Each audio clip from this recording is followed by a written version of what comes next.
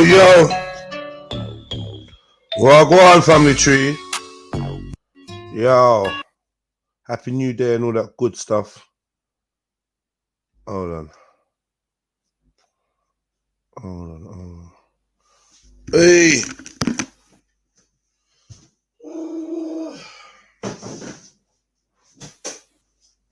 Yo. Trying to wake the fuck up. It's Friday. Yeah. Happy New Day, family tree. It's Friday, man. It's Friday. You know?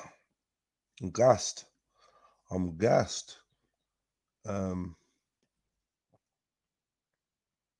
Weekend is upon us.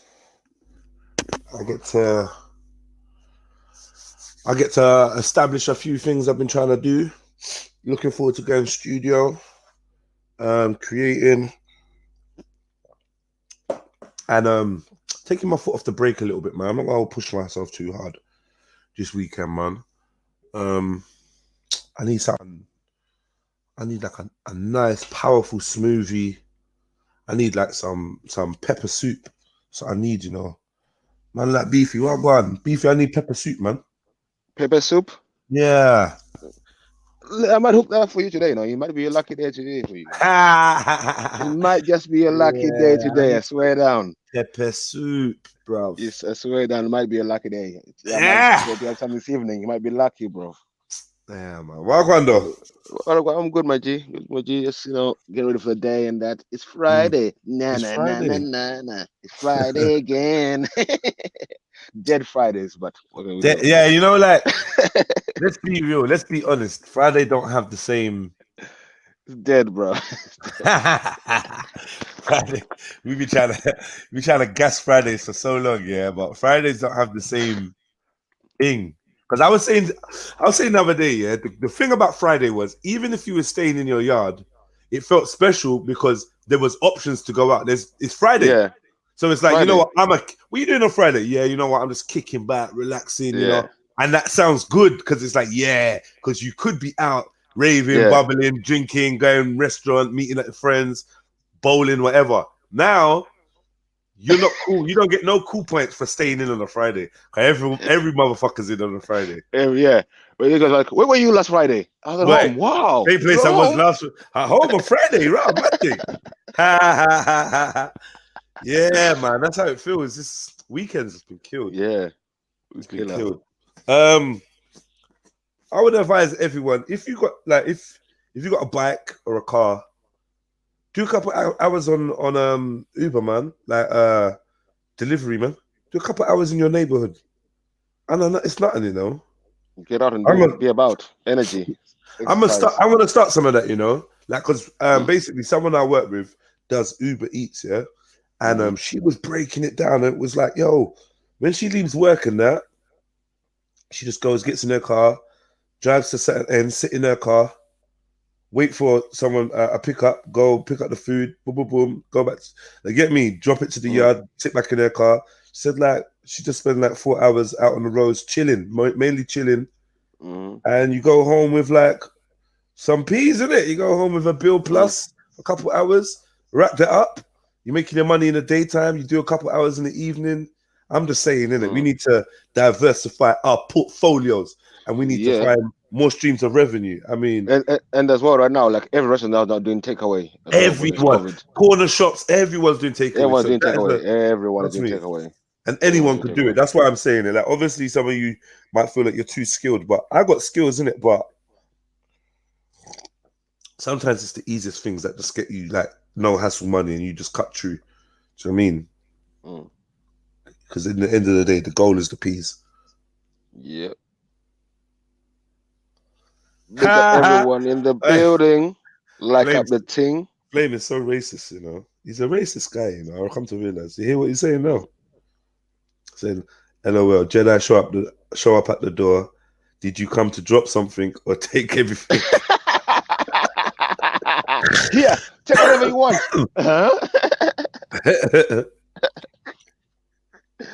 People ain't opening the door. Like Karens ain't opening the door. That's for sure. Yeah, big up KT Music. Big up New Up in Sniper TV. Blackberries. Oh, go on. Big up yourself. Grand rising, gentlemen. Yeah, all is well. Day. Happy New Day, man. I hope all is well. Happy New Revolution, Nanifa. Nine, would you do? Nine, do you drive? I do, Jedi. Yes. Would you do delivery? I was just listening to you, know. I was like, I would, you know, Jed. Yeah, and man. I agree with you what you just said there. So I even, you know what I mean? I think that's the right. You get me? Because little hustle, man. Time gone by, we would have looked upon them something. They'd be like, you know what I mean? But yeah, man, it's peak times out here. So definitely. Yeah, man, you can get some good money from what I'm hearing. So yeah, I'm just saying for the young, because I remember one time I did try to get my son into Uber, but no, was it Uber? Deliveroo. But Deliveroo dissed my bike. Like they dissed they dissed the bike. They did like an MOT on the bike, which I didn't know they was gonna do. I know they said bring your bike. So we brought any bike and they done the MOT on it and said, nah, the bike now make it. Run. Yeah, my son was so relieved because he blatantly didn't want to do the job. Yeah, so relieved. Decent. I was like, right, I'm gonna buy you a new bike as soon as we get back. Yeah, you're working, bro. You're working. I ended up getting him a job in a, you know, like a Gambardo's kind of thing. Yeah. Yeah, he was working in a Gambardo's kind of thing. You got children old enough to work, Jedi? I got a 20-year-old. What are you talking about? Jeez, all right, say nothing. Veteran out here, boy. God damn. Big up everyone anyway, man. Come on. AKA. Yo, Snipes, turn off your little something from now, bruv. What? Fucking annoying me yesterday, bruv. You little white noise. Come like I'm in some SAS training, sleep deprivation thing. Hey, Michael, man. You saw that noise, man. Oh, man. I look at Beefy's laughing at you, Mackie, because no one's getting onto him about sound no more. I look at him, he's happy. He's happy. I told you he's not personal with Beefy. Get me? So I got Mr. Snipes. What sporting fixtures are going on this weekend?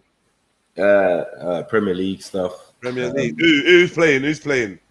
Liverpool's playing, man. Hey, I'm not liking the injuries of Liverpool. I'm not liking the injuries. Oh yeah. You lot. Don't get me started on that, man. I beg you. You lot. We're gonna discuss that, man. We're gonna discuss that. Dirty bastard. Fuck him. Yeah. Might do it Saturday. Saturday morning. We might do a Saturday morning, man. Oh my god. The venom from that is I know. I'm saying it's unnecessary. I explained it fucking dirty Everton bastards, mate. What did he do? Hack down some of your players? He took out our Rolls Royce, man. Imagine a little larder. You get me? Crashing into a Rolls Royce. No, that's disrespect as well, Nanifa. Because as I explained it yesterday, in the area, it's the keeper's zone. So if he comes out, no, that's incorrect. One second, man. You wear a red card. Usually, red card. Wait. 5-year ban. So we have 5 year. Usually, reckless and dangerous. That's a GBH fine. Fuck football. Stop it, man. Definitely GBH, bro. Beefy. Previous body fucking harm. Let's take it to court. I'm taking it to court, bro. Beefy. I'm telling you. Fuck this shit. Beefy. If remember when it was Peter Cech, the goalkeeper? Someone ran into his box, cracked his skull. 1 second, man. Someone ran into the goalkeeper and cracked his skull. Yes. No. He tried to make his head a football and tried to run jumping the footballer's foot. Stop it. I Beefy, you're funny. Man said that to make his head a football. He's in his own area. Again, another man who was in his own area. A man ran into him, accidentally kneed him in the face. Yeah, and cracked his skull. Ooh. Cracked his skull. He had to wear that head thing. He had to wear that head thing. So what I'm saying is, inside the box, the keeper, definitely that's his zone. If he commits a foul or whatever, it won't be deemed as if he did it outside the box. If he done it, can I ask you a question? Wait. Do goalkeepers give away penalties? What do you mean give away? Yeah, of course it is. So it's not their box, is it? They give away penalties, isn't it? But otherwise they could be doing whatever the fuck they want, isn't it? That was GBH, bro. No. But you can blatantly see if a man's running past man and a man grabs man's foot as man's going to score, that's a penalty, bro. So I mean, we know that, but there's endangerment for the goalkeeper. We know this as well, that strikers and all of that have to be careful. If it's a 50-50 ball, it's more favorably from the referee going to be towards the goalkeeper in the area. Yeah, but if you're with goalkeeper, don't be too brave and put your head as a football. You know what I mean? So you get a free kick. What Pickford done was try and use his feet. That was GBH, bro. Okay, but all I'm saying is it's just an accident, bro. You know what I mean? It just happened to be. It may or may not. I'm not saying that he done it intentionally. You understand what I'm saying to you? But you know that's a red card, brethren. And the only reason why that it didn't go like that is because it was offside. So you understand? Because if it wasn't offside, it would have been a penalty, definitely. Yeah, and as such, he should have at least got a yellow card. Yeah, these referees don't know what the fuck they're doing, man. Yeah, but at the end of the day, you lot won the title, injury free, and football's not really like that. You know that for a fact. Yeah, but Snips, that's a whole different story, isn't it? We're talking about the Pickford. We had injuries last year. We're talking about but you won the Premiership by 30. No, but you're getting more than one, isn't it? That's what I'm trying to say. Right now, you're getting a few injuries now. We had injuries last year. We had injuries, bare injuries last year. But we're talking about who? Exactly, Alice. Baker, Van Dijk went missing for you. Matip, terrible man. Gomez. Salah went after the while. What are you talking about? Firmino was missing for a while. I know Snips is just bitter. I'm gonna mute up. I know Man United fans. Man United fans are bitter at the moment of Liverpool. Bitter. No, we're not bitter. I mean, you're the ones who's bitter about the goalkeeper. I mean, we ain't got nothing to be bitter about. No one's injured our player like that. You know what I mean? Like, it happens though. Even if it did happen, I wouldn't be so bitter. I'll be pissed, but I'll be like, yeah, man, we got to find someone else who can. Stop it, man. That's why you have a squad. That's why you have a squad, G. All right, well, you know what? No problem, man, because it's a long season, innit? Yeah. And I know that you're going to be coming on here being vexed about something real soon. I'm not like a new manager very soon to get in. Feelings, yeah. I'm not adverse to your feelings. I just feel that if we're talking in the sense of football, you know what I mean, it's very unfortunate, obviously, for your team. But it happens all the time, and it's been worse. I understand that, Snitz, but you know right about now you're the only one that's really holding that position, isn't it? Because all the commentators, experts even Jamie Carragher said the same thing I'm saying. Jamie Carragher from Everton. Jamie Carragher is a fucking Evertonian, bro. Shut up. Hold on, what did Jamie say? Oh no, wait, Jamie's caping. It's not me. Like, yeah. No, but what did he say? What did he say? He said that he blatantly thinks it was an accident. You get what I'm saying? He didn't do it intentionally. You get what I'm saying? These things happen in football. You get what I'm saying? That's not Sniper. Whether it happens in football or not is not the point. The point being is that it was a blatant foul that went unchecked. Yeah, and we know that if it wasn't an offside, it would have been a penalty. So if it would have been a penalty, that means that there was a foul. Was it in the box? Yes, Sniper. It was in the box. Good. That's the reason. I'm telling you. One is offside. Two, the keeper always gets favor inside the box. Because when he comes out and does them strange punches, you know, like to punch the ball out. Sometimes them man, they miss and punch man straight in the head, in the side of the temple. They don't get yellow card or sent off for them type of things. I've dislocated my finger because the goalkeeper ran out before. It's just part of football, bro. It's a physical game. Like, this ain't no I appreciate that. Ain't no soft sport, like like non-contact. It's definitely contact. Hey, are you coming studio? I know Mills is supposed to be coming. Hit me up if you're coming, man, because we could definitely do a little bit of work and whatnot, and it'd be nice to hold a little vibes. I'm not gonna lie.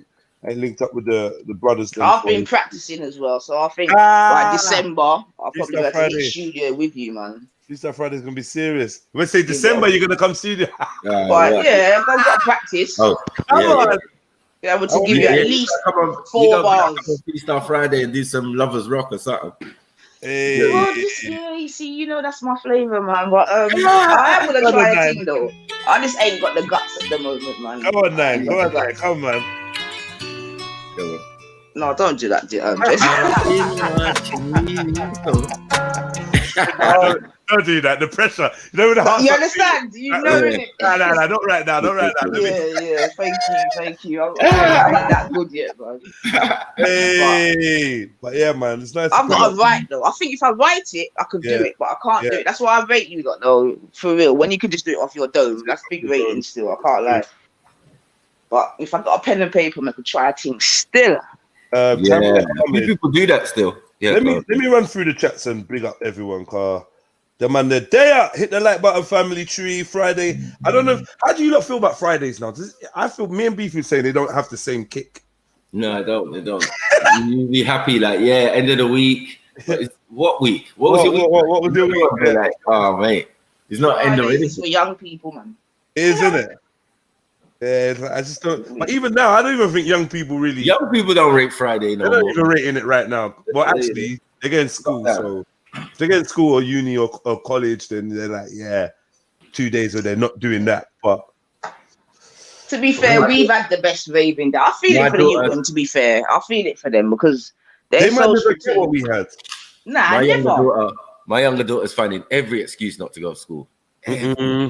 Under the sun. I'm seeing a lot of kids like that. Oh, I'm inclined to agree with her. I was like, but you getting your work though. You can do your work at home, yeah. She was like, yeah. I was like, all right then. Another couple of days off. Tested. You get me? She didn't want to go to school before because she was getting a little bit of bullying. And I was like, raw. My picnic, you know. I was like, boy, don't make me have to go up to school, you know. It's peak. The mom was like, no, Mike, don't go up there. I'm like, no, I can't have that. I was like, all right, take a couple of days off, and on the Monday go back to school, innit? Yeah. So she went back to school and caught probably COVID. You get it? So now she's at home. She had to have the test. You get me? Her mum works for the NHS anyway. You get it? So it's like, right, all this time, you know, these lot have been fine. You get me? They've been in their little bubble.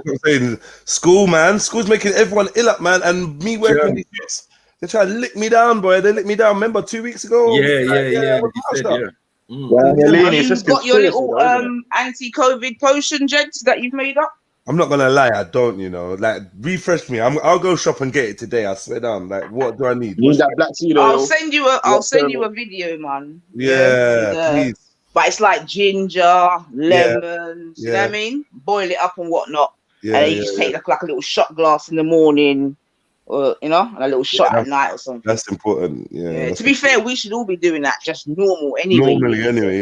Because we're not getting what we're supposed to. In the height of the COVID, I was getting Flame us, man, like smoke. What are you saying? Come on, Angelini. My name's still Smoke up here. Oh, shit. Still Smoke, bro. You changed it to Flame and I put it back to Smoke again. You are Smoke from now on. That's it, bro. That's it. Friday ain't got no vibe for me. Friday's like, I only work weekends, innit? So Friday is your Sunday night. For real. But me, I'm the type of person, I just need that 3 hours. So I'm cool. I could just be I could do what everyone else does, but then just wake up normal. 3 hours. Yeah, 3 4 hours. If it's a weekend thing, Like me, I'll prioritize vibes and random and sleep and all of that over sleep. Nah, man, that makes me feel sick. The 3 hours, the thought of it, just no. Now it's a mind thing, though, isn't it? Obviously, the first couple of days you're gonna wake up all like fuck this shit, but once you got your mind right, bro, you're power sleep, innit? Once you know you got your mind in the right place, you're power sleep. Now I know about the power sleep as well, where you got your sleep for them few hours is so restful that you wake up and boom, or power naps. But me, 3 hours is gonna make me feel sick. Like, you know that sicky feeling in your stomach. You know when you feel that. Nah. Because that happens to me when I wake up when I didn't intend to wake up, or meaning wake up a bit too early. I always get like I feel like I'm gonna get a runny nose or whatnot. It only lasts like half an hour. You're gonna get run down, yeah. So I hear you. I'm gonna have a pomegranate, spinach, kale, and something kind of smoothie this morning. Power thing. You get me? I need some tree man strength or one of them things. Young banana. You get me now? Your back something you're talking about. Put that oil back in that back. I the right thing that, and you must tell all the other man them to do the same thing. Yeah. Too much weak back man out here. Hey. Hey, nine, stop, man. Yo, T Bookman, what you saying? Yo, Bookman. Yes, brother. Good. Yes, big up yourself, family. How you? Yeah, man. Not bad, bro. Not bad. How's things on this grim Friday, bro? I don't know, man. We just complaining a little bit that Friday is not even first Friday. Friday. Yeah, Friday is just like a Monday. Yeah, it's just a day, isn't it? Are you starting your shots from early, Jedi? Yeah, I am. Cause I am definitely. Yeah. Cause I got work. You might have a little company today, boy. Yeah, man. Do some shots and yeah. Hopefully, people buy me coffee this morning. I'm not gonna lie. I was big man talk. 5 hours minimum. You say that's big man talk. Yeah. Big man talk. I'm a little you, and I can't even pretend. Yeah. And the worst way to work is like, oh, can you make sure you come in your uniform because we're taking pictures? I'm like, oh Lord. What have you? Oh no! I was about to say, bro. I got like a top that says your name on it, innit? And they make you wear it when they want to do photo opportunities and that. It's long, man. Allow me, man.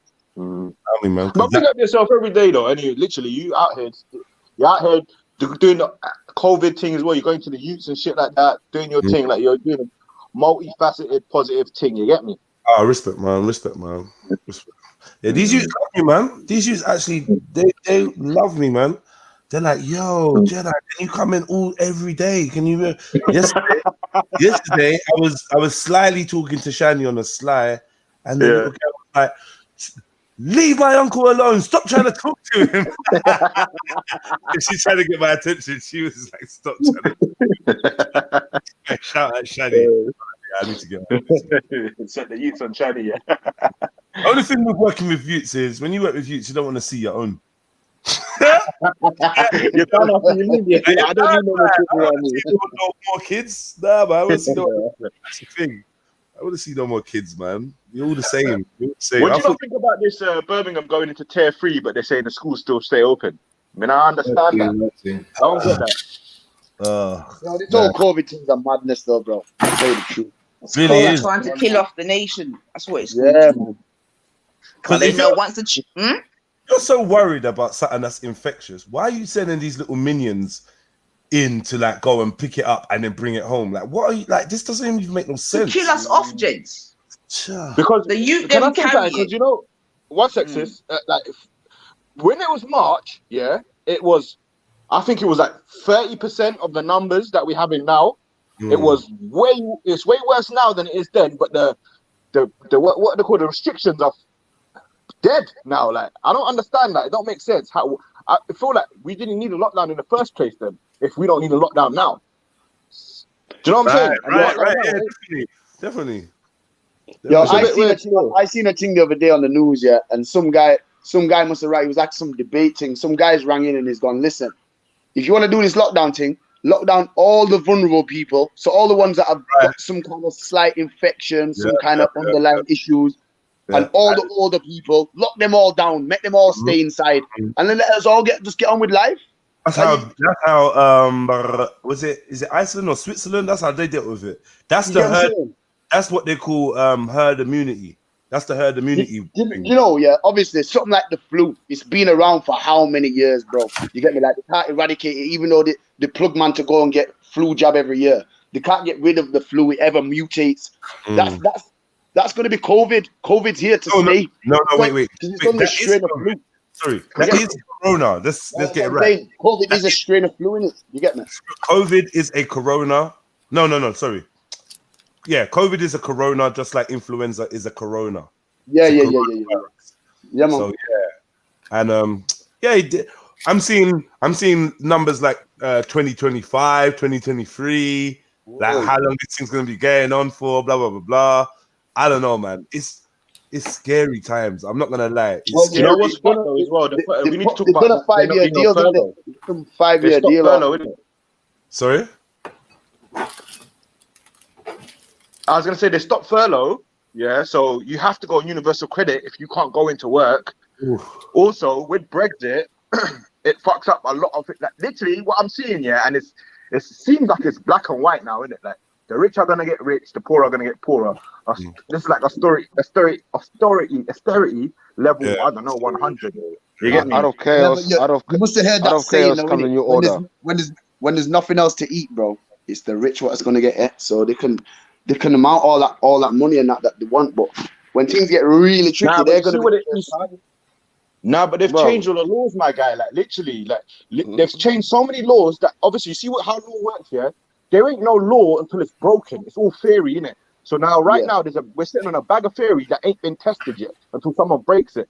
So after Brexit, when they sort out Brexit, you're gonna be walking on like a different kind of turf. You get me? Like from time they're saying we're going to have snitch marshals, like COVID marshals and shit like that. Don't think that's just theory, though. Because if the numbers carry on, come Christmas, they're going to have to do something. And Brexit's going to come. Man, they're going to get poorer, innit? Businesses that are running their thing now, it's different. Like, right now, people should be figuring out what they can do inside their homes to make a little bit of change. Do you know what I'm saying? Like Jed was saying, do the Uber thing, maybe home kitchens and shit. You can get certificates for your kitchen. All you can do is clean it up, set up a certain way. If you can cook, if you know your parents can cook, get yourself a kitchen, do something, start hustling. Cause this is it's biblical, it's Quranic, it's spiritual. Everyone knows about these times that are coming in their own way. You get what I'm saying? And really and truly, the only power is empowering yourself. You get me? Ain't no government minister gonna come say to you, hey, it's this job and there's that job. There's not gonna be no great savior. No, it's true. Yeah. There's not gonna be no great rebellion. It's a thing where you just have to adapt to it. Empower yourself, innit? That's the true revolution, though, innit? If you empower yourself, bro. Because why are we trying to have a revolution? Why? Can we be stripped of our power? Yo, at the end of the day as well, I'm not even cutting you, but you see the system's in place, the same way fireman, policeman, and if all these things got wiped out tomorrow, man, they'll be balling back for the system. So as much as man go against it and all that, it don't actually make no sense. That's don't make no sense. That's a good point still. Trust me, bro. And another thing as well, I'm not even trying to control the narrative, but what I'm saying is this, man grow up like anti-police and all that. Now, I'd never be a policeman myself, I was trying a different career path. But if you go Nigeria, Jamaica, Ghana, you're only gonna see black police, bro. So I don't see what the stigma is on something like growing up to be a policeman or a lawyer. Or guess what, though? You know what? It's interesting that you say that, though. YouTube's a mad example, isn't it? Yeah. Because the timing couldn't be worse for what you're saying. Well, to be fair, it couldn't be better as well. Because right about now, like obviously in Nigeria, West Africa. I don't want to singling out Nigeria, Jeds. No, I know you're not. I'm just saying though, like right now as we speak, the whole thing around Nigeria is about the SARS, the serious the special armed robbery squad that basically has been beating up at people and killing them and shooting them and robbing them and doing all kinds of fuckeries in Nigeria. And now they're protesting, and now the protesters apparently, allegedly have been shot at. Innocent people have been killed just for protesting. It's getting international condemnation. They're rolling out all the black celebrities. The Anthony Joshua and Idris Elba have been deployed. Yeah. Yeah. Give me the plane. Idris is gutted. Yeah.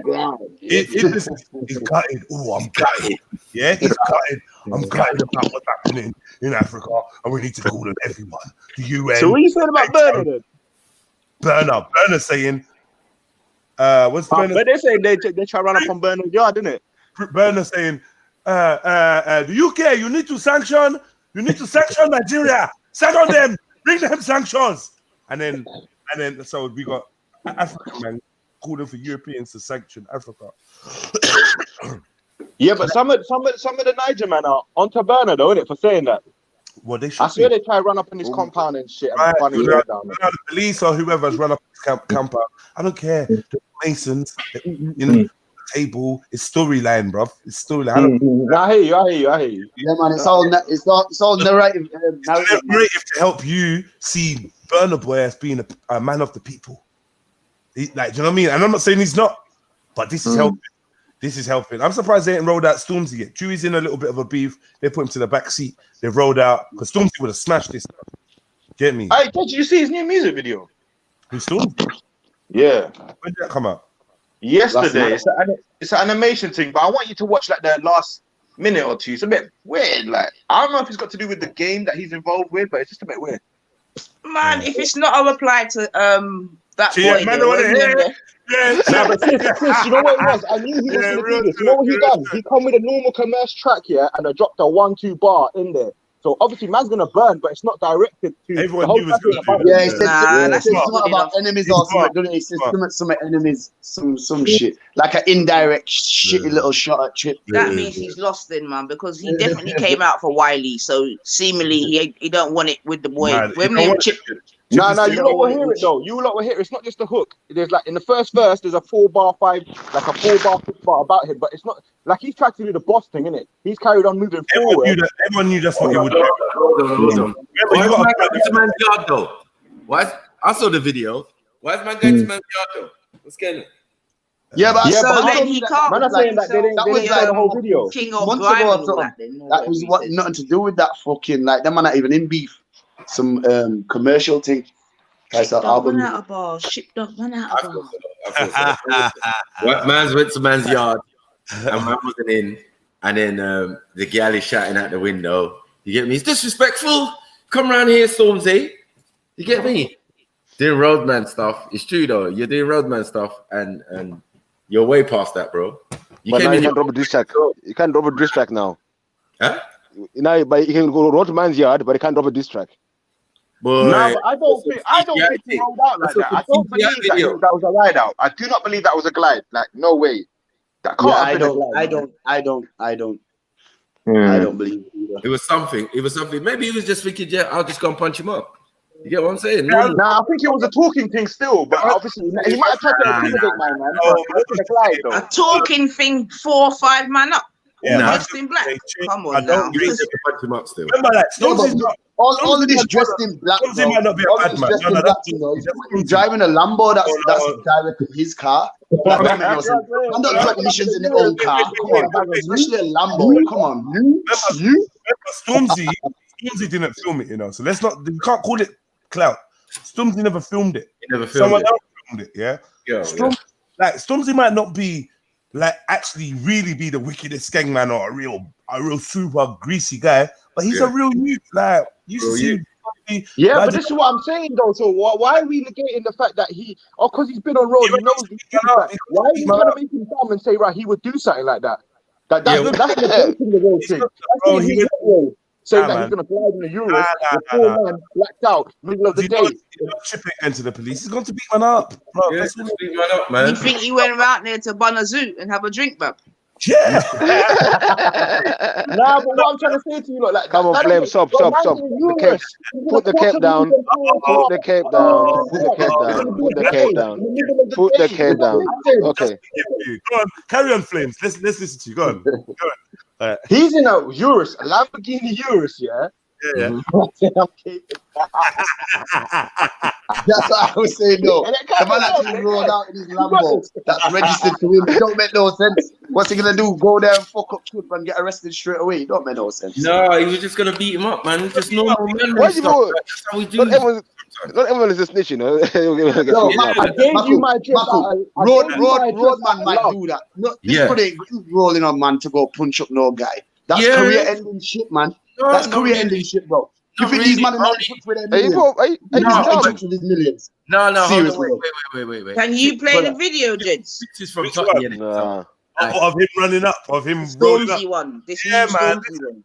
Stormzy's from the bits. I know Stormzy personally. He said, "Let man know, tell him I came. Tell him I'm looking for a minute." You know what that is? When I see him, I punch you up. We don't even need to analyze this. We know what it was. Guess what? Yeah, because pull up in my Lamborghini, fuck a cop car. Stormzy would have pulled up. See, Chip. They would have started arguing. And depending on how it went, the argument would have, let's squash this, and the man would have went back their business and said, and then later on, a year later, I'd be like, what? When I ran up in your yard, when I rolled up to your yard with the goons, you weren't on it. It's bragging right. He's prepared to fight Chip if it comes down to it, but I don't think he actually was gonna swing. But it's like, let me see if this youth's gonna say this thing in my face. Stormzy is like 6'4" or 3, like he's a. But that's what I mean. It was just a pressure thing, though. It wasn't a thing where man's gonna get touched, because that's why. I kind of hear. Is man gonna go burn his Lambo? Is man gonna go burn his Lambo? No, he's not gonna do that. Why are you taking it to the extreme? Why are you gonna burn your Lambo because you punched the man in the face? Right. That's what I mean. It's pressure. It's not a real glide. Like it's just pressure. Like he's not gonna do him nothing. No, nothing serious, nothing life threatening. But he could. Stormzy, I could just see Chip. They would have rushed him, or Stormzy would have punched him up. Stormzy could punch him up. Ain't nothing. Chip knows. Come on, man. Chip knows Stormzy would beat him up. Like that's not. I hear you. Still, shit. I mean, Chip looks like a Fraggle still. He's not a Fraggle, man. He's not a Fraggle. He's not a Fraggle. He's a young youth that came up in the game. And now you got to fucking rate Chip, man. I rate Chip. I can't lie. And you know why Chip's a bad man? You know why I rate Chip? Chip will jump on the mic and say, "I'm not a gun man. Like, see, when I pick up this mic, you're done." And he's hurting you, man. He's telling you, you want to come and run up on me because my bars, my bars touch you differently. So don't you get me. He's even dissing. On the side note, a reaction video. He's even dissing Stormzy by saying, "I thought that you react with your pen. So how come you rolling up to my yard in car?" Yeah. You get me? I thought I thought you were singing gospel, but now you want shower man. Now you're a bad man. Man said, "Oh, he said some bar about what's that tune? Stormzy got that tune where he's basically praying or something." Blinded by your grace. He said some lyric about blinded by your grace or something. Yeah, I'm like, nah, Chip is fucked. That was going too far. He's like, and all of that. What did you not think about that? What did you not think about that bar? We're both black, but you're in a way darker place or something like that. Yeah, that was hard. That's bad. Tippy's first 8 bars are always a mazza. Like he goes in. Yeah, I mean, to be honest, I didn't really know about Chip. Well, obviously I'd heard his name, but I don't really listen to their music there. But obviously, when this thing come, I had to go and do my research. But yeah, man, the young man's got bars, man. He's got bars. I have to give him that still, man. And I like him because he doesn't promote that kind of, you know what I mean? He promotes the bad man pen thing, and I can work with that. Yeah, you can work with that. Yo, I'm bad with my pen. Like, all right. You got to rate that, man. You got to promote that furthermore. You know what I mean? He's found his lane. No, I'm not a bad man. Like, I'm not very rare, but I get you touched. Like, don't think I'm not a victim. Do you know what I mean? I'm not a victim, but like, let's just keep it lyrical and do it like this.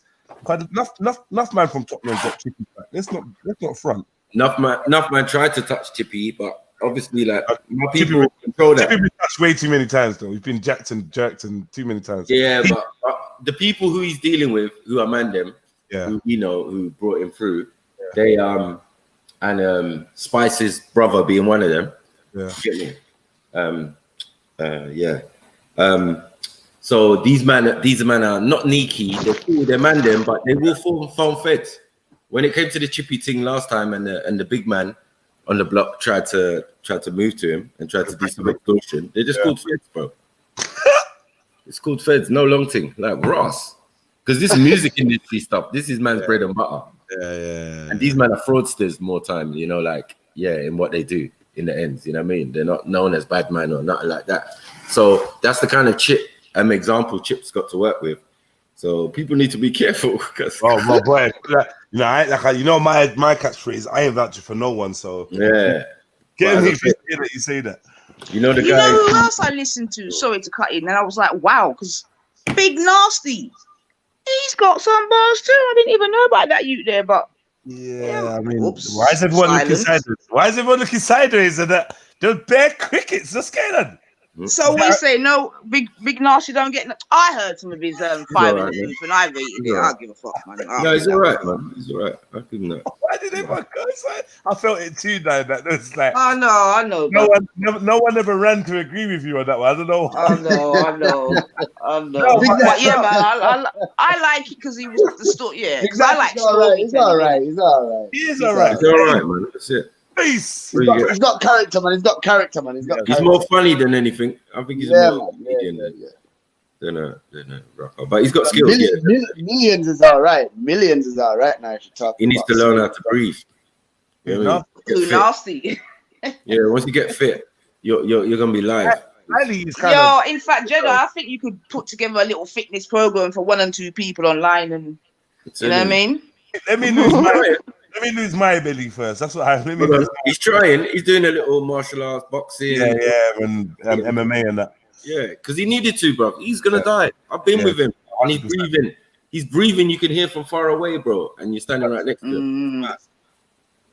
I hear that. And that's another reason why I'm not even going to pressure certain people online as well, because I feel like they're not too far away. Whatever, you know what I mean?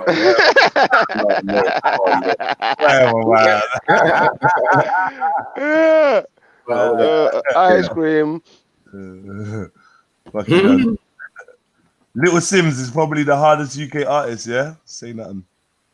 And Big Nasty killed it in B Awanwa 404 Club. Carnito, you hear no Jana Paso, I don't know what that is. When Chip hits the fan, mic check. Arkwin, Oliver. What are you not saying, man? You look good? In the chat? Yeah, we're there. A-Team. Big up Fax. Fax is changing his name now. Fax.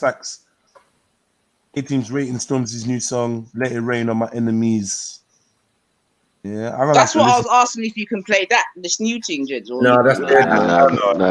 It's not a diss track. He just says subliminals. Run that. Boy, and it's CGI. The whole video is CGI. Like, allow it, man. He got showed as a pedal session. He must allow it. He's come back. No, but wait. Don't assume that tune was probably scheduled to come out already. You know what I'm saying? So it's not a diss track. It's probably not even a diss track, and the subliminals might not even be at Chip. Yeah. Chip is someone else. It's only because we're listening to his bars to hear if he responds, we can read into something. But I heard it. Now, guess what? Now he's released this track. He obviously is not going to release a diss track anytime soon, because he's not going to want to mess up the promotion for this track.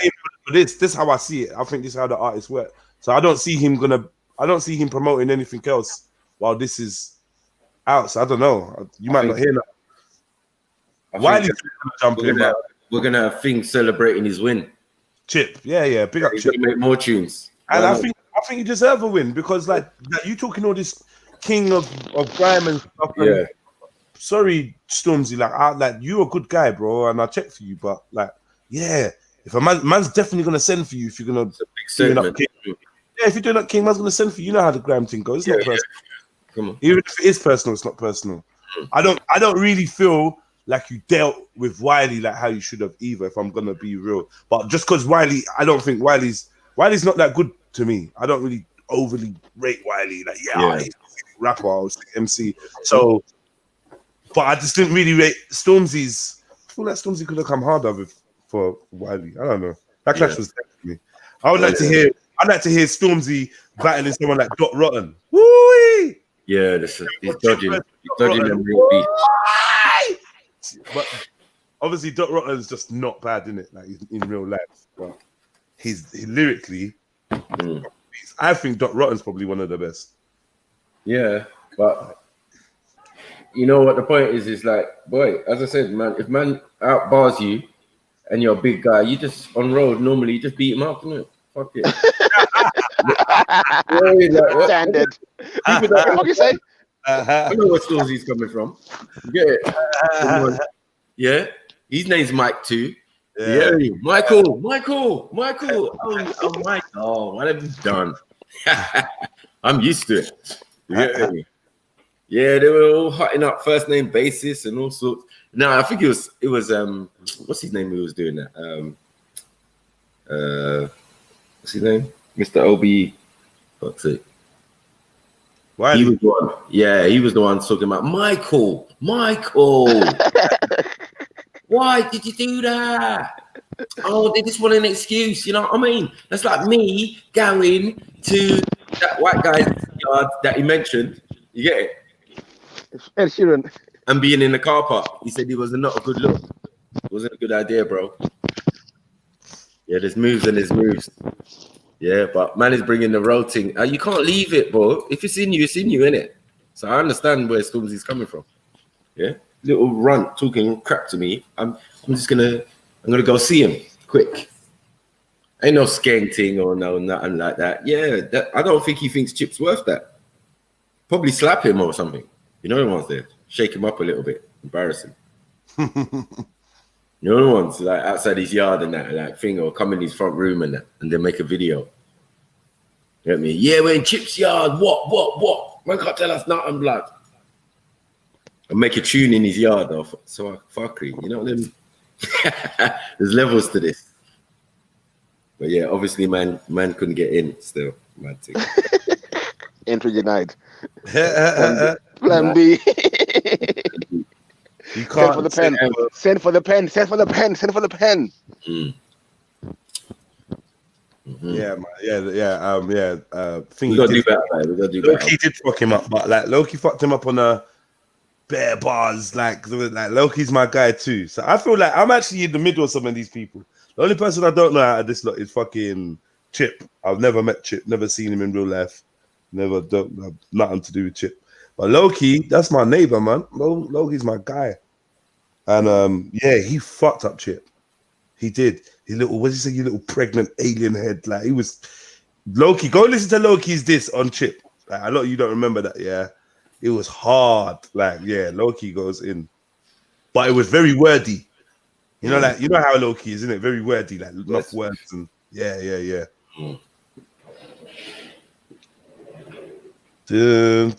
Yeah, so I'm currently trying to in contact with my sister in Nigeria right now as we speak. Yeah. My favorite sister in Nigeria. One day you lot will meet her because I'm gonna bring her over here. She's such a G, man. But she just had a little baby boy and that. Oh. And I'm just asking her how things are. And she's like, yeah, everything's cool. That's what I'm saying. They're in the Delta, innit? So yeah, Port Harcourt, yeah. The bait beef. They got their own beef going on, but yeah, that's different. That's why yesterday I was want to put on about this thing. People don't realize the cameras are there for a reason, innit? The real life situations, the people in the real life, they tell different stories. Like when I talk to my family in Zimbabwe, when they think they're going to kick off from the news, I get worried as well. You go back home, they're telling you, what are you worried about? What are you talking about? So these groups of people that put in a certain area, crowd around up, the cameras there rolling, BBC is there, CNN is there for an hour, then boom, that's the news for the rest of the week. Man Freeman about the Battle of Trafalgar as well. Let me get out of there. Stormzy got it. What is it?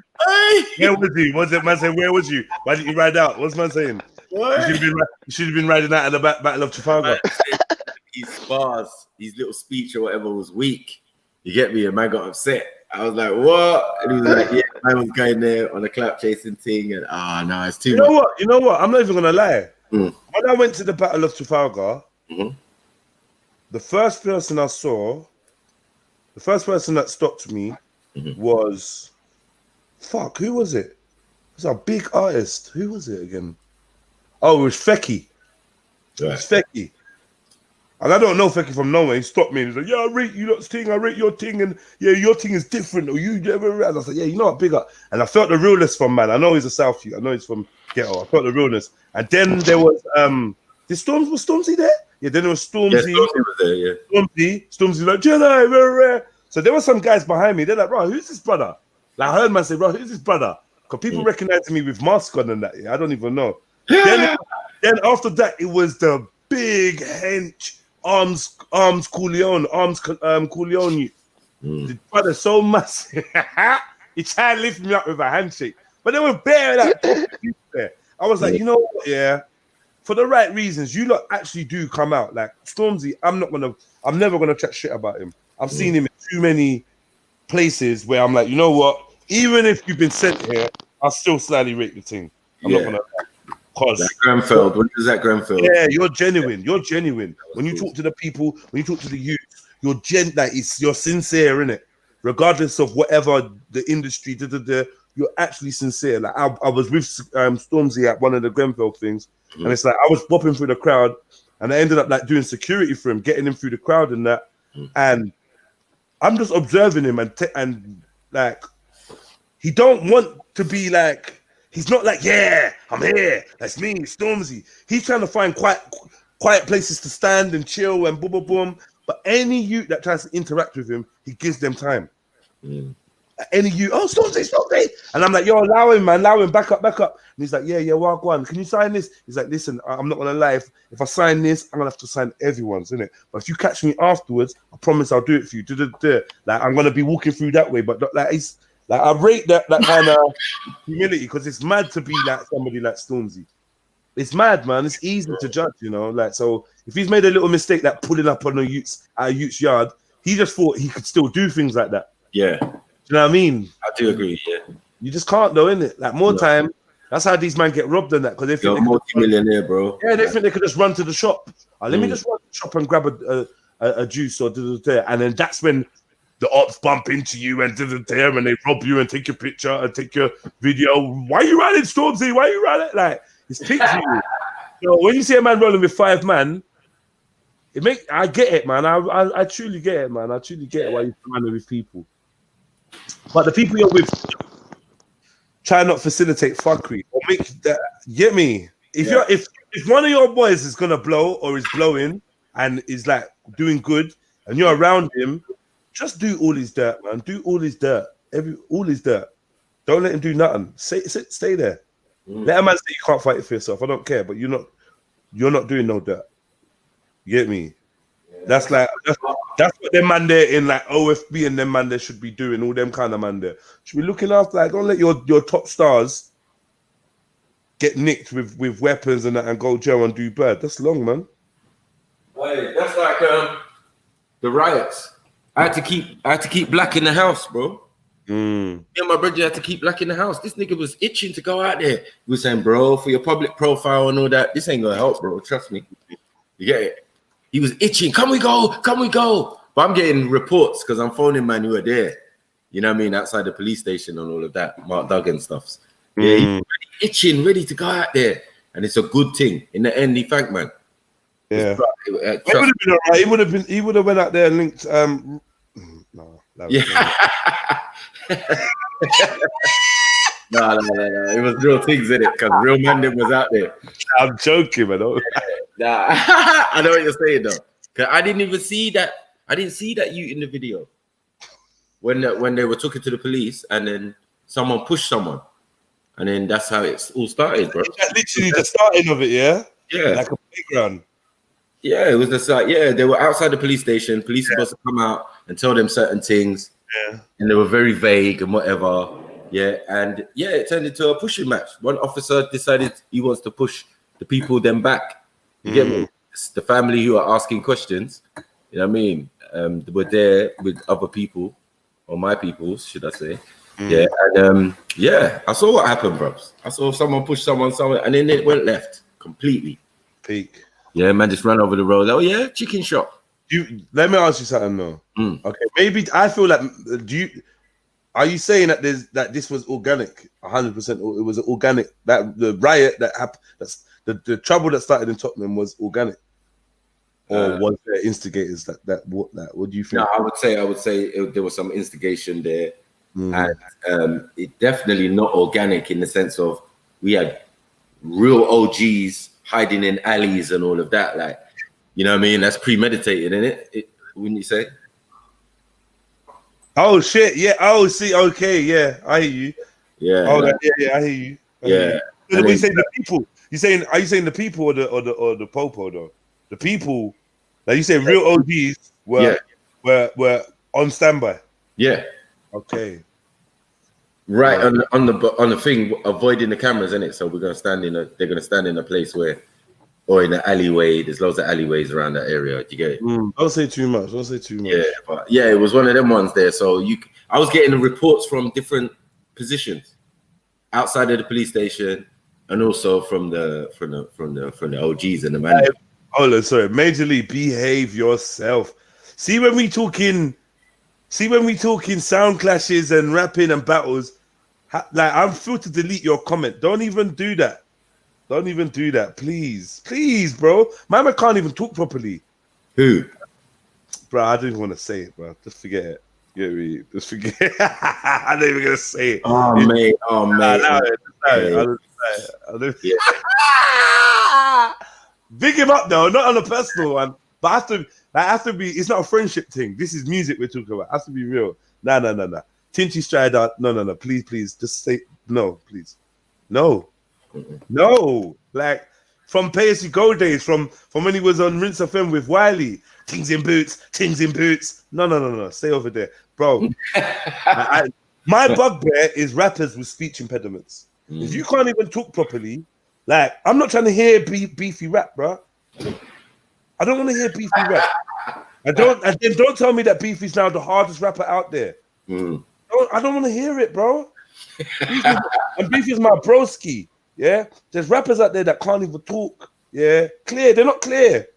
Tinchy Strider's not clear. You're not clear, bro.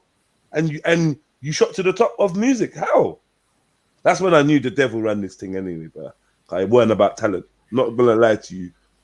Tinchy had just about as much talent as anybody who concentrated on making words rhyme.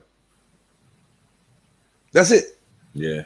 That's it, bro. No, I don't want to hear Tinchy put in work. Tinchy blew because he was tiny. Because he's small and tiny. And they were like, oh, look at him. Oh my God, he's so tiny. Oh. All these Nigerians, bros. Yeah. What about our boy Temper? What about Temper? Tiny Temper can rap.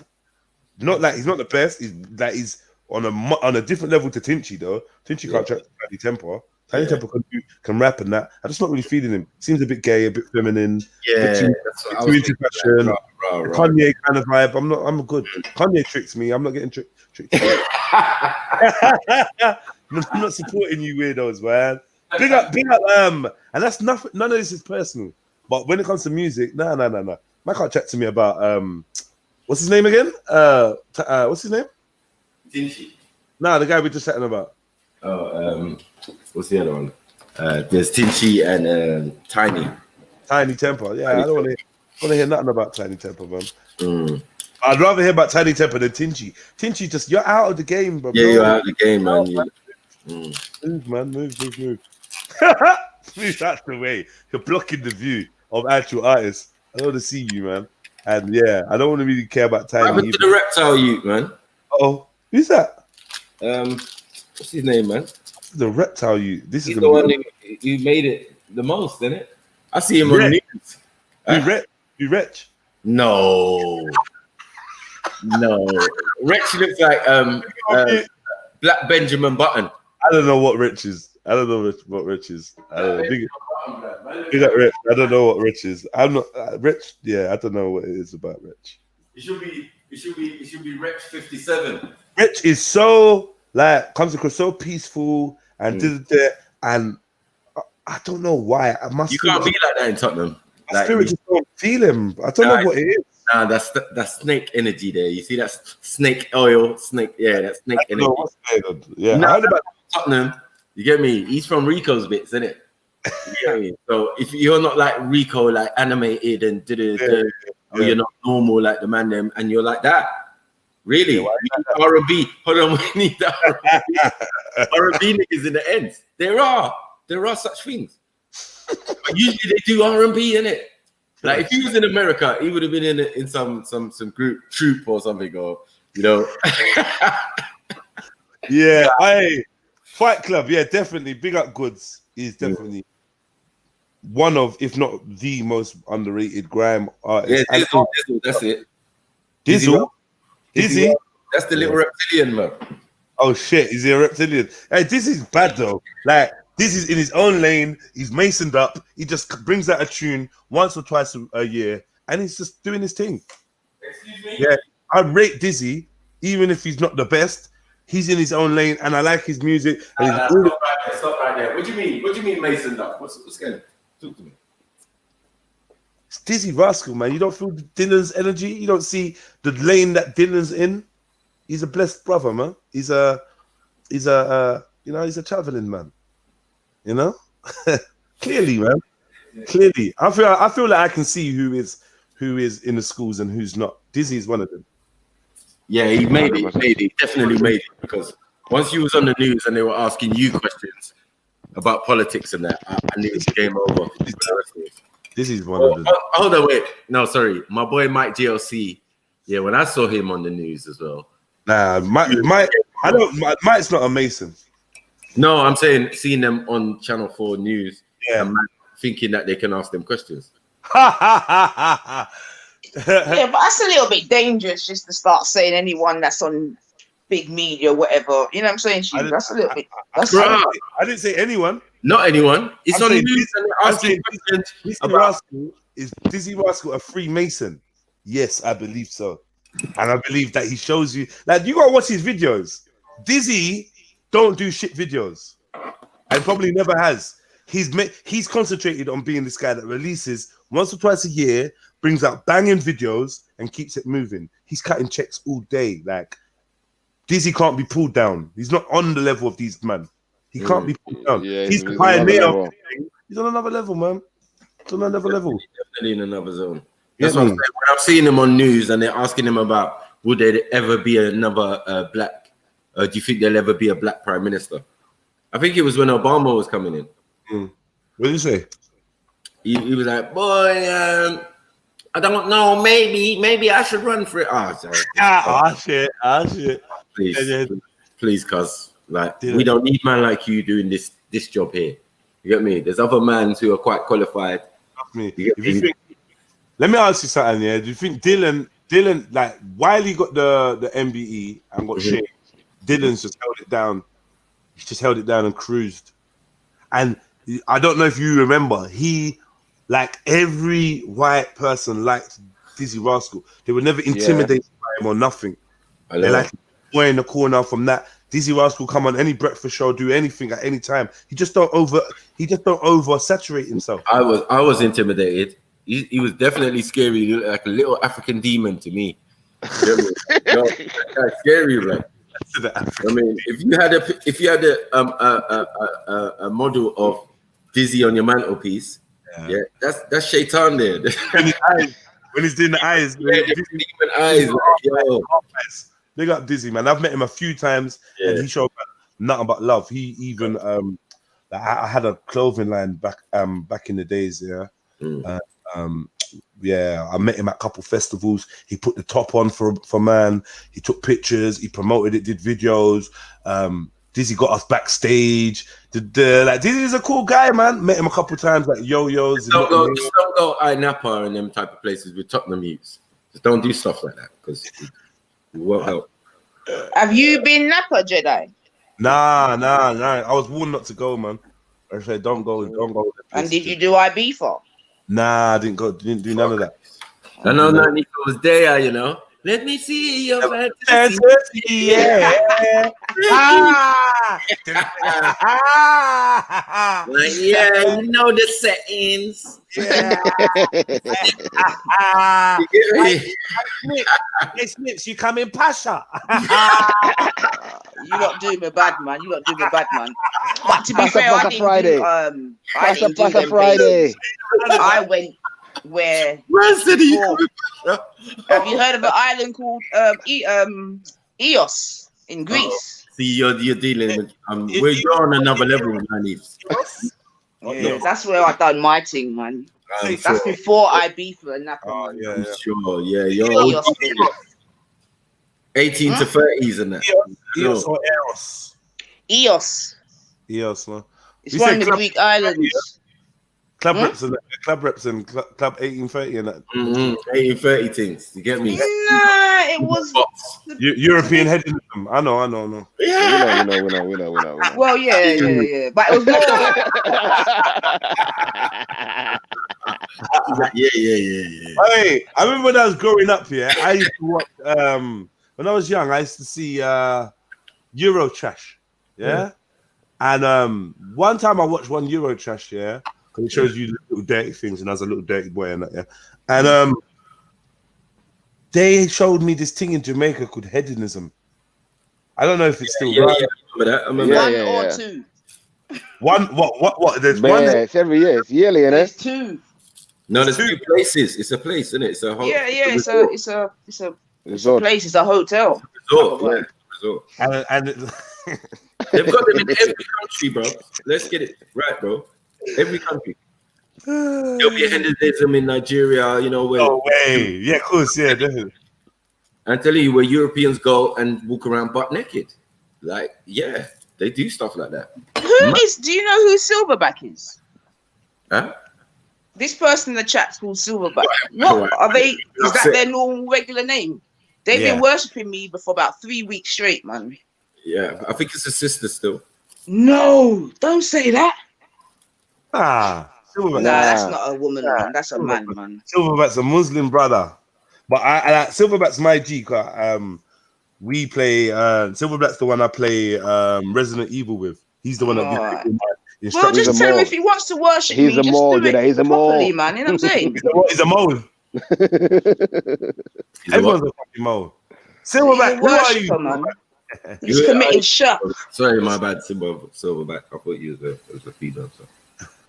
Although everyone should do 118 to 30s still, not no wrong. No, don't make me laugh, 94, man. Well, you've been Benidorm and that. Man. Nah. I do the classy ones. That's what I'm saying. Nah, none of that Benidorm. But like I said, like, when I was saying about EOS, Naxos, these were like more for travelers. If I was Naxos, still, you know what I mean? Backpack settings, you know. Yeah, backpack settings. I like what you got to say about that, Silverback? I'm on that backpack thing, man. It's the wickedest thing ever, man. Trust me. I've had some good backpacking holidays, man. Trust me. But the thing is now, you know, that's not usually our thing, innit? You know what I'm saying? Because when I said to some of my girlfriends, come back, we do this, you know what they're saying. Where can I plug in my tongs? Yeah, but that's what they need to let go of. Because that's exactly. The wickedest thing is our thing. It's someone else's thing, but we can't let go of it. And then they're embracing our thing. This is what I realized from a long time ago. We're over here. Real OG Cancun. They're roughing it. They're camping. They're roughing it. They're going to places in Africa and around the world, looking at poverty so they can generate some gratitude for their lives and their privilege. And we're out here trying to be something we're not. It's mad. The role reverse was sick, so sick. It's true, man. And to be fair, it was my white brethren that got me into traveling anyway. So yeah, man. Big up yourself, Matthew Shineborn. Come on. Cancun. True OG said Cancun. I never went to Cancun. Yeah, Cancun. Yeah, I've done Cancun still, but I wouldn't like to go there now though. But yeah, Cancun was nice when I went. Can't lie. Did you go to a place called Isla Moreles, Chill OG, which was a little island off of Cancun? It was about a mile long. Still. Yeah, her passport's well established. Well stamped. Up, yeah. Yeah, man, and I think this is what we need to encourage the young people to do as well when things get back to normal, Jed. You know what I mean? Because my thing is, I know enough people make bare money and I've never left London. It makes no sense to me. You know what I mean? Or your travel. Yeah, I just feel like traveling has been under attack for a long time, and now it's just like they're crushing the life out of it. They're really crushing it. I always made sure I did the length and breadth of England, man. Like you have to. Like, some places I still ain't been yet. But... I still ain't been Scotland. I ain't been Scotland. I've been Scotland all the way down to the south. Wales, but I ain't been all the way to the south. Like what's after Wales? What's that? Oh yeah, big up to OG. We went to Chichen Itza still. Yeah, man. Land's End and Portsmouth. Portsmouth is at the quite bottom. hungover when we climbed Chichen itself. To be Portsmouth, fair, it's quite Bournemouth, dangerous. Bournemouth is the southern part of Britain. Yeah. And then Dundee is the northern part of Britain. Wait, I've been Dorset. Yeah, that's southwest. Yeah, I've been Dorset. No, do you know what? I'm lying. There was a time in what jail was I in? What jail was that? Big up yourself, Western Goddess. 2009 was a big year, man. Big up yourself, sis. Sorry, Jeds. Portland. Yeah. So I was in Portland. And then the fun fact, the fun fact was, that when you're in Portland jail, you are closer to France than you are to London. Yeah. And when I look out my window on a sunny day, I can see the mainland. I can see it. I can make it out. I'm like, what the fuck is that? They're like, yo, that's France, yo. Like, shut up. That ain't fucking France. Like, yo, that's France, bro. Fuck's sake. I'm like, what? Bro, there's people hang gliding outside my window. They hang gliding over the prison. I'm like, what? The prison, it's in the sea, innit? It's on the sea. Yeah, it's right there, right there. Is it not on the island or something? It's on the sea. Nah, it's not an island. It's not an island. The boat's like on the sea. Helmley's on the island, the Isle of Sheppey. Yeah. And if you don't go there at a certain time, like if you're a visitor and you don't leave in a certain time, you're gonna be stuck on the island. Because there's one on the Isle of Wight as well. There's a drawbridge that goes up. Like their bridge draws up, innit? So after a certain time, you can't cross the. Like, what the hell? When? What? Nah, that's how people living. Isle of Sheppey, you know. Yeah. And the Scilly Isles and all of that. And no one's going there. I ain't in Scotland either. I've been like nowhere. Like the furthest I've been up north is Notts. No, Harlow. That's Midlands, bro. No, Harlow, not. What? Notts is Midland. No, Notts is. Yeah, it's Midlands. No, it ain't. No, it ain't. Nah, man. Nottingham's not Midlands. Birmingham and all them places are Midlands. I think Nottingham's or maybe I'm wrong actually. No, Nottingham's on the other side of Derby. Newcastle is the one up north. Nottingham is Midlands. Yeah, Newcastle is definitely up north. I have been Newcastle. Yeah, Newcastle is Scotland. Didn't I go Manchester? I'm sure I went Manchester. I went Manchester though. I've been Manchester bare times. No, I didn't go to Manchester. We went. Where did we go? If he was wet, then you were definitely in Manchester, Virgin. If he was wet, yeah, it's raining all the time. Fucking all the time, man. Up north, it just rains constantly, bro. Mad thing. I'm gonna go to Scotland and all of them things. Bro, there. When I went to Scotland, it was a miles above. The pubs are open 24 hours, bro. We should go to Scotland, you know? We got there at 4 o'clock in the morning in winter, and the pubs were open. You should just roll up to Scotland, road to Scotland. You get me? But they're on lockdown at the moment. Oh shit! Okay, let's leave them. yeah, when they come out of it, we roll up to Scotland, man. We get Shani to write us some places that we should go. Shani, the tour guide. Yeah, no, not tour guide. She can't roll with us. Her husband's not gonna like that. Unless he rolls, he can roll. Yeah, Shani, Mr. Yeah, we could go on a road trip with Mr. Shani. We could interview him, and like when she's not looking, like give him little threats, like you fucking. Hey, Morad, what are you doing, Morad? Morad, what's your intentions, Morad? Why are you calling him Morad? Oh fuck! No, go and sit outside, beef. You can't call him Morad. Hey, I'm just joking, Shani. I'm just joking. That was funny yesterday, though. Still. Oh, nice one, Chill. Nice one. Yeah, Nanif has been a proper raver, innit? Nanif has been around the Mediterranean. She's been all over the planet. I did fuck it still trilogy. You get me? Also known as Phuket. Oh no, I'm just talking to trilogy and I can't bother to type. Sorry. Oh no, what you say? You done what? Phuket. Phuket.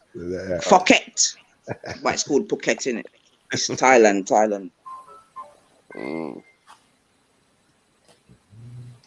Say Bangkok, yeah?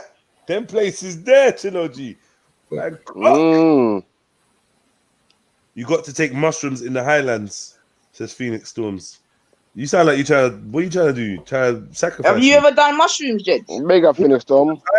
Bare loads of times. I got some mushrooms here, and some mushroom chocolate that I've been waiting to take. Yeah, I love mushrooms. When I say all the time, I've probably done it. Yeah. Did you ever do E? Did you ever done an E? Loads of times. Yeah. And MDMA. Yeah. Yeah, loads of times. Until I realized that it just wasn't. I would love to see you on MDMA. I'm me. You know what I'm like here? I just get funnier and funnier and funnier. Anything I take, I just get funny. Nothing makes me turn fun, makes me do nothing weird. I'm just busting jokes and yeah, man. It's all good. It's all good, man. But you can't trust these things, innit? So, you know, I'm hearing about people dropping down left, right, and center. There've been some new form of MDMA. It's not even MDMA, it's FDMA or some shit like that. People dropping out from that. Yeah, man. Trillo G. Yeah, yeah. You need my contact. Yeah. Hold on, I got a website here, UK. It's a UK supplier. Hold on. Yeah, I need to give you the information in a way that doesn't leave me legally vulnerable. Compromised. Yeah. Because I know they're just waiting for something there to pop down the thing. Like up the thing. Share, subscribe. You don't know. Hit the notification button. You don't know the thing. Yeah, man, I'm happy, man. I got my show back, man. I'm glad. Oh, you're back now, yeah? You're reinstated. Is that the week up now, Snips? Yeah, I posted Freestyle Friday. I don't even want to lie. Can you go live though? I feel like you should still push other one as well. Yeah, be doing alternate and just keep building. Yeah, I think so. Obviously, I think go live. I think you should go live on the first one, then on the old one first, then take everyone to the other one afterwards. Not so much FTKing on this one. Can you go live on two stations at once? No, you can't. FTKing on what? On the sports one? No, on the freestyle. On the freestyle one. On the freestyle. On this one. On this main one. Oh yeah, on this main one. Yeah. So yeah, I'm gonna restrict it to the other page. Is this main one no up in Sniper TV? Yeah. Okay. Yeah. So, and then the other one you've called it FTK. What you called it? FTK Academics. Academy. Yeah, Academy. We're trying to use FTK. Yeah, man. I'll give you two the login thing. Yeah. We're gonna get cracking. Hey, listen. G Block took some lessons this week. They came to the side and they got some. What they do? James Jones tried Camby. Didn't work. DC Brad talking about mercenary. Bro, it was peak. Hey, DC Brad. I'm not gonna lie, yeah. I've downloaded that video. Oh wait, why does it say 4 minutes? I've downloaded the video. Oh no, it's only done. Okay, maybe. I'm pissed. I'm trying to get the last part of the conversation with DC Brad because boy, that's a show in its own. I want to post that. Yeah. I didn't even really go in. I left it. I left it with the thing. You get it? Because it was like, raw. You should know about this. But once I said to him, "What level are you?" and he said 1. I said, I'm telling you things that are way above your pay grade. Above your pay grade, bro. So and Jedi and Beefies, they're just going ham with it. Like it's just normal, bro. I'm just gonna smash the 33 degrees like it's nothing. You get it? Like we dealing with 360 and 720 and that. You get me? That's what I'm trying to deal with. I'm not dealing with this low level. All right, but if you had to guess, yeah. I don't know. I don't know. I can't even say this online. Do you think that he's actually as ignorant as he was trying to have you believe? No, I think that's part of the training. Yeah, that's blinded by the faith. Blinded by the faith, Jedi. Blinded by the faith. I feel like it. No, but what I'm saying is, trained to lie. Yeah, it could be a thing. Yeah, I don't know. With DC Brad, it could be a thing where he's got certain things that he needs to say. Yeah, Yeah. Because like he said some weird things, and I know he was talking directly to me to try and bait me out. But when he started going on about the Lucifer, it's almost like he tried to do it in a subliminal kind of way. It was a bit weird. Like, I don't know, man. And then, when he started talking about the ritual, and I started asking questions about hypnotism, about trance, did you hear the brother's voice? I could have swore there was tears running down his face. His voice got mad, shaky, and he was like, yeah. And he even said, when I think about it, it makes me feel like, I'm like, yo. What happened? I could hypnotize Brad, you know. Easy. I'll put him in a trance, man. Put him in a trance. Tell me your family secrets. I've been running like Zulu, bro. His voice started trembling. Running. When Jedi gets into soft, he goes into semi-sniper mode, like, yeah. Oh, but what? I'm gonna hit you soft. Listen. What I found funny as well. His voice goes deeper. And he's like, you know what I'm saying, you know. Like, massaging the bullets. He's massaging the bullets. No, what I found funny as well, Jedi. I'm staring my cup of tea. That's what I do. I'm staring my cup of tea. And all you can hear is the spoon going around the cup. You get me? You know what I found funny as well? When I knew he was slick, when I knew DC Bad was slick, you asked him to go and ask about Jabulon and who Lucifer is. Yeah. He went because do you worship Lucifer? He's a joker, man. He's a joker. That was sly. That was and he was like, but hold on, they gave him verses to come back and defend Lucifer. I didn't understand. It was like, but Jesus said, listen, just remember this, yeah. Big up DC Brad, yeah. Just remember this, yeah. DC Brad was telling us, he didn't want to say it in the words, but he's telling us, yeah, their patron saint, yeah, their patron figure for their family, Bradley family, their figurehead, yeah. He was using the word example, our best example, our example. No, that's their figurehead. Each one of these families take a person from biblical history and make them their figurehead. The Bradley figurehead is Lucifer. Right. And his excuse is, to teach us the lesson of, being in God's grace and then how you could fall with pride and But that's another thing as well. Pride made us fall. So our family, we're suffering from pride, and ain't pride one of the 7 deadly sins? Well, there's one thing as well. Can God ever change his mind? If he was his favorite before, how can God change his mind now to make him not his favorite anymore? I don't even know. Why can't God change his mind? No, but most people say that's what they're saying. I'm saying, but that's what they're saying. God never changes his mind. Set in stone. No, but he was the most gracious, the most loved angel. The most loved angel. You heard the Luciferian in there, man. You heard it. Whoa. Fall back, cuz. Fall back. We know that talk. We know that. The light bearer. He's a light bearer. What light? So what's the significance? There's other people out there, supposedly other angels and other things. All right, because when he said it to him, the light bearer, he was like, "You guys," because let's be real. This is something that Maku always says all the time. What is light? Photons. What are photons? Information.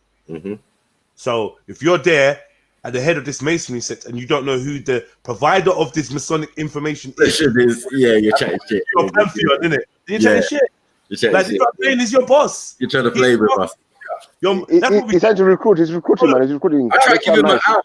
That's what we should have said. We should have said, instead of saying, because he tried to say worship, I said, no, he's your boss. What we should have said is, no, he's the master teacher. Yeah. He's Lucifer's the master teacher of your doctrine. Simple. No, you don't have to worship him. You don't have to worship a teacher, but you will sit down and look up to him while he's teaching. I love when you broke down his duality as well. His duality. His duality is so big. But to be fair, they imprint it into you. Like I don't know, man. I do feel like DC Brad is a bit of a victim as well, Like, Yeah, of course. He's born into some of these things. He's a legacy guy, and he's not going to see it any other way. He doesn't know how much he knows about masonry. He knows so much about masonry, he doesn't even realize it because his family have put it into day-to-day life. Yeah.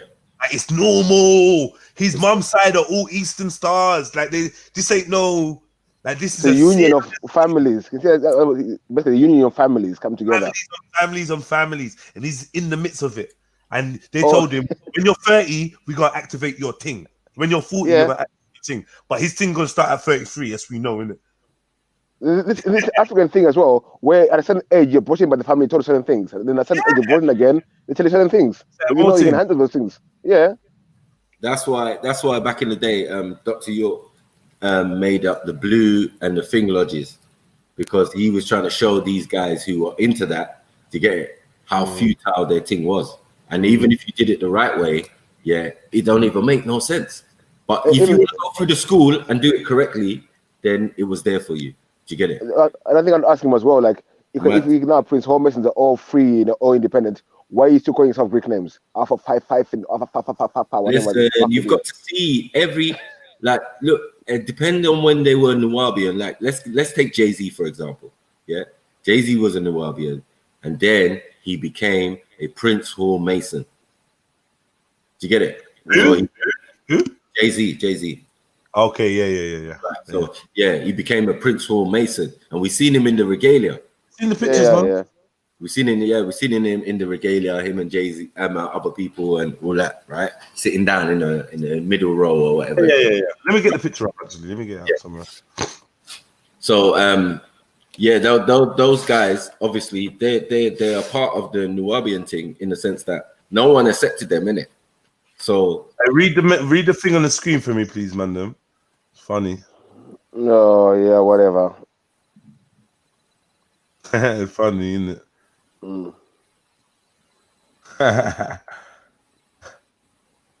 Like, come on, bro. Yeah, whatever, man. Yeah, get me, come on, bro. Maybe James Jones was trolling. Maybe James Jones was trying to troll. My thing is this: you ain't gonna call me. You ain't gonna tell us, that we're superstitious, and you man are drinking elixirs in the ancestral slavery home and seeing visions, and come on, bro. You done here about to cry. Don't do that, bro. We like you, you're a Mason and everything. We like you. You're cool. Do your thing. But you have to lie. We never force you to talk, bro. Hear me? Yeah. You that's a lesson you gonna learn. You gonna learn. You get to a certain level, you're gonna learn how to be tricky with these words. You get it? Well, you came here, you had a conversation, you were humbled. That's nice. You're nice. Yeah, Mason, we know that. Same with James Jones. James Jones is another one. Like, you was right, Jedi. Outside of G Block, boy, there's just no powers. He came yesterday. It was so funny. So these arguments you have in G Block, this scenario you bring up, it's terrible. Like, would you blow up Mecca or blow up? What? Are you dumb? That was dumb. Yeah. And I was like, yeah. Bonfire on Babylon, innit? You get it? So I blow up King. Let me ask you a question. Yeah, I'm looking at this again. Is there any chance this isn't Jay-Z? One second. I'm looking at this again. Yeah, with fresh eyes, fresh magpies. You get me? That's bad.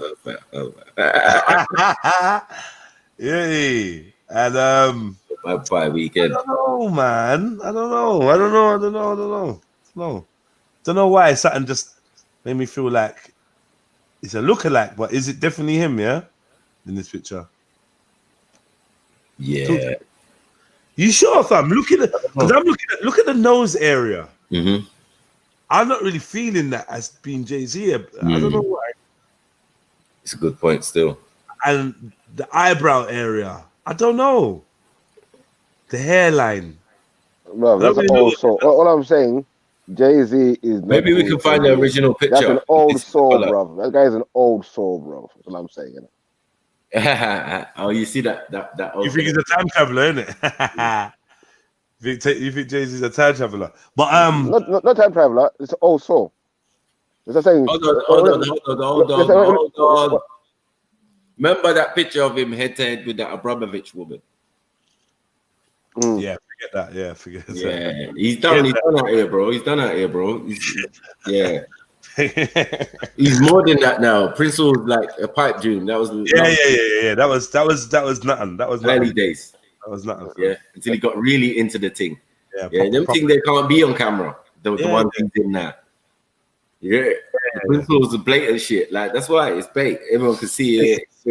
version. It's Blue Lodge business. Yeah, man. Yeah, Blue Lodge. It's mine. Like my man, I caught at the thing, innit? I caught at the park that time. Yeah. Cody. I don't know. It's just like the gay Blue Lodge done, like wearing the square compass all fruity on his neck, like that was one of your first videos in the park. Yeah, it was. If not my first videos. Yeah, I remember that clearly, boy. I watched the whole of them. Yeah, still looking for that light skinned brother that was talking about Saturn and that. Jed was talking about Jabulon then. It was like, yeah, do you know about Jabulon? What did you do to that point? And they told you that Lucifer was the king. Well, did he try to say he would leave? Yeah, something like that. You ain't heard nothing like that yet, or whatever. Lies. They don't know about this. They never heard about that. What's all this? He ain't come back. He ain't come back, bro. Maybe I should pull that up. Should I pull it up? Yeah, man, that was hard still. Should I pull it up? All right, I'm gonna pull it up in a minute. Let me play some beats, man. I want to get the vibe up. Where's everyone? Everyone good? Hope you're hitting the like button. And don't forget, if you want to buy me a cup of coffee because it's a Friday, or you want me to buy like a shot for later because it's a Friday, or you want me to get like a bottle of water because it's a Friday, and you want to show some love because you've been paid. It's a Friday. Because it's a Friday. Then nah. It's Friday again. After you hit the like button, you can also drop a little something in the PayPal. There's a link in the description. We got Cash App and we have Super Chat too. Yeah, don't forget, become a member of the Trillionaires. You know, join the Trilluminati and be Trilluminated. Yeah, join the button, become a member. You get access to exclusive videos. We're going to be doing some one-on-one sessions. We're going to be doing some membership-only chat rooms. Yeah, so there's going to be live streams where only the members can chat. And I'm telling you, you're going to think, why would I want to do that? You'll see why it'll be worth it soon. Trust me, I got some things in the pipeline. So, yeah, man, join the membership, man, for as little as £1 a month. Obviously, there's other tiers, you know what I mean? But like to make it accessible to everyone, it's little as £1 a month. So I want to see more green names popping up in this chat today. I want to see a couple green names. Big up all the trillionaires that's made that choice already. Rafu, Western, Goddess. There's like 26 of y'all. I can't remember all of your names. But yeah. Who joined yesterday? Born Rich. KT Music, Bit Up Itself. Is It 1984? Man like Ashley. Fucking hell. Tanway Ahmed. Rafu. Just bare, man. I can't even count them all. Bare people. But yeah. We play a little beat, man. Try get some energy going, man. You lot, I'm gonna need you to send me some energy because it's been a hard 3-4 weeks. I've been grinding non-stop, day and night. And I need you lot to just send me some energy, man, because these kids are draining me. They're worth it, but they're draining me. And I've got studio for the whole weekend. So, you know, send some love, man. And let's warm up for Freestyle Friday, because Freestyle Friday is due to be shower today. And I will be freestyling today. Practicing the weekend. Yeah. All week, let's do this, man. Let's do this. Yeah? Yeah. Come on. Yeah. I hope Natty turns up as well. Hey, Natty, you are. Big up yourself. Yeah? Old tight. Who freestyled yesterday? Fucking. Who? Nah, there was someone that not. Nah, there was a brother. Was it Sham? Sham freestyled. Who else? Someone else did, man. Someone else freestyled, yeah. Someone else. Like, wow. Like someone freestyled. Oh, yeah. Big up Flames as well. Make sure Flames jumped in. Yeah. Come on. Flames can freestyle. Flames got bars, bro. It's always been said that he's a sick freestyler. It just took him like 2 years to work up the courage to do it. I know. That's how you know he rates our team still. Yeah, nah, he's first on the show, bro. Like, when the show starts, it's just flame. Yeah. One, hunks, it's getting on. Yeah, Like, yeah, I know he's tuning in. So and let me just say, yeah, like I feel like the worst freestyle I've heard this month has probably been Keith. Like something about Keith just yeah, that's the little look that Keith does. Like, I don't know, he thinks he's bad. Like, I'm just not feeling him. Not feeling him. Them Scottish shoots. I hope they're not all like that, you know, car. Fire up on Keith, man. Fire up on Keith, man. I make sure, like, if Keith, if you're listening, Freestyle Friday's on tonight. Make sure you dip out in it, yeah? Right from now. Yeah. Yo, Keith. You know what's gonna happen now, ain't it, Keith? Yo, Keith. Hey,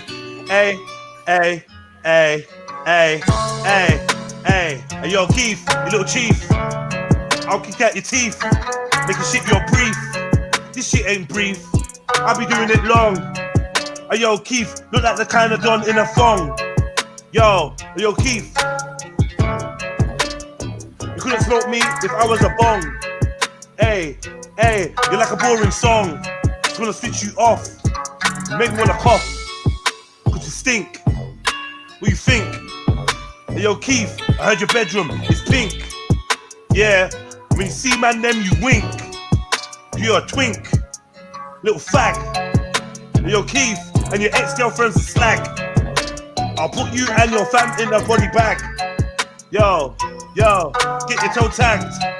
Don't try blag. Don't try brag. Hey, you never been bad. You're in Scotland. You never was a gangster lad. You're in Scotland. You're not a Highlander. You'll get slapped up. Yo, and sent to Santander. Yo, to go chat to the banker. Pull out all your money cause you're a wanker. Yo, don't know where I'm going with this. Let me switch up the flow.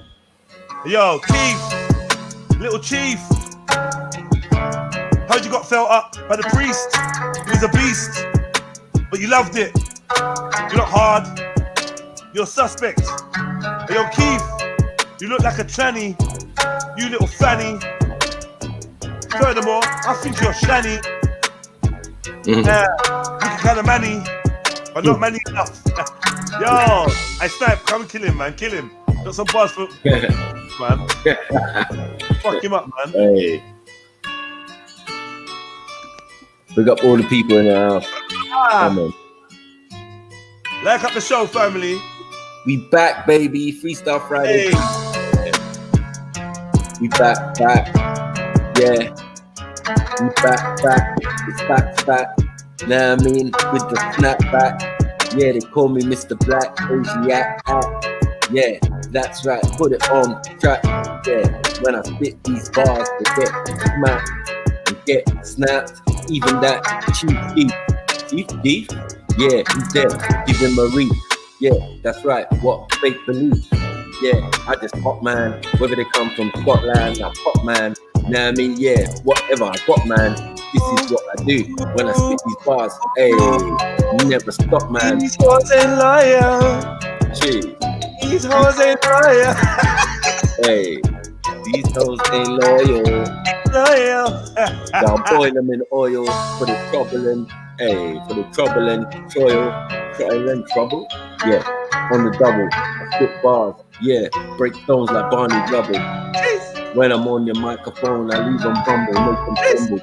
Just like a beat, might rumble, or I sting, float like a butterfly. Otherwise, now I mean, yeah, these boys wanna spit and emphasize. Yeah, they come on my show, yeah, they're gonna lose their life. Yeah, that's right. You know how I do. I spit these bars with no hype. Yeah, you know Mike. That's right. Yeah, you know my type. Come in, Mr. Jets. Give them what they feel like. Yeah. Come in, Mr. Jets. That's what the girl says. She wants me on her bed. Yo, but I'm on the meds. Yo, I'm smoking weed. Look at the book I read. Yo, I don't know what I meant. I don't know what I'm saying, but I keep on spraying. You know I ain't playing. Yo, no delaying. With the AK, hey, in your bait face, hey. We don't take chase, no. We stand up and war. We don't really want no more. I will slice you with a sword, make you call for the Lord. I go overboard, but never been bored. Can't stay active. Yo. All right, I think I'm sick of this beat now, man. Even though I love it, I'm sick of it now. It's annoying me. Let me switch out the beat. Looking for an easier way to do your business accounting? Actually, no. Zero accounting software lets you track your income and expenses. Nice. Save. Thank you. All right, cool. Okay. What's happening there? Okay. Non-skippable advert now, yeah? You go from a free video to a video with adverts to non-skippable adverts in a week. This beat again. Nah, man. I've had enough of this, man. All right. This is all the fuel for Keith. This is all fuel for Keith's fire. Hey, yo, Keith, you little liar. You can't put no fuel on your fire. My name is Shadiah, and I'm way higher. You're just a low life. Listen, you don't know Yo, I'll beat you up with no knife. Step on your toes like blam. You will get slammed. I don't give a damn. From here to Aberdeen. Yo, I'm with the Mustaqim. Yeah, I'm rolling with the team. It's like a dream. The way I wake you up, I break you up, take you up. I just scrape you up. You're like shit on the bottom of my shoes. If you try to fight me, Keith, you will lose. I give you the blues. Yo, suck pussy, I'm batty, you could never get a twos. You will get left bruised. I am not amused. Who's this dude? Man like Keith, the little neek. Yo, I put my knife through his cheek and watch him leak. Gallons of blood, it's never been a tug. Drown them in the tub. Then break down some bud.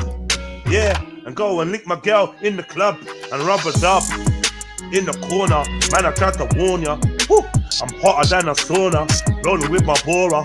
You will get slaughtered. I kick off Keith's yard and stab up his son and his daughter. Please don't repeat that bar, cause I went too far, but I'm a freestyler. Disclaimer, I didn't mean that. I ain't hitting no kids in the back. I'm not slack, but I hit your mum in the face. And then I'm running like a chase. I don't know what that meant, but I say it before, I'll say it again. Paying the rent. You know we gotta get paid. This is how shit stays. Look in my nappy afro, I ain't got no waves. No coolie. You can't fool me, can't school me. I'm unruly. Woo. I'm like Schoolie, give you the D. It's J-E. Yo, I don't know what that meant, but yeah, come in. Yo, Keith, your name rhymes with quiche. And I think that you bleach. Capiche? You little leech. Yo, I hate your Scottish speech. And your Orit, I hate Orit. It's been a murder. Murder. It's been a murder. Mother. Yo, sniper, mother the beat. Mother the beat. Murder on the beat. It's been a murder. It's been a murder. It's been a murder. I can't see. It's been a murder. It's been a murder. It's been a murder. It's been murdered. Hey. Don't worry, I hit you with a flurry. Yeah, that's right, like I was Keith Murray. Now I mean, yeah, you want a bar, can't stop me. Yeah, that's right, I'm from London, Cockney. Now I mean, yeah, I'll leave you what? Steve Hockney or Steve Hawkins. Now I mean, stop the talking. Now I mean, yeah, Mr. Keith, keep walking. Now I mean, before you lose your teeth, keep talking. Now I mean, yeah, I put the fork in, you're done. Now I mean, I don't need a gun. I spit fast for fun. You know what I mean? Yeah, Keith, I'm straight from the slums. My style's #1. I told you before, I like to take the cake and you won't get a crumb. You look like you like too much cookies. Now I mean, yeah, don't even try and book me. Yeah, you don't even shake me or shook me. Now I mean, yeah, I just cook me easy. Now I mean, my style's real cheesy. Yeah, Mr. Sniper, do it easy peasy, I'm greedy. Yeah, that's why you can't see me, because I'm 3D, magnificent on your TV. This is what I do when I split the point of view. Yeah, you want to mess with me? Hey, Keith, you gonna lose. Who did you choose? Now you get shot out your shoes. How's you kill? Yeah, made you tilt. Yeah, my style is built. Yeah, I'm built like tilt. You know what I mean? Like tilt. That's right. Yeah, I'm running the mill. But like, yeah, I'll have you running up the hill. You know what I mean? I've got style to kill. It's like, yeah, that's right. They say chill, nigga, chill. Like, chill. Jeez. Yo, that was mad, right? Yo, run up on Keith and teeth his bagpipes. Yo, it's a mad life. Just trying to ting. Your girl wants me. She calls me her vagina king. Yeah, she wants to do a little Highland fling. Yeah, she wants to suck on the iron brew. Listen, and I ain't lying. Hey. She wants me all up in her haggis. I'm the baddest. Yo, you can never hack this. Hey, you need practice. Yo. You cannot say that. You cannot say that. You cannot say that. You cannot say that. Keep you little arsehole. Yo, I catch you in Plasto and kick you back to Glasgow. Woo. You cannot. That's a murder. That's a murder. You cannot do that. You cannot do that. You cannot do that, Jedi. You cannot do that. Tonight you're gonna get murdered. That's a murder. That's a murder. That's a murder. That's a murder. That's a murder. You cannot do that. You cannot do that. Yeah. Steve, I send for target. I send for target. You're taking the RCB next bit. Yeah, you wee jobby. You wee jobby. I wee jobby. Tonight you're getting murdered. Yeah, you're getting murdered. You're getting murdered. You're getting murdered. Murdered. And murdered, you're getting murdered. Yeah. I'll bring my little... Yeah, Keith, don't be silly. You got a fanny, not a willy. You got a fanny, not a willy. But you like the groundskeeper. Yeah. Hey, I will hit you with the sweeper. Yo, I'm in Aberdeen doing the creeper. Yeah, trying to shoot you for your bagpipes. It's a mad life. Yo. You're from the Hebrides. Shouldn't mention me. I make you hemorrhage. That didn't even rhyme. I eat a sandwich. Yeah. You cannot take my freedom. You cannot take my freedom. Oh, fuck's sake.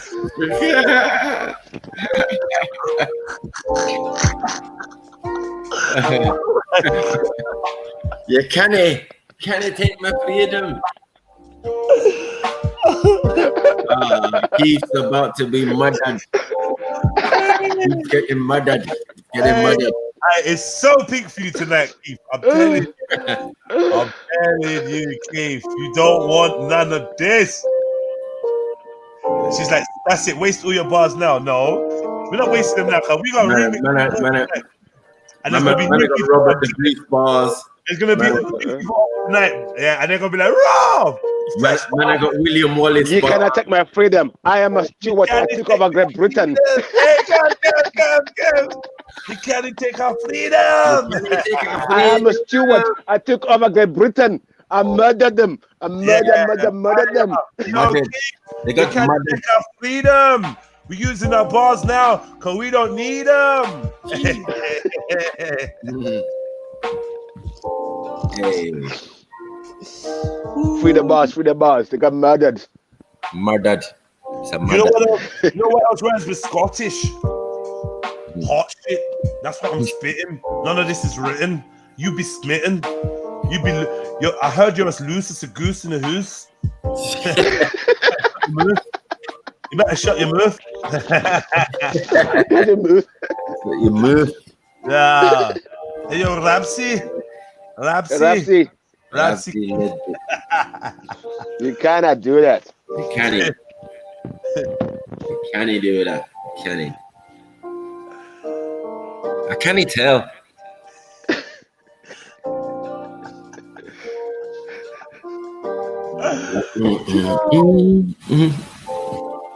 Vibes, man. Vibes, brother. Big up. Yeah, that was serious. I'm on a Scottish ginger. I'm on a Scottish ginger. I'm a Scottish ginger. Get me? Warning shots, you know. Just Keith no level. Yeah. Me, run and tell Keith what we're keeping up with. Just levels, yeah. Don't come half-hearted. Yeah. Man said, Taku saying, Keith, jump on and violate him again. Now, we now get violated. Who did Keith violate? Huh? Taku, what are you talking about? You cannot violate man. How can you violate man? Stop that talk there. Red card. Yellow card. Yellow card. Yellow card for that. Yellow for them. Yellow card. Yellow for them talk there. You cannot do that. You cannot say that. You cannot say that. You cannot say that. Right now, Keith's getting murdered. Murdered. Yeah. Try roll up in there, looking for man. Like, yeah, wait, Jedi, where you at? Oh, why? Check Virgin Olive last comment. Belinda. Nah, the Belinda thing is too much, bro. It's too much fucking. Hey, I'm surprised. I never got a strike yesterday, bro. Belinda was. I was itches. Doing bits. Doing bits. Nah, I'm not even gonna lie. Yeah, big up the family and that, but I did find the trans Muslim thing mad funny. I'm not gonna lie, and I know that you lot are pissed. I'd be pissed. I'm not gonna lie. I'd be pissed. That's why I was giggling. And you lot's paying. Hey. So no, boys, you can't ban fire on them. So I wonder what our friend's position is now on these things. What do you mean you can't ban fire on them? What do you mean? The Muslims, bro. You don't ban fire on a Muslim. Come on. Akis at the end of the day. I'm not involved, beefy. I don't even know what. I'm just not. I just stated it categorically. I'm not involved, beefy. Allow me, man. Let's try to. Let's try to keep up with brothers in faith and all that. Okay, so let me stop this and go back because I was trying to review this video from yesterday. Yeah. We got like a quick way into it and then it went somewhere else. What, the Braden thing? Yeah, man, we get back to Braden, man. I never seen that. Since we made it. Yeah, man. I use all these. You just started talking now, innit? Doing faces. Bro, it's too much talk yesterday. You doing some mad faces, just listening. I don't even know. I can't even remember. I do remember that conversation. But he tried it, innit? That's what he tried it. They were here like. Can you hear sound? In the early 50s. They came here. Hear sound, yeah? Yeah. To work and live and spend their money. At one stage, you've got to understand our currency in Nigeria was far superior to the pound. Only up until the 1970s, where there was a big change in disparity of currency. All of a sudden, ours went down and the pound went up. Do you get what I'm saying? So before that time, people could afford easily, if you were wealthy in Africa, you could easily come here and send your children to Eton and blah, blah, blah. It wasn't a case of necessarily coming to support the country and, you know, maybe industry. Like my grandfather, he was like well known in the London Underground for certain engineering works that he achieved during his time here or whatever. Do you know what I'm saying? But my granddad emigrated back in the 70s, like 1974.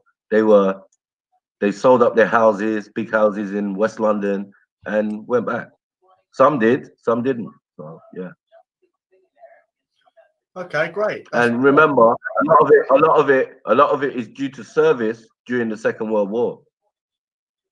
But the whole point, you know what I'm saying, is that you are English and you are African. Yeah, that's what you're saying. Yeah, why not? The whole point, Maku, about it is it's about there's a line that has been drawn, distinct line. Are you a nationalist that believes the people of a nation is sovereign based on heritage, DNA, history, past, present, and future? Or are you a globalist that means there's no borders, anybody can live anywhere? Because the globalists... Would you answer that question, Maku? Today? Because I don't know how you answered it then, but how would you answer it today if you answered that today?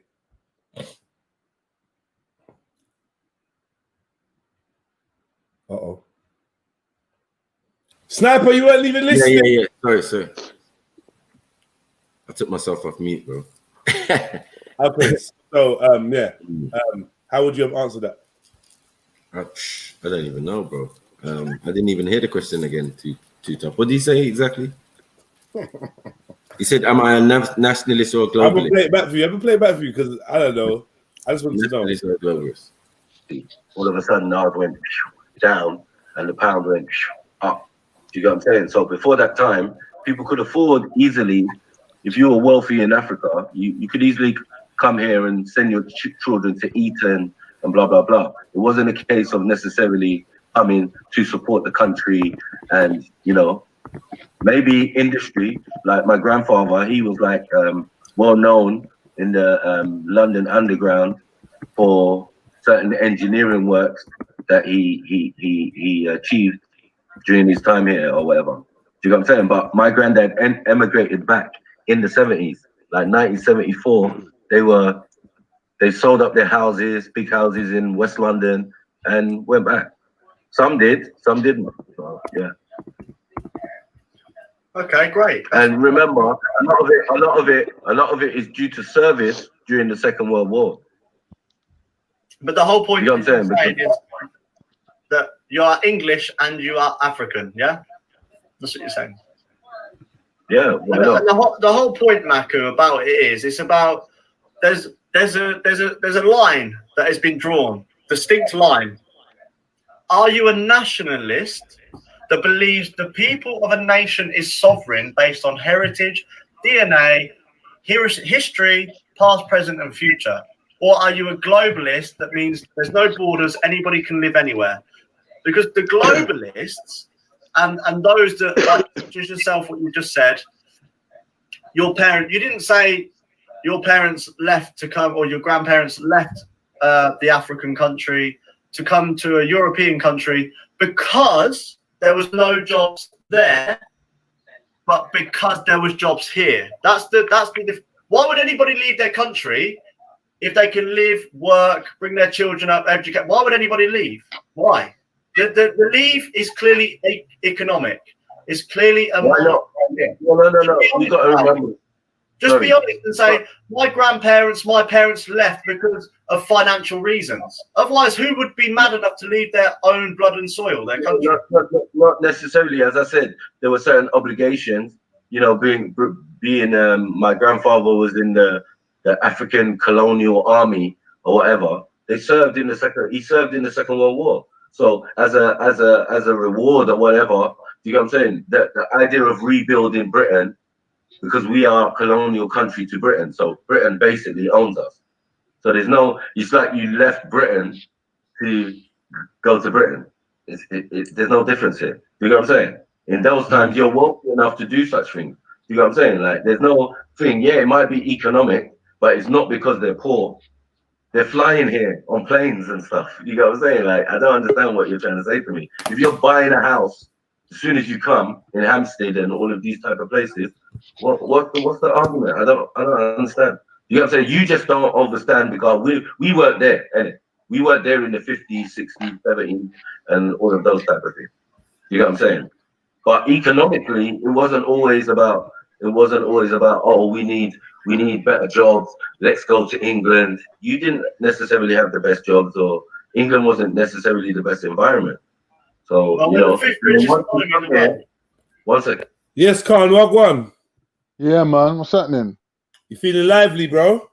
Yeah, I'm good. Yeah? Yeah, man. Yeah, man. So, yeah, Maku, what have you been listening to this video, Khan? Well, I ain't been listening since Braden's been on, to be honest. Like, I was listening earlier with Nanifa, I kind of like, huh? I feel like Maku's not here. Maku, you here or not? I don't know. Beefy. The one funny thing I heard him say, no, we got to look at the history, past, present, and future. I was dying. Because it was echoing. I thought it was me. that was causing it to echo, but it wasn't. Man said we have to look at the history, past, present, and future. I was like, this guy's a dumbass, talking no sense. Did you not watch the video? Yeah. I must have dodged that. I dodged that nationalist question or something. Yeah, you must have just done it. I don't even think you answered. My view on that is like, when they say like the English, I'm an English African. When they say, he did say that. When they say like, he said that. I said if you want to put that title on me, you can do that. Whatever. Yeah, why not? Yeah. When it says like being a nationalist, and then you have to check your DNA. The English people are not one people. They're many different tribes. German, this. So you cannot put DNA on nationalism. There's so much mixture. How are you gonna put DNA on? What he's trying to do? He's trying to draw a line between the ethno-nats and the civ-nats, and they're saying that you can't do that. He's trying to say that there's so much mixture. There's been so much mixture in history. The ethno-nats are globalists, and the civ-nats are nationalists, right? But really, what it is, he's saying, as foreigners, we're going to oppress you. Do you want us to oppress you based on your DNA, or do you want us to oppress you based on your culture and how long you've been here? Right. Either way, you're getting oppressed. I'm not picking a side. Yeah. Do you have to put a label on me? So I fucked a lot of you, basically. Yeah. But no, you're trying to do a Sarah thing on the man. Them like, yeah, you could put those things to Sarah because he's a nationalist or whatever. You get me? Garvey was a nationalist or whatever. So you can put those things on, but those things are not going to stick on me. You know what I'm saying? I'm just going to like, yo, they ain't got nothing to do with me in the ends. When we're in the ends, bro, yeah, we don't deal with this politics bullshit. Yeah, but basically what they're saying is, see this door, yeah? This is the door to the elite. And we have to queue up at this door to get the crumbs, innit, from the master's table. Now, the question is, in which order are we going to queue up? Do you understand? Well, there's going to be a hierarchy, but how do you want the card shuffled? Do you want it shuffled in terms of how long you've been here? Or do you want it shuffled in how close to white you are? Either way, we're saying, fuck you, fuck your master, fuck the door, fuck the table. We're going to fucking bun it down. You get me? But that's what they don't understand. That's the difference between us and them, that they don't understand that. To them, that's not an option to them because they're stakeholders. I don't even know what these guys are arguing about. Do you get what I'm saying? Like, this is not the economics of the country or thing that I've been experiencing. You get it? When there's recessions and all of that, it's like, what? Oh, we was always in a recession for us. You get what I'm saying? So, like, little civil nationalists and all that, bros. Man, they ain't got time for that, bros. Because both sides, are going to lose. There's no winner in this.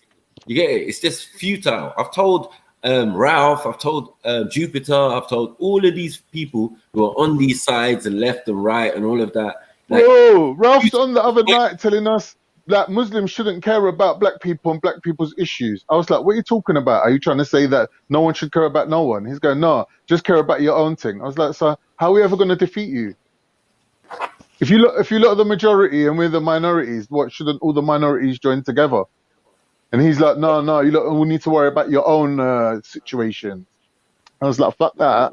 That doesn't make sense. Was Muslims not a race? Muslims are a race.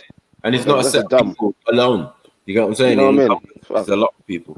That's what I don't know why people listen to bullshit. I don't know why people listen to such nonsense.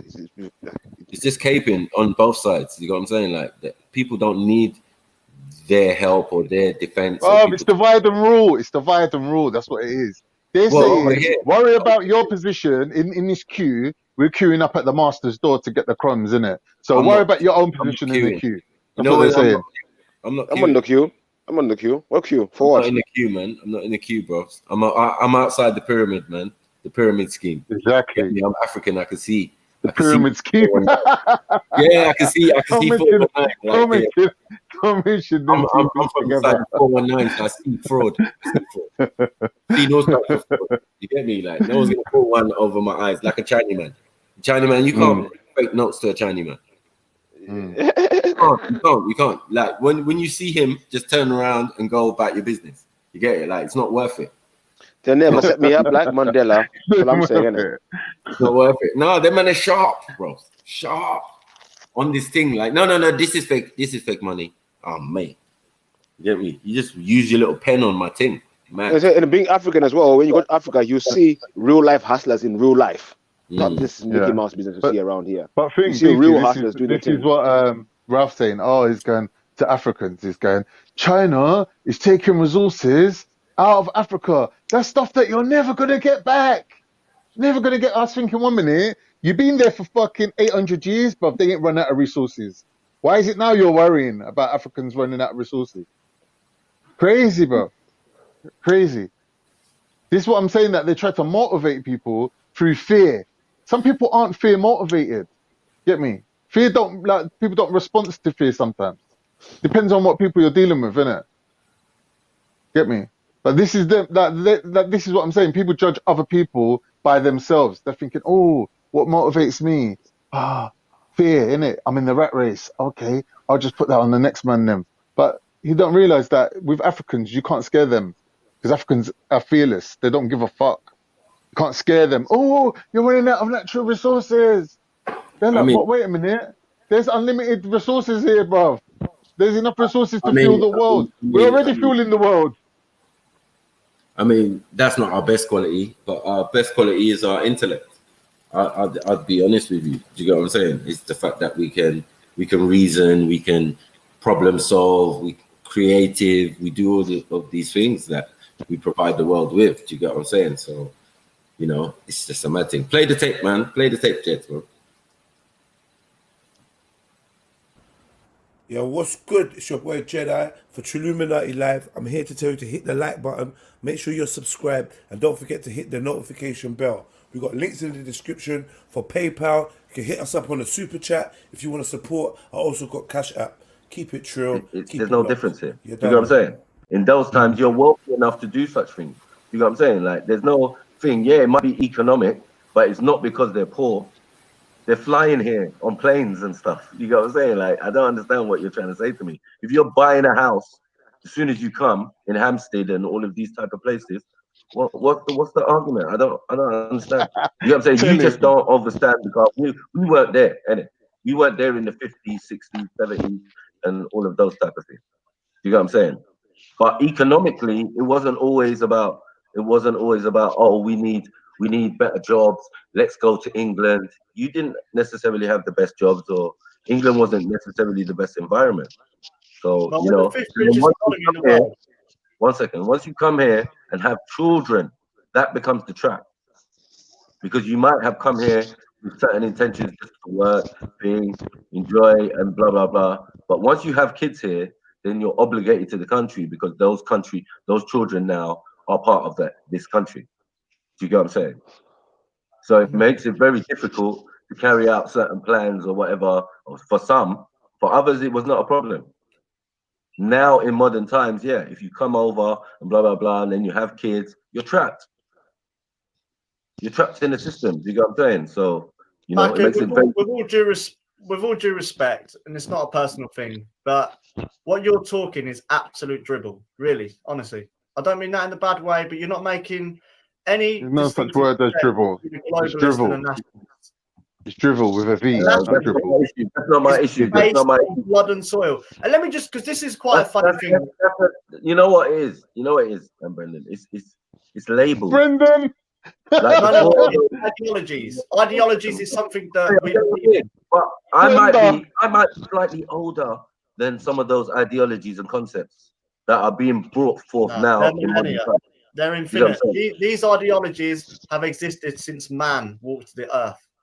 I don't think so, bro. I don't think so necessarily. Yeah. You look after your own. Yeah. No, can I just invite Wendy Wu to come up on the platform and give you little arthritic fingers of a rest, and just talk in it instead of like trying to coach Braden on how to speak or what to say. Just come on, give your little bony digits a break, and come on and say it with your chesticles. Do you know what I mean?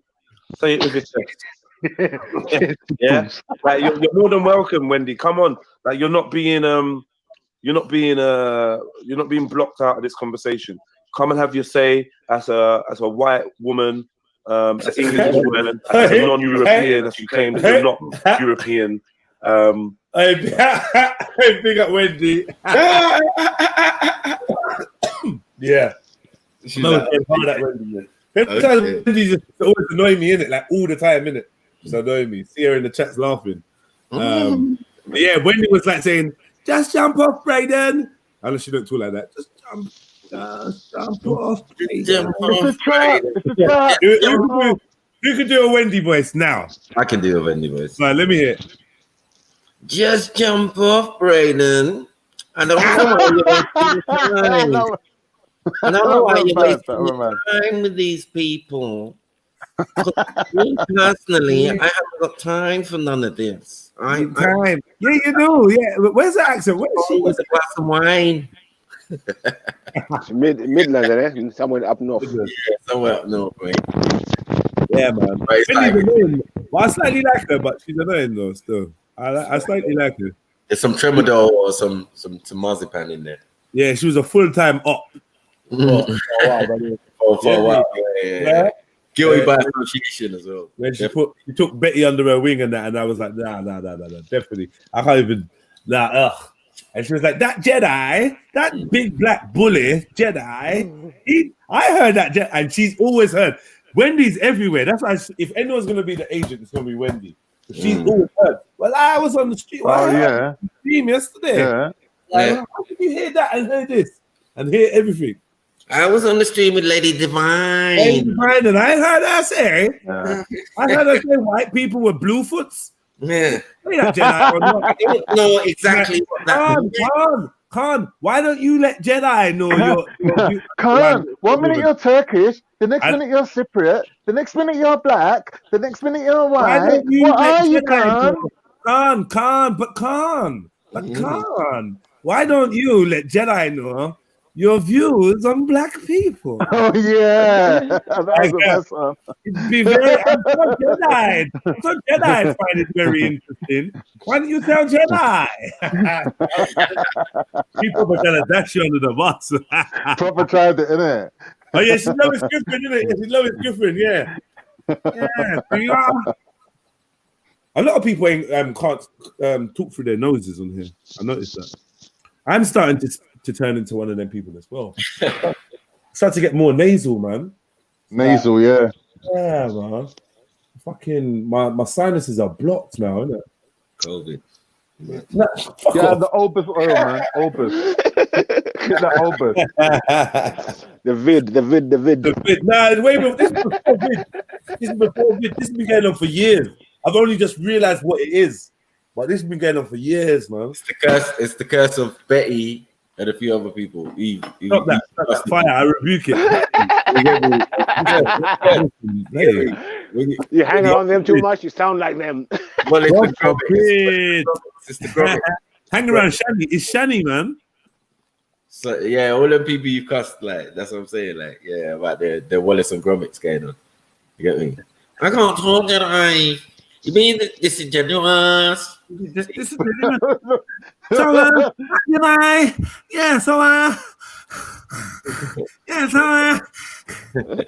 Shani impression. Hey, I told you, man. Disingenuous T-shirts have to get made. Disingenuous. Shani is literally a comedy genius. Like I fell asleep, yeah. So I went to double check last night what I missed. I see Shani with a mustache and a beard, like, and then she's done her hijab, but in the shape of like a woman's hair, and she's flicking her hair. I was like, wait a minute, where'd that hair come from? And I realized it was an actual cloth like that she had on it. Oh, she's a comedy genius. That woman's so funny. I have to rate her. Yeah, Shani's been funny for days still. She's never gonna bang you though, so let's keep it moving. Yes. Please don't. Very woman. Even though your ancestry would say different, even though great. Uh-oh. Let me go on mute. Oh. Hey, big up to you, man. You shared a joke with me today still. You said you're on my wavelength today of jokes. Still. I'm making it funnier than it was. Let me love it. Like, you're more than welcome, Wendy. Come on. Like, you're not being blocked out of this conversation. Come and have your say as a white woman, as an English woman, as a non-European, as you claim that you're not European, even though your ancestry would say different, even though Braden would say different, but whatever. Come on and have your own say. It is rude, but you do have arthritis in your little bony fingers, don't you? Typing away. I can hear them clicking from here. You probably found a way to hook up your fucking old school typewriter to the fucking internet. Come on now, jump on. All jokes aside, just jump on, man. Sorry, man, to interrupt you lot. Braden, you're doing such an amazing job of representing your people, your culture, and your ideals. Like, keep it up, man. Keep it up. People are saying you're Irish, and a burden to the state, but you wouldn't agree with that, would you? That said he's Irish and a burden to the state. You know? The fact you take the piss, bro. I'm happy to go back to Ireland. Are you happy to go back to Africa? Wait, yeah. Man is sitting there like intellectual way of dissing him. Yeah. Yeah. How you gonna call that a burden of the state? Nah, fuck you the hell. Let that one slide as well. Yeah. That Polonik pissing me off. And the Polonik is annoying, man, bro. Annoying, man. It's just, and the small room, struggle flat. Who was it in the chat said it feels like the walls are closing in on him. Hey, remember Jamaica video where the walls are closing in? Yeah. Virtual insanity. Big tune, sorry. I forget how that goes. I forget. It's a good tune, though. Yeah, it's a big tune. Big tune. Virtual insanity. He loves the porn neck as well, didn't he? He loves the little turtleneck. And red shoes. And I'm giving all my... I forget that. It's a good tune, though. I'm gonna have to go and check that out. What was that? And I'm giving all my love to this world to be told that I can't this, I can't that. Red con. That is how it goes. Yeah. I know what bit you're talking about now. Yeah. I know what you're talking about. The bit where, like you said, the walls are closing in, sort of thing, and the floor's moving. Yes. I mean, I would be happy to go back to Africa. Was you born in England? Yeah, you born in England, right? Doesn't matter. I'll go to Ireland.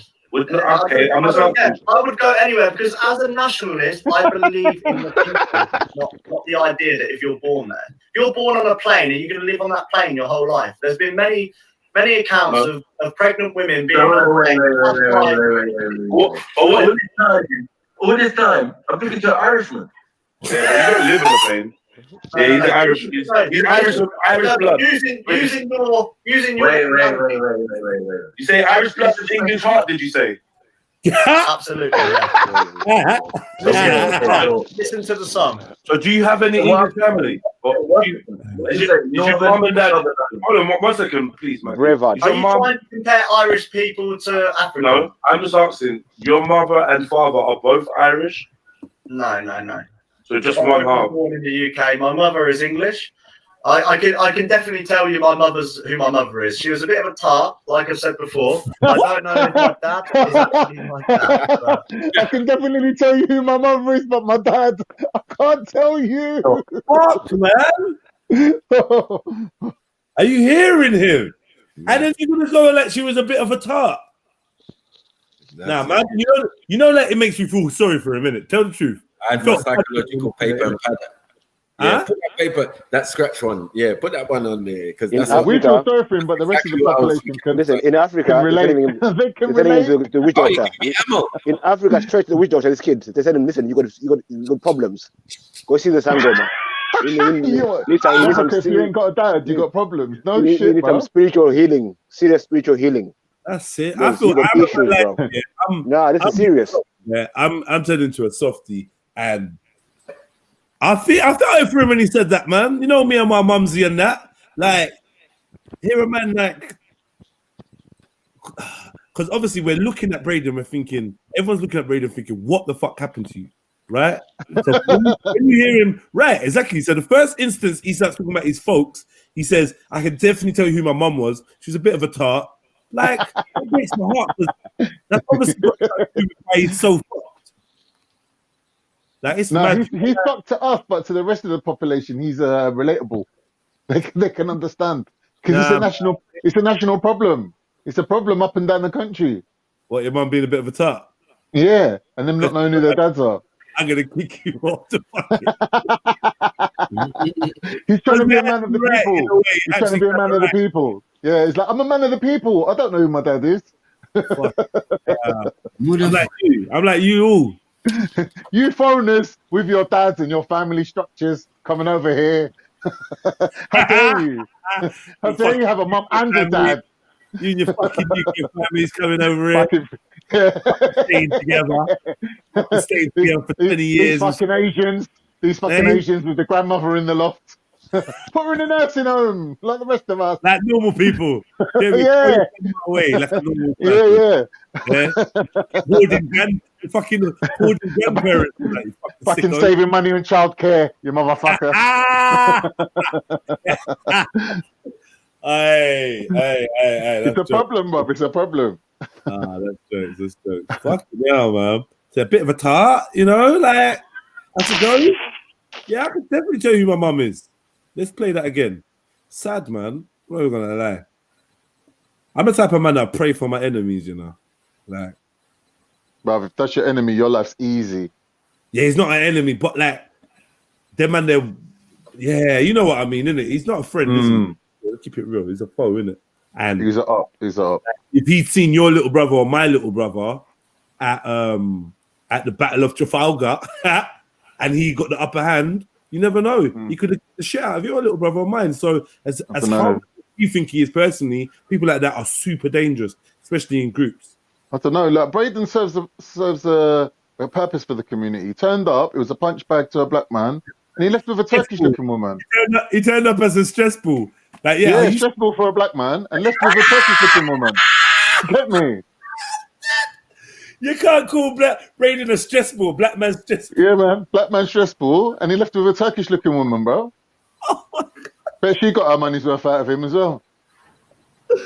Oh my God. Hey. Yeah, I Trilogy is a trap.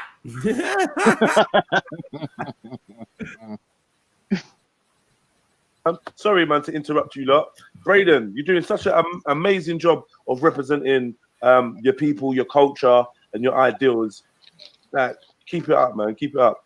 People are saying you're Irish, and a burden to the state, but you wouldn't agree with that, would you? The fact is, the fact doesn't change. I'm happy to go back to Ireland. Are you happy to go back to Africa? Yes. I would be happy to go back to Africa. Was you born in England? Yeah, you born in England, right? It doesn't matter. I'll go to Ireland. I'm just asking. I would go anywhere because as a nationalist, I believe in the people, not the idea that if you're born there. If you're born on a plane, are you going to live on that plane your whole life? There's been many accounts of pregnant women being all this time, I'm talking to an Irishman. Yeah, but you don't live on a plane. No, he's Irish. He's Irish blood. Using your. Wait. You say Irish blood with English heart? Did you say? Absolutely, yeah. Yeah. There you go. Listen to the song. So, do you have any English family? Is your mom and dad? Hold on, 1 second, please, Maku. Are you trying to compare Irish people to African? No, I'm just asking. Your mother and father are both Irish? No. So just one half. Born in the UK. My mother is English. I can definitely tell you who my mother is. She was a bit of a tart, like I've said before. I don't know if my dad is actually my dad, but he was of Irish parents, yes. Hey, you do look like you have a bit of an O'Connor to you. Do you know what I mean? Shay. Yeah. I would go anywhere because as 1 second, please, Maku. I can definitely tell you who my mother is. She was a bit of a tart, like I've said before. I don't know if my dad is actually my dad, but he was of Irish parents, yes. He was born of Irish parents. You look like you're Irish, I'll be fair. No problem. You look like I'm not saying it's a problem. I've got Irish friends. You do look like what I'm saying hold on. Yeah, I've got Irish neighbor. You do look like you have a bit of an O'Connor to you. Do you know what I mean? Shay. Yeah. Top of the morning to you. So there possibly is truth in your paternal lineage coming from Ireland. I'm not saying there's a problem with Ireland. I'm just trying to see how that works for you. At the end of the day, if you do have a mother that is English, then to be fair, I don't think the argument would really stand because you've got dual citizenship anyway. Really, innit? Yeah. Yeah, he has. So, Very I mean, good. Yeah. The thing is, It makes no sense being a nationalist or anything like that. You might as well just be a globalist, whatever you say. Do you know what I'm saying? Like, yeah. It's not a problem. It's not a problem for us though, because all we care about, as I said before, is the economics on how it affects our day to day. Other than that, the politics and all of that, we're not interested in it. Because we know if it all goes left or all goes whatever, yeah, we are not the ones who are going to lose out. That's your fear. Do you get what I'm saying? Your fear, oh my God, yeah, let's send all the black people back and see what happens to you. Do you get what I'm saying? You're going to die within 24 hours. Like, you can't live without us. We take care of your social systems, all sorts, transport, everything. Every single facet of English or British or London or whatever. Maku, let me, before you keep digging yourself a very deep That's why. Let me just save you. Let me just save you from this. No. You're because upset. I can, listen, I look at your, luckily enough, I can see your face when you're saying this. There's no genuine passion and truth when you say this. When you say this, you are lying. You are not only lying to me, you are lying to yourself. If the black population of the United Kingdom left, which is only 2%, the English could no longer exist. How ridiculous is that? Come on, how ridiculous? Function. No. Your sheer functions are moving around and doing business and trade and all sorts. If you really do believe that, God help us if you're a spokesman for the African community. Okay. All it's doing to me is showing how out of touch you are with reality and with the world. Okay, let me tell you what is reality. Well, let me tell you what. I'll tell you what's real quick. I'll add to Maku real quick. Add to this reality. The reality is, before you went in the shower, you was wearing the same top. All right, go on, Maku. What are you gonna say? It's actually the first time I wore it. It's brand new. Fuck's sake, it looks brand new as well. You did put it on dirty skin though, right? Hold on. And you was wearing it. And wait, can I just confirm you was wearing this last night? It's brand new. No. I was wearing this. You love a polo top, innit? Is that the new uniform? Hold on one second. Is that your whole flat? Oh, hey. No, that's his whole room, shoebox. Yeah, I was gonna say.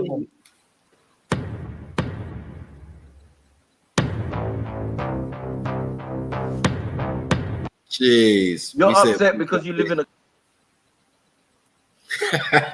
monetization. Yeah, that PG. Come on. Where'd he go? What happened? Man. I ain't said this, but I thought this in my head, yeah? Yeah? Before I go back to the video. See, if you watch any of my videos and an advert comes on, I beg you watch the advert. And I know it's cheeky because I missed to skip the ad. I'm not watching the ad. I've actually got an OCD. I might even jump out the shower to skip an ad. That's how bad my OCD is with it. Yeah? But please, family, if you watch my videos, let the adverts run, please. Just let them run, man. Let them run. Yeah? Yeah, I'm getting some pennies from that still. Yeah, man. Can we do that, family? Can we do that for each other? Nah, I count at 708. Can we do that for each other? Let the thing. Let me. Nah. Why are people saying no? You like a bad man. I'm timing you out. Yeah. Let the adverts run, please, family. Yeah. You know, my brother needs it, man. That I heard Mackie say the other day. I don't know where I was. I had to stop. I had to pull over. I was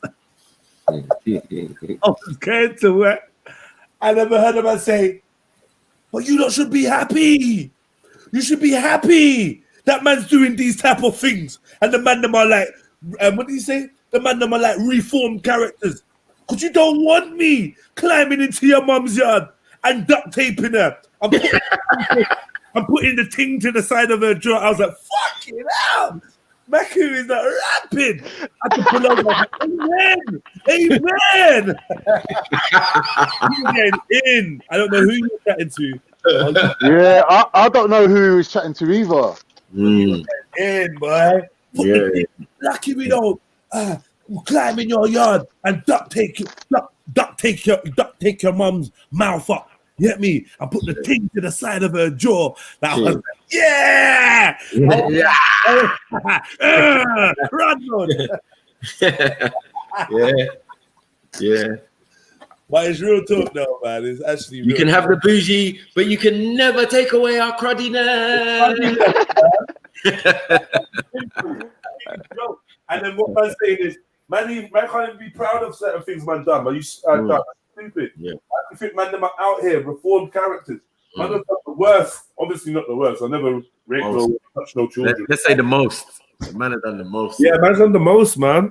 Most. And it's easy. I realized growing up, it was easy to do the most them times. Don't mean that man's any better than blah blah blah, but man reckless generation, bro. Like very reckless. Like 10 years either side. Them man, they are very they do it. Yeah. They're gonna do it. Not like the new youths. The man that do it. Yeah, it's a mad thing. If they have to. There's only a small fraction. That's faction. There's no fiction in there. It's a fictional. No, you don't get paid even if you skip. Who told you that, Double O? Who told you that? That's not true. You don't get paid if you. I don't get paid if you skip. I mean, maybe I do, but just watch the adverts. Big up on that script. Come on, manners and respect. Go make a cup of tea or something. Put it on. We'll make a cup of tea and come back. All right, let me go back to Brady. Brady in that work, boy, mad. Yeah, we've got him off his seat. He's got to his cupboard now, and you know the wickedest thing. You know why I feel sorry for Braden? He's got one of those cupboards made out of material. Yeah. Yeah, like raw. You living in a pod. IKEA. What do you mean the wardrobe? The material wardrobe. Yeah, that's the joke thing. That is a struggle flat. That's a definite struggle flat. That's how you go to Narnia, man. That's how you go to Narnia. Fuck's sakes. Oh my god. Man's got the wardrobe with the zip. You give me Yeah. Oh my god. Bread in the zip and the wardrobe. The Chronicles of Narnia.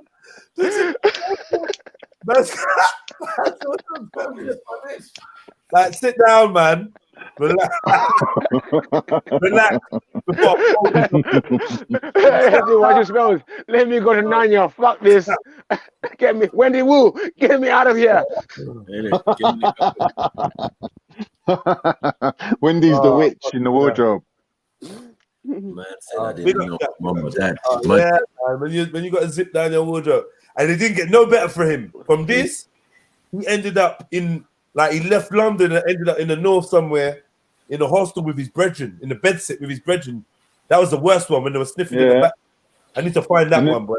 And the next step, he's probably in Ireland right now. That's where he probably is. He went from here to up north, and then from up north, he was like, even this is too bad. Ireland. The prophecies of Braden. You got to punch at the bottom of Trafalgar, and he saw took him to Ireland. That's what you're telling me. Oh, I don't know. Oh yeah, so yeah, no, he definitely came back to London. Well, yeah. Why are you missing his polar neck? Obviously, his thin little scrawny neck needs reinforcements to hold up that massive Irish head. He's looking like the boy from Uncle or Simon Temple. Yeah, he's trying to drop the 1970s. Yeah, like the Saint and that. Like, fuck off. Get out of here, Braden, man. Stop that. You was on Buckingham Palace roof, man, or the Houses of Parliament doing Strange Eye and all of that. My man seen all that before. So I know who I'm talking to. I'm like, shit. Maybe they took him down and put him in here. You get me? I don't know what happened. He comes to Speaker's Corner, he done some madness. It's funny though how Brennan gets himself in all these places. Just like, it's for a dumb guy like this. He's in all these like places strategically. It's amazing. You know when that big black guy thumped him down, yeah? You know when that big black guy thumped him down? Did you notice how easy he went down? The guy must have been looking at him going, "Bro, have you done this before?" Is this your normal life, getting licked down? Because you went down easy. Remember, like life is very comfortable. You went the like, Tommy yeah, thing. this is what I do.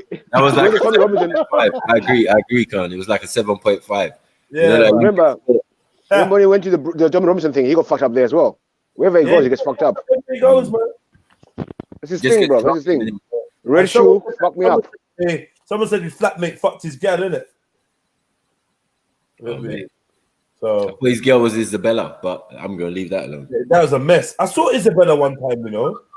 She's scary, man. She tried to lock onto me. Lock onto me, grabbed onto my arm. I was like, yeah, we're around. Like, bro, I did bear police came. I was like, Isabella, we just want to talk to you. I was like, what the fuck is going on? What's going on? And then she started. Is that when she started rolling around on the floor? Maybe. Yeah, it is. Then she started rolling around on the floor. Then she ran into Speaker's Corner, and then she rolled on the floor even more and said, "You're murdering me. Leave me." Murder. Is it go do murder? It's murder. It's murder. Murder. Isabella,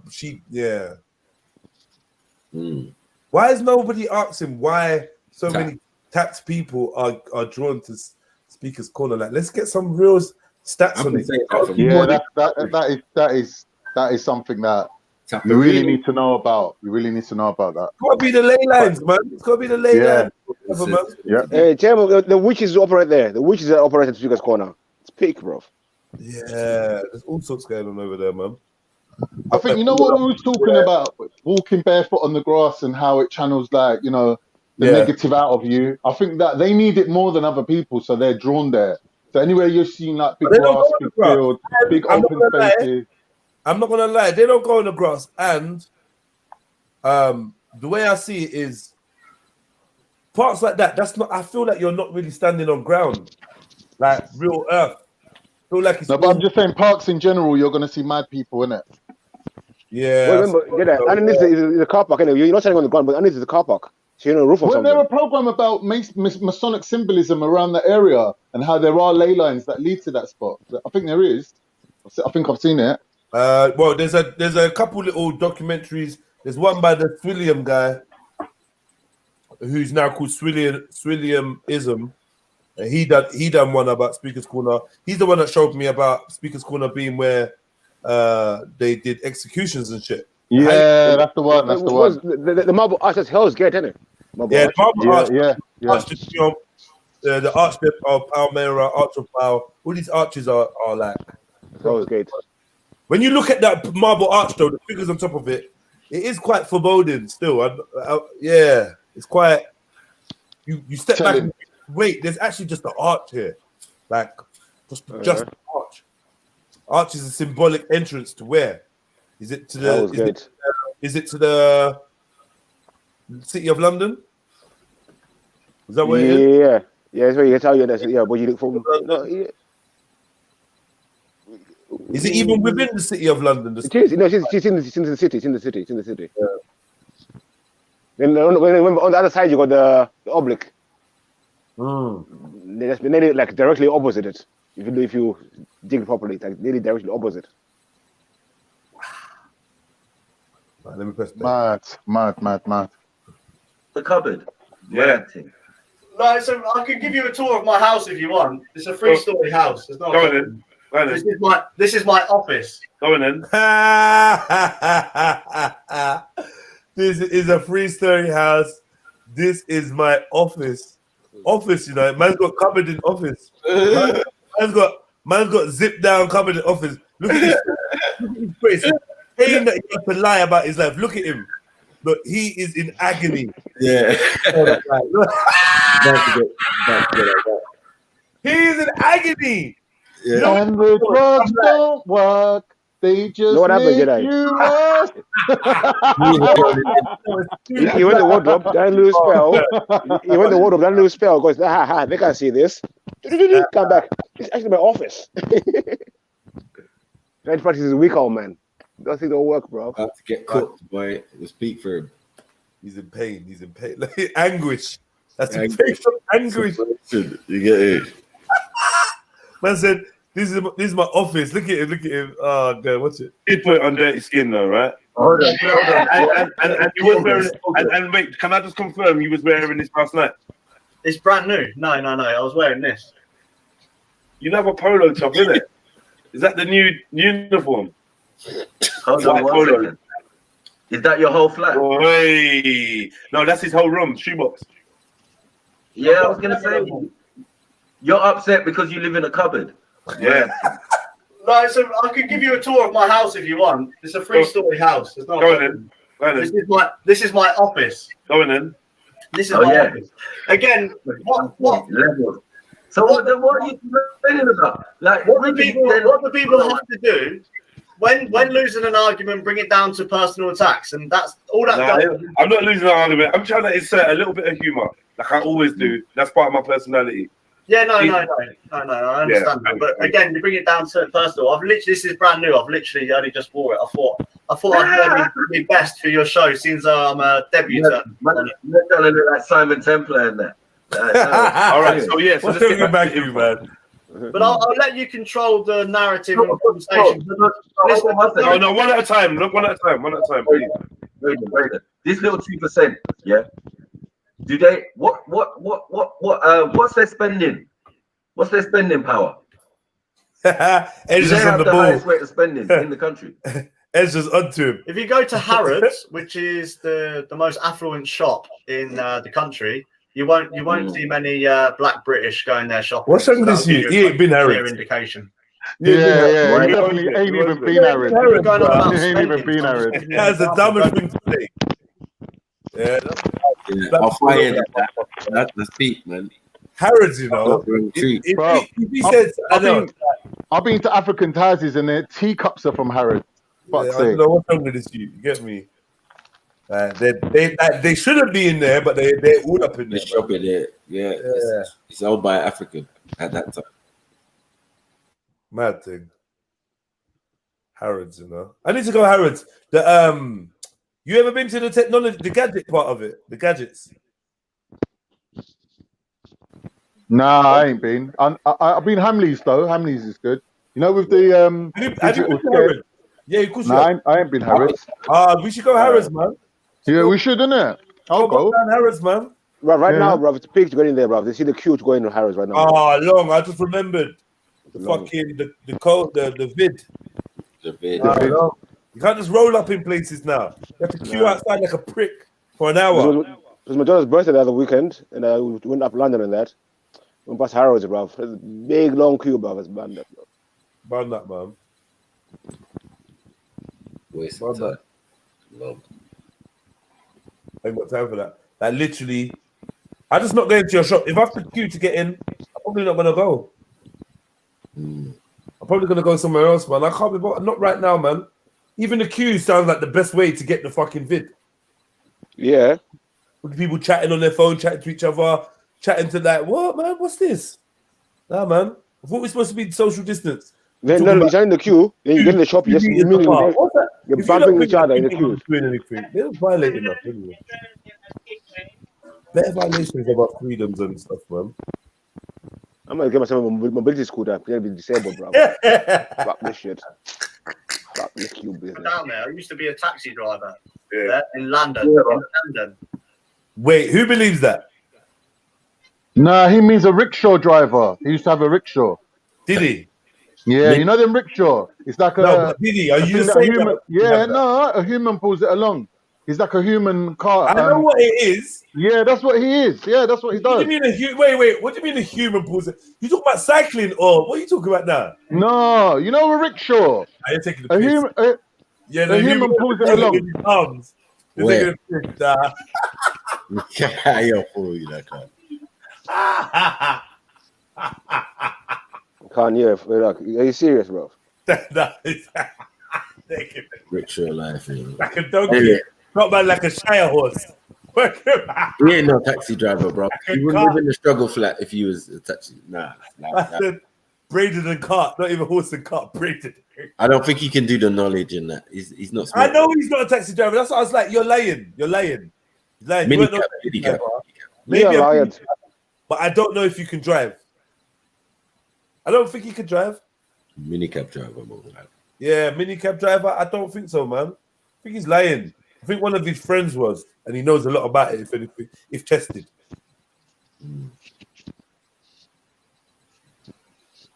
But then again, he does have a job. Well, he did say he got sacked from a job or something like that because of stuff that he's been saying online and that. Or one of his colleagues challenged him or something like that. Yeah.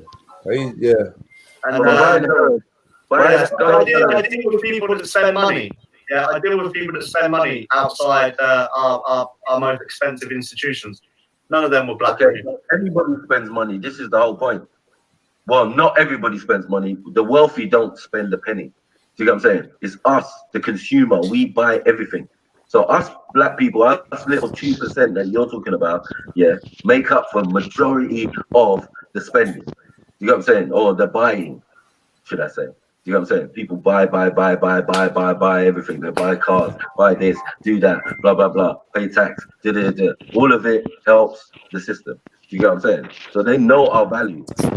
You go on like, yeah, oh yeah, you know, like, yeah, Harrods. Who cares about Harrods? And when an African man owned Harrods, you weren't saying that. Hold on, when an African man owned Harrods, you weren't saying that.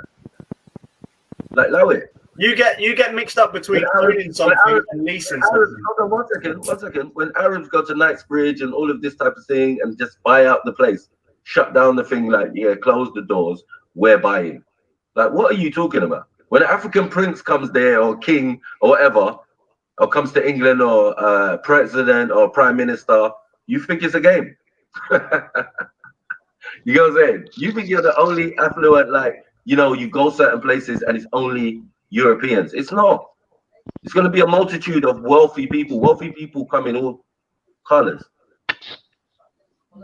Maku, with all due respect, Maku, if this is the best those of African descent, those British blacks have got to offer in a debating sphere, I can't come at you with any points that you're making because they're totally ridiculous. They really are. It doesn't make any sense. You don't make sense. So when you was on the roof, you know. Don't let me start you that. I said when you was on the roof, yeah, looking down. Maku, let me just ask you a question. Have you ever looked into Charles Darwin's definition of African?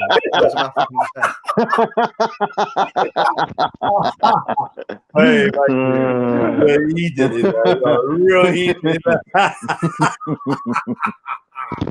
Nah, I need to get that face. I need to see that face again. We might be human beings, but we're different species, we're different races. Okay. Just like a lion and a cat, they are cats, but they are different. So what you're bringing is a cat.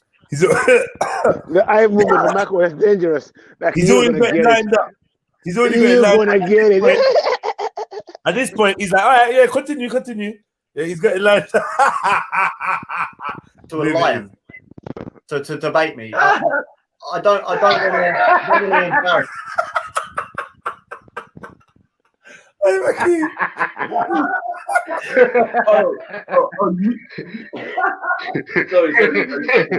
No, you know what the joke is, though? You know what the joke is? Yeah. You got the 3 lions on your shirt, yeah? You got the lions on the representing on the emblem that represents Great Britain, the royal monarchy. We got the lions, the regal lions, the rampant lions, and there are no lions in England. Where's no lions in Africa? Only in the zoo. The lions are actually in Africa. We've got loads of cats over here, though. Cats. So if you want to associate yourself, with an animal that's actually geographically correct, yeah, it's not going to be the African lion. I think it's going to be I think you got to remember that the original would have been the big wildcat, and the later edition would be the domesticated version. So I mean, clearly, don't compare yourself in that way because you're going to be calling yourself a domesticated cat compared to a wild African lion. And you don't want to do that. You don't want to do that. I think we should rethink that analogy. We should rethink that. Yeah, go back. Yeah, because you remember you're representing something British, like thistle soup. And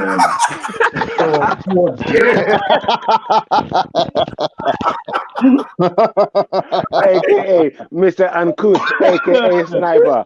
Fuck off. You're representing Thistle Soup. What the fuck is Thistle Soup? Where does he get him from though? Like he comes out with the most like.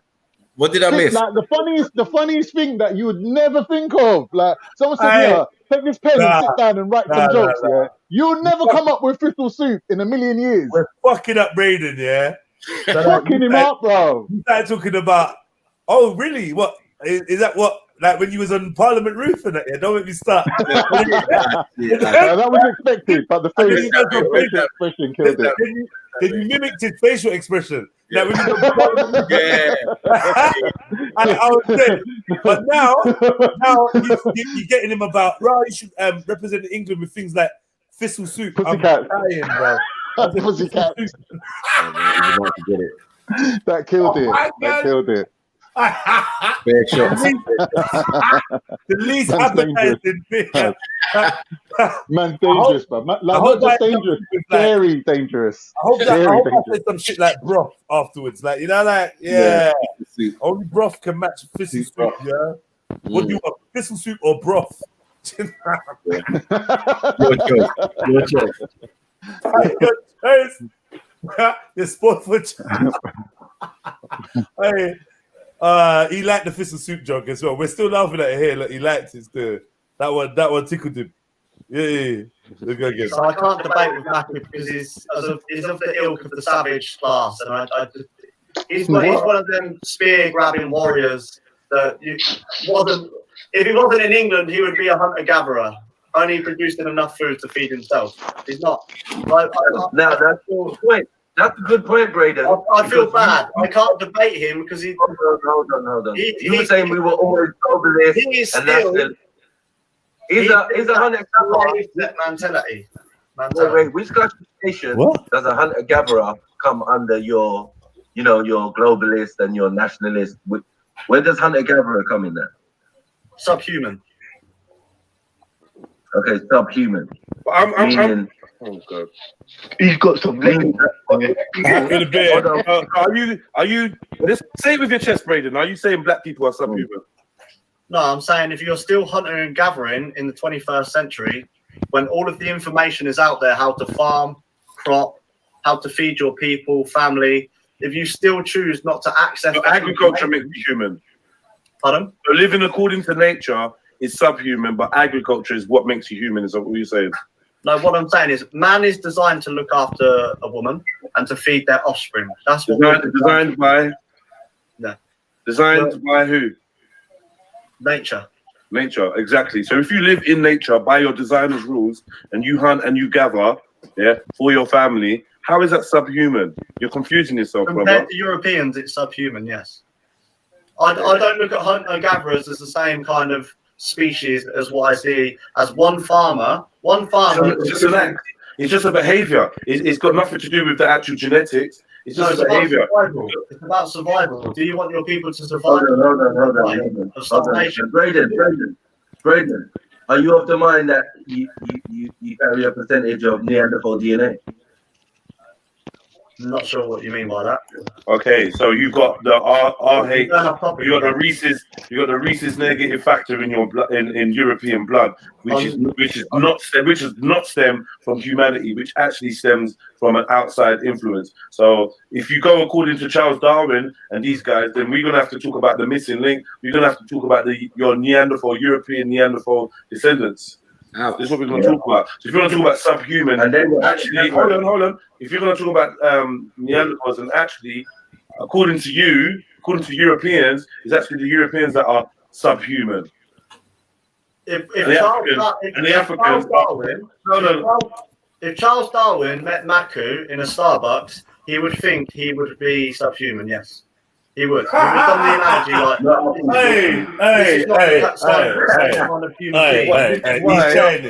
He's proper Chinese.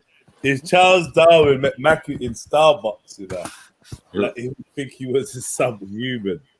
At this point, he's hurting hard. He's had a last back for them jokes. Yeah, when you draw for Darwin, to call money monkey, and that we can't say it properly with your chest. Yeah, then you're hurting. You're hurting. It's crazy, bro. That man bury his own self, boy. Subhuman, yeah. Thicker soup got him. You don't know the thicker soup, man. You hurt him. You hit him hard. Yeah, the soup hurt him and all that. That hurt him. So he's like, yo, I'm gonna get you back. He tried to get you. He tried to trigger you. He definitely tried to trigger you. But he just was like, man, just laughing at him. That's that's the thing about Braden. How are you gonna piss us off? You can't piss us off. He's gonna laugh at you, man. You got to get man angry. We're just gonna get clever and creative with the way that we film you. To make it even more sweeter. Like we like it when our praise squirms on that. We love that. Makes it more of a sport. But you're dead already. You've been dead. You've been dying. Bro, you're dying from your room is what? 2x16. What's the size? What's the dimensions of that shit? And be honest, this is like the dimensions of the arc. What's going on? What's this? There's no straight walls. There's only one straight wall in there. The magic. Yo, no wonder you get crazy. Fuck it, yeah. Cabin fever. But like, let me just say though,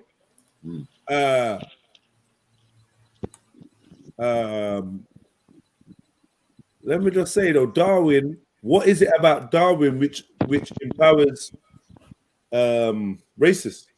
What is it about Darwin's work or words or whatever that's empowered racists? It's the monkey thing, man. I'm telling you.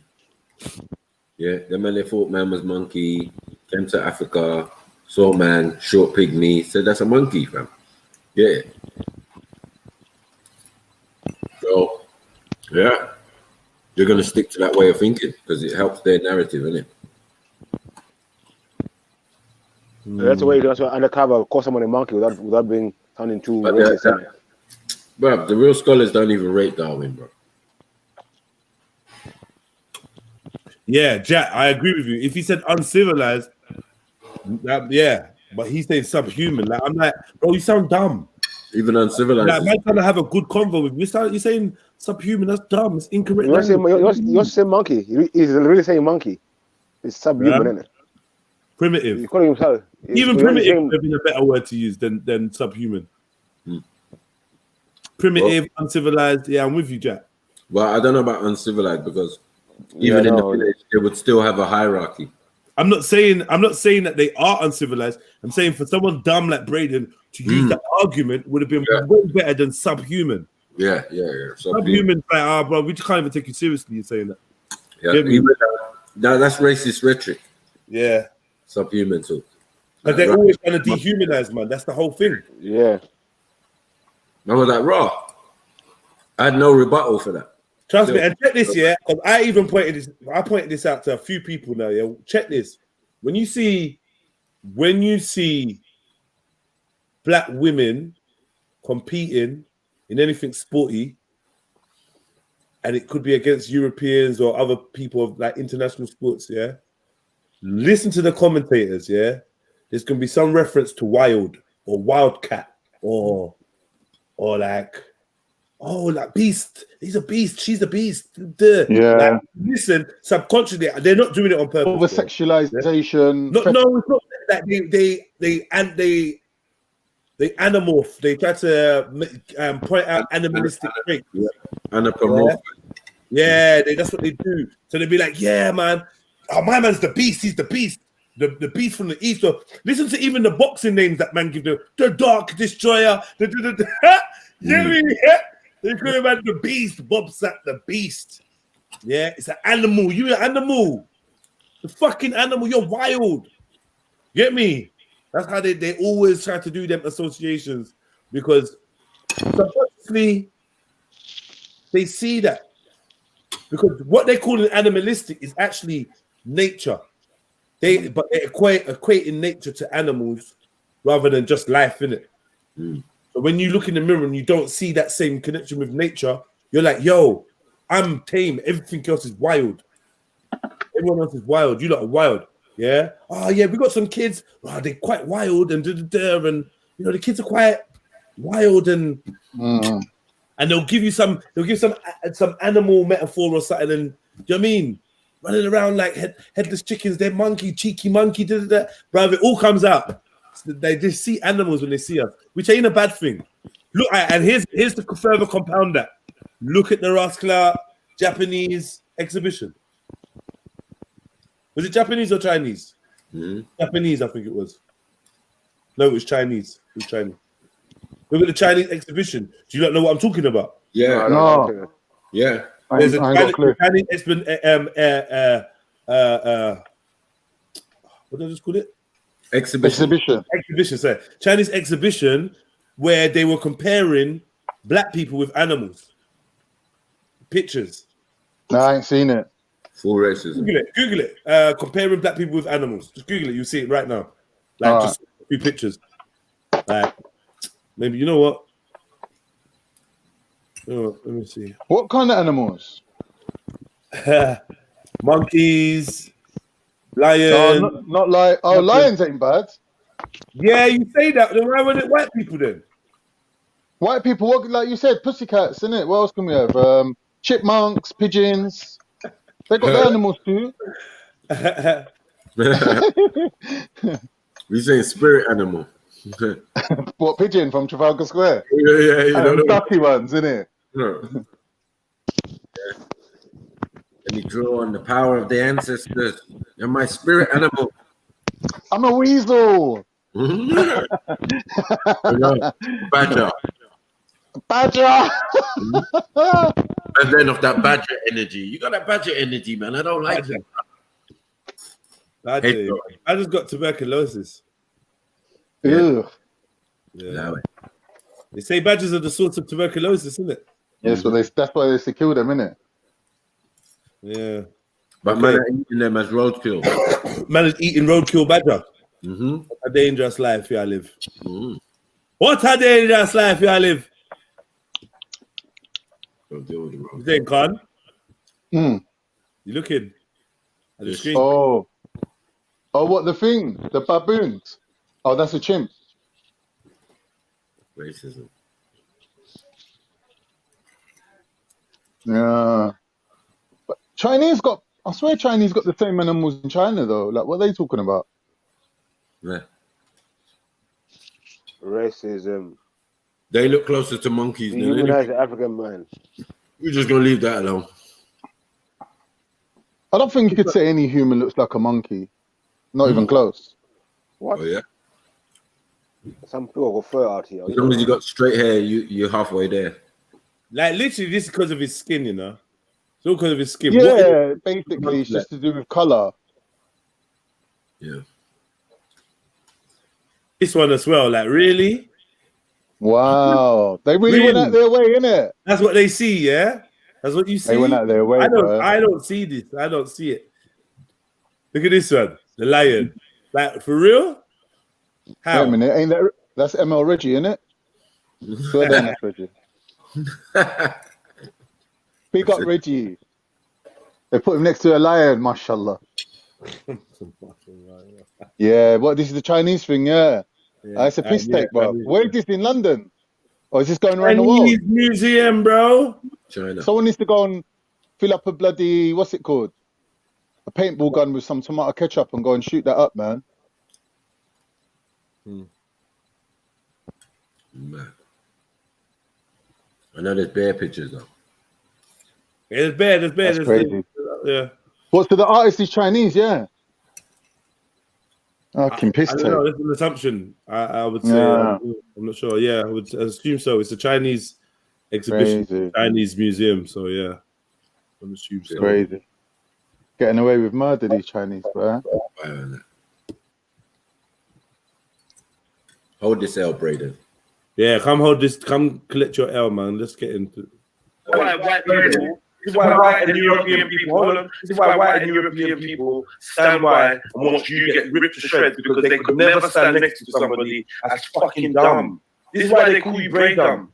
This is why white people all over England cringe at the thought of you representing them. And I'm so glad that we are open-minded enough and smart enough to know that you do not by any means represent the majority of white people. And you do represent a class and a section of Europeans that are ignorant. And what I find is the more racialized the thought process, the more hate-filled, the more this type of rhetoric that someone spews, the dumber they actually are. You're actually quite. You like how are you going to quote Darwin? How are you going to quote Darwin, and then you're not going to talk about evolution? They're going to talk about evolution. Pardon? And the Finches and the Galapagos Islands. Why did you leave that out? But I don't think they even go that deep into it, bro. You know what I'm saying? Yeah, can I ask those on the panel that are of African descent, do you not just speak English, but do you speak a black language? Black language. English is a black language. Any other language apart from the English language? Do you speak any language that has not come from? Say again, BV? To those of African on the panel, there's only 3 of you on the panel. Anyway, big up Jedi in his slim days, man. Look at that chiseled features. Big up Jedi. Jedi, how much does you weigh in there?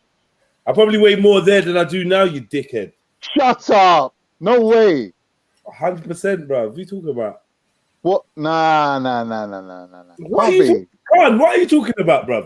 What is it? Well, it's the hair. Well, the only thing different is the hair, and your face is looking chiseled. My hair's not different, bro. What are you talking about? It is to the side. It's got a side part in. It's not got a side part. It's got headphones on, man. It's just messed up my locks. Side part in. Dick. Anyway. I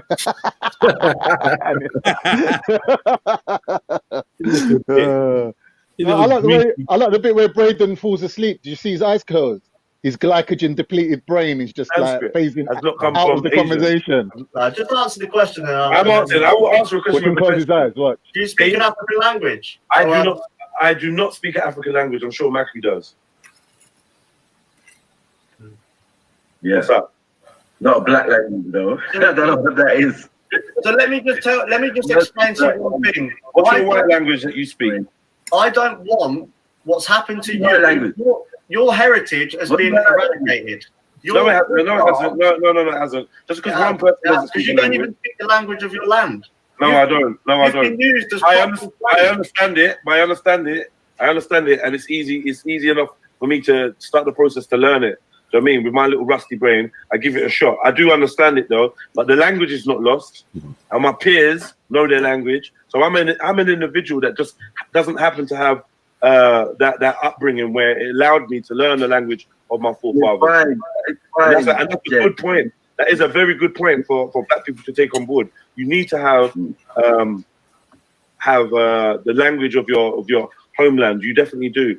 And this is another issue with when you go to 1 second. Homeland. Yo, come. MD1 up. Come on there. Oh shit.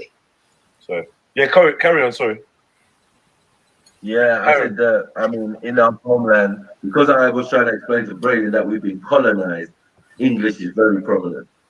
So over there, they speak English better than you. But Braden doesn't want this for us. And like I said, there's always going to be points that we agree on, especially people that are super racist. Because when they start talking about black people having their own thing or Africans having things for them, I agree.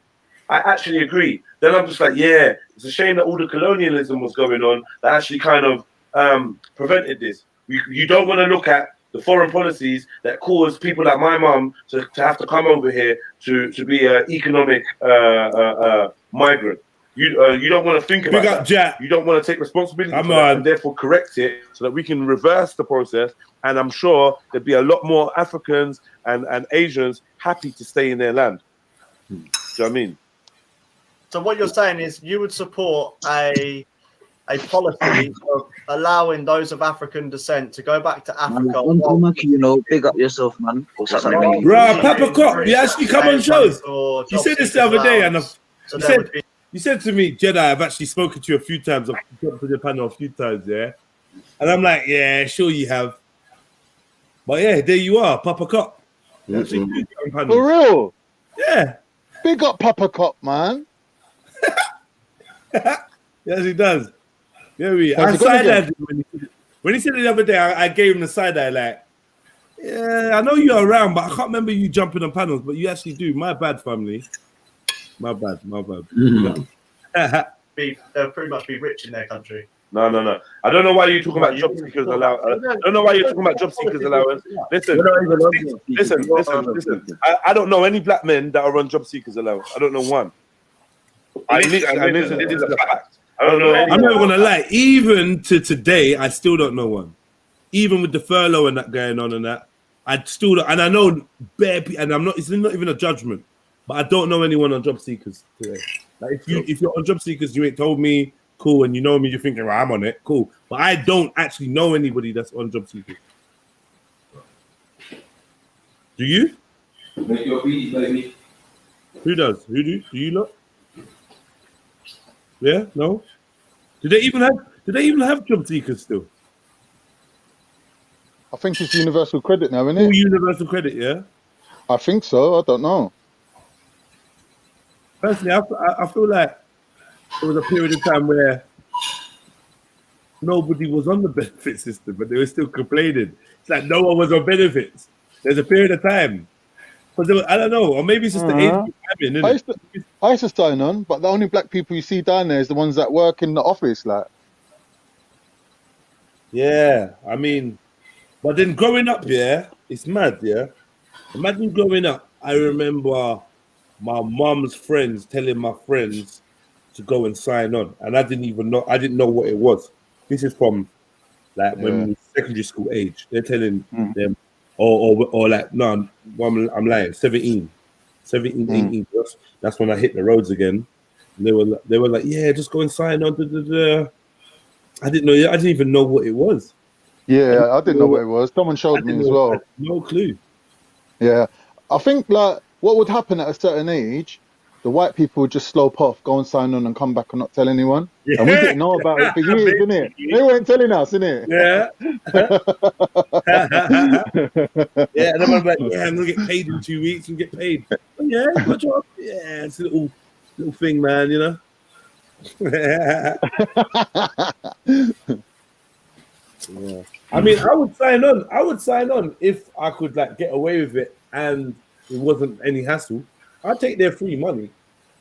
You know what I mean? I would, yeah. But like, that's just a hassle. Appointments and going to sign on, and then I don't know, going in every week. Questions, them looking down their nose at you. They make it hard, don't it? The energy in there, man. Because they make it hard.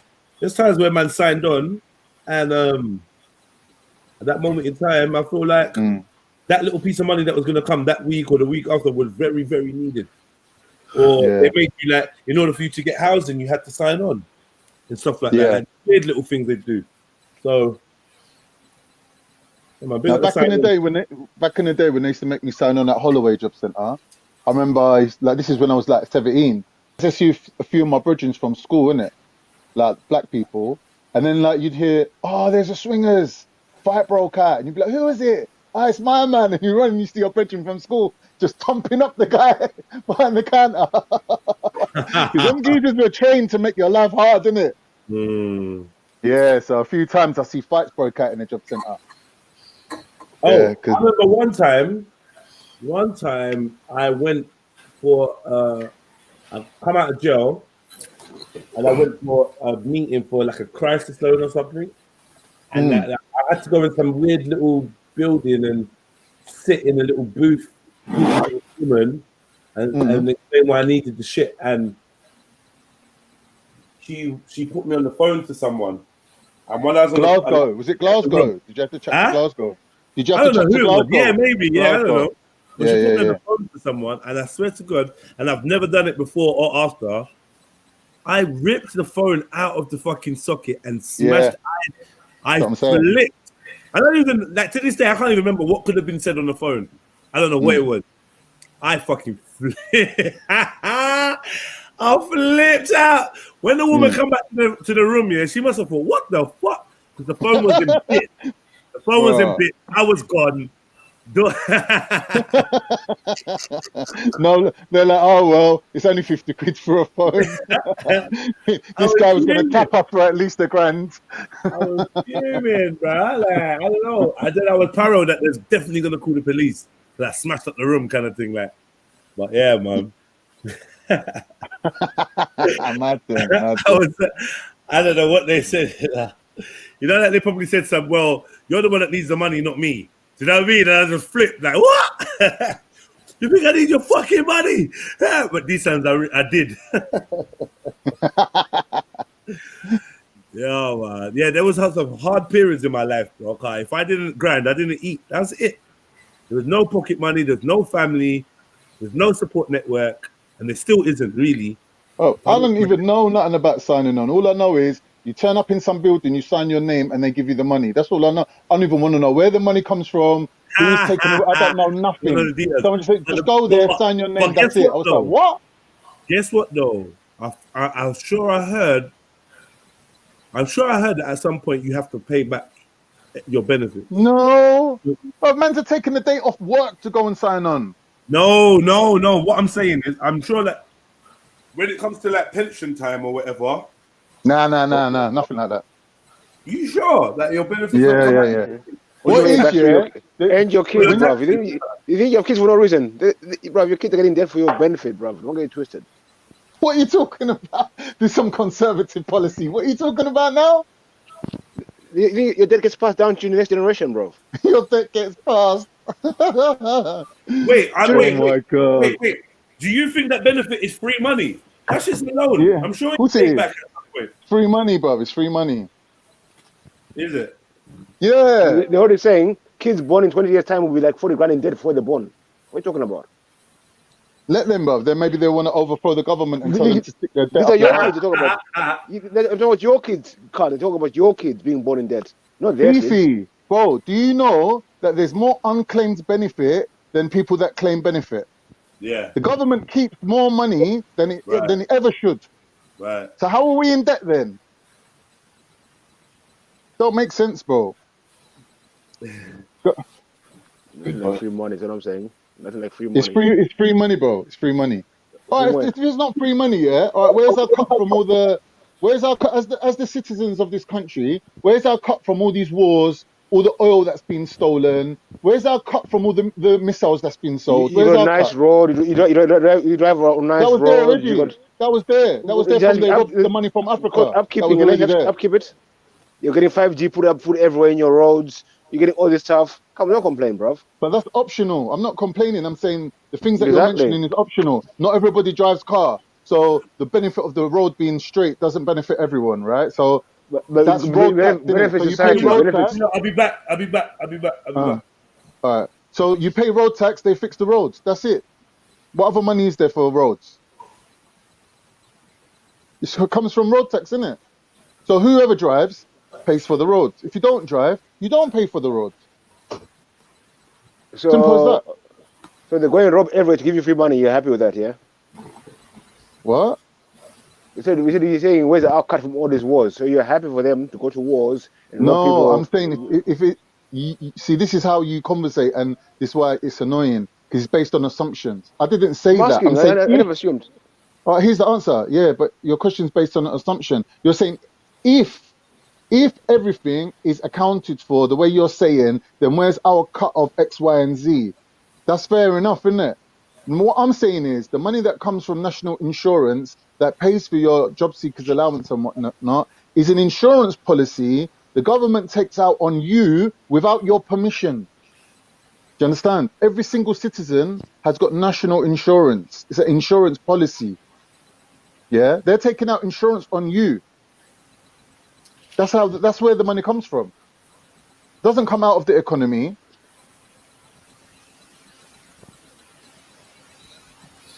I'm confused, but okay.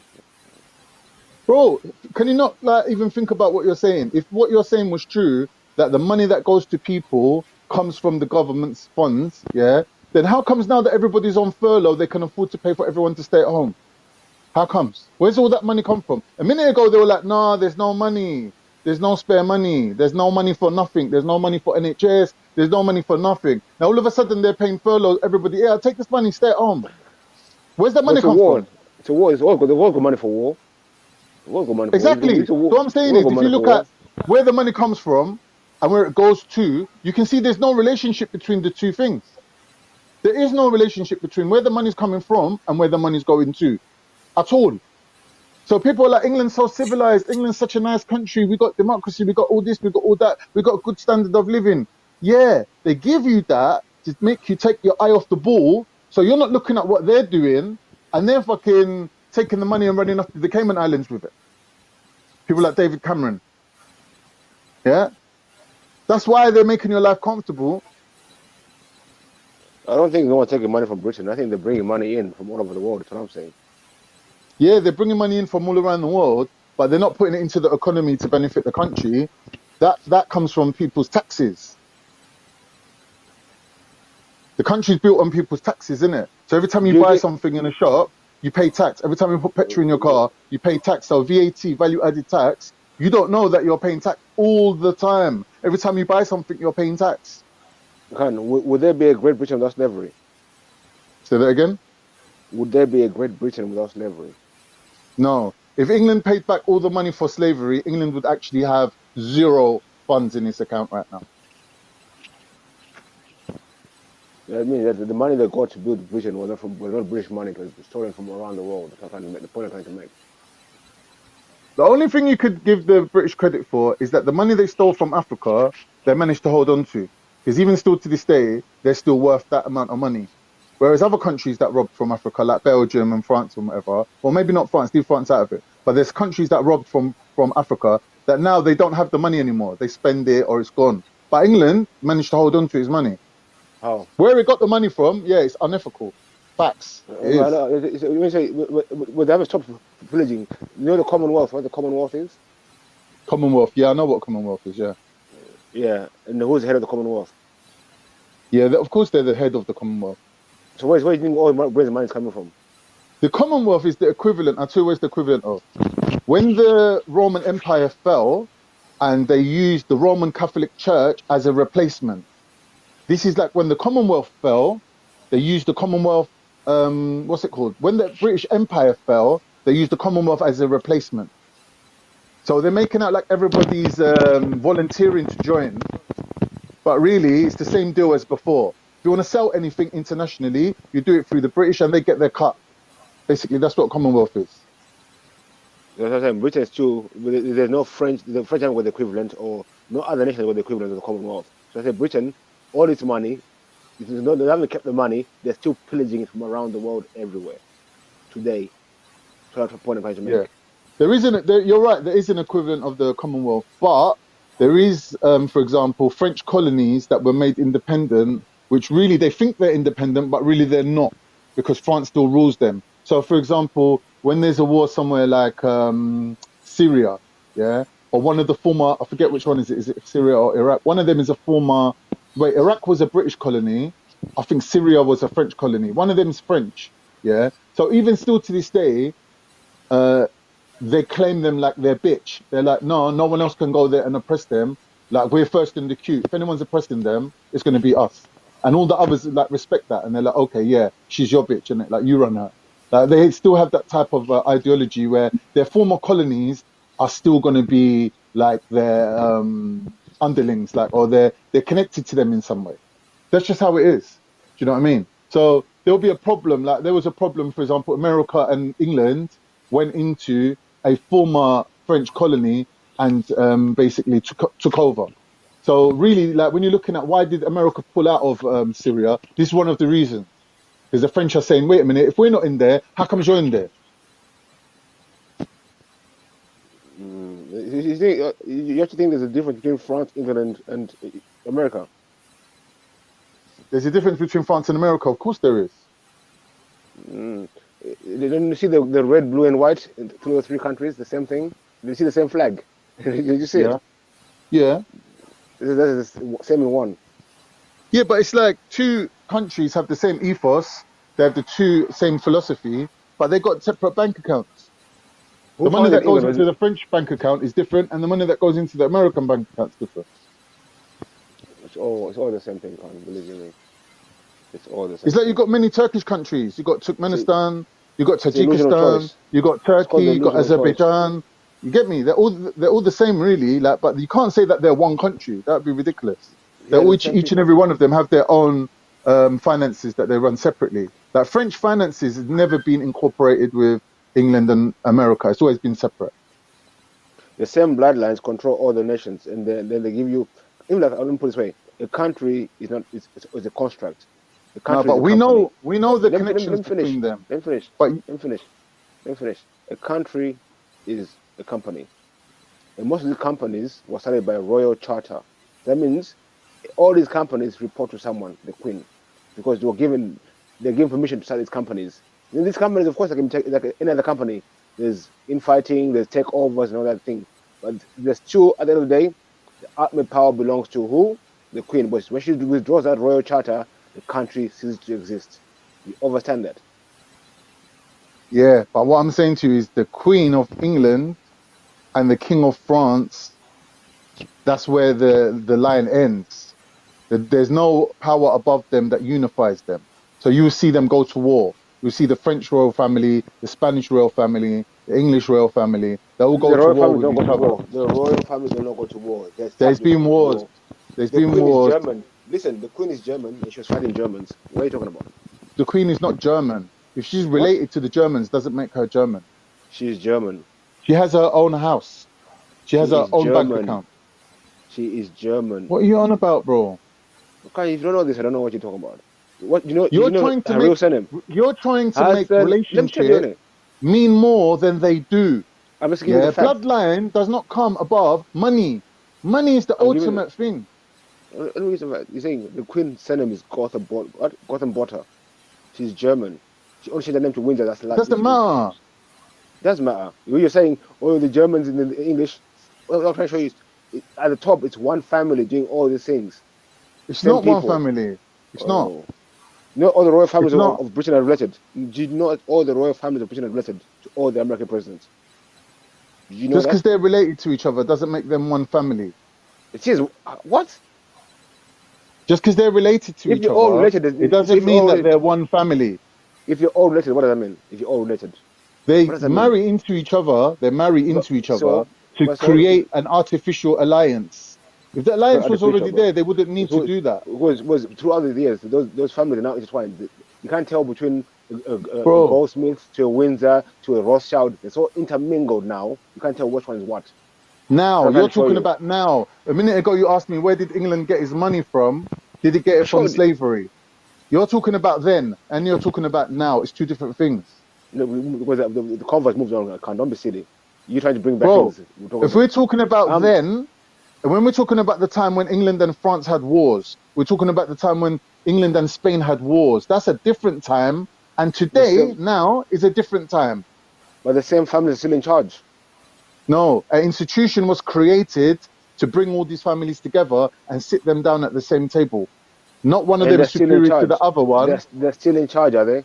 Of the world? They're still in charge, are they? The same families? Are you listening? Are you listening? Whether it's 1, 2, 3, or 4, 5 families, are they still in charge, Khan? That's my question. Well, what do you mean still in charge? From when to when? You got to give your start date.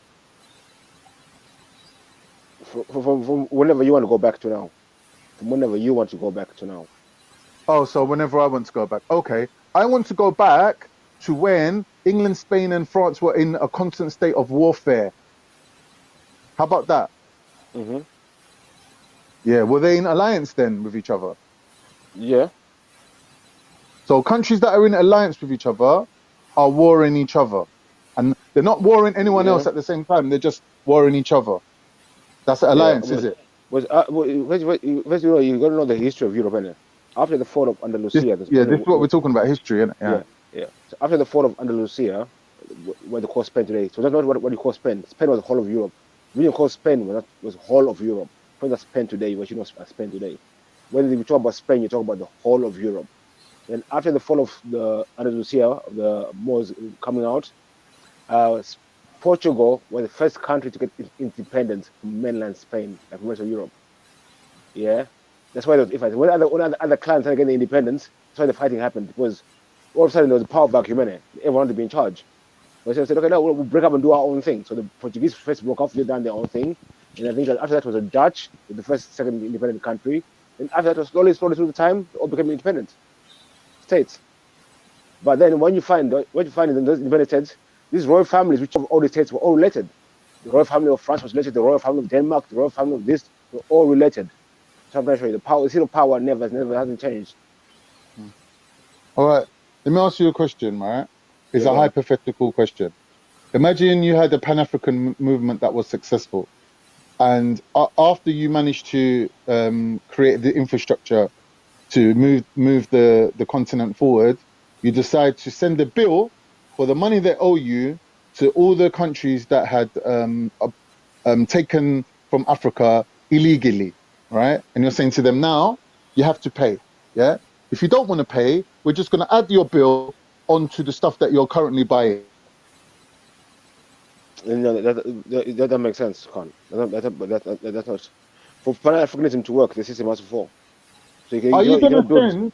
Let me finish. You cannot build within the system to try say you're gonna make to get it done wrong. The system has to fall. We cannot be in part of the system. If we want to be successful in the system, we cannot be part of it. We must make our own system. It's hypothetical. Yeah? I'm giving you a hypothetical answer as well. It's hypothetical. So what we're doing, we're isolating one thing, and we're going to look at that one question. So it's hypothetical, isn't it? So hypothetically, if you were sending out a bill to all the countries, yeah, are you going to send one bill out and say to all the countries that are now in union with each other, that have joined together, and we're looking at them as one unit of people, we're sending you one bill that you must pay Africa what you owe, and here's the number. This is how much you owe. Or are you going to send them all itemized bills and say, England robbed this much from Africa, you have to pay reparations of this much. Belgium, you took this much, etc. How are you going to do it? What would be the best way of doing it? To me, that question, for me, it doesn't make sense. It doesn't make sense because.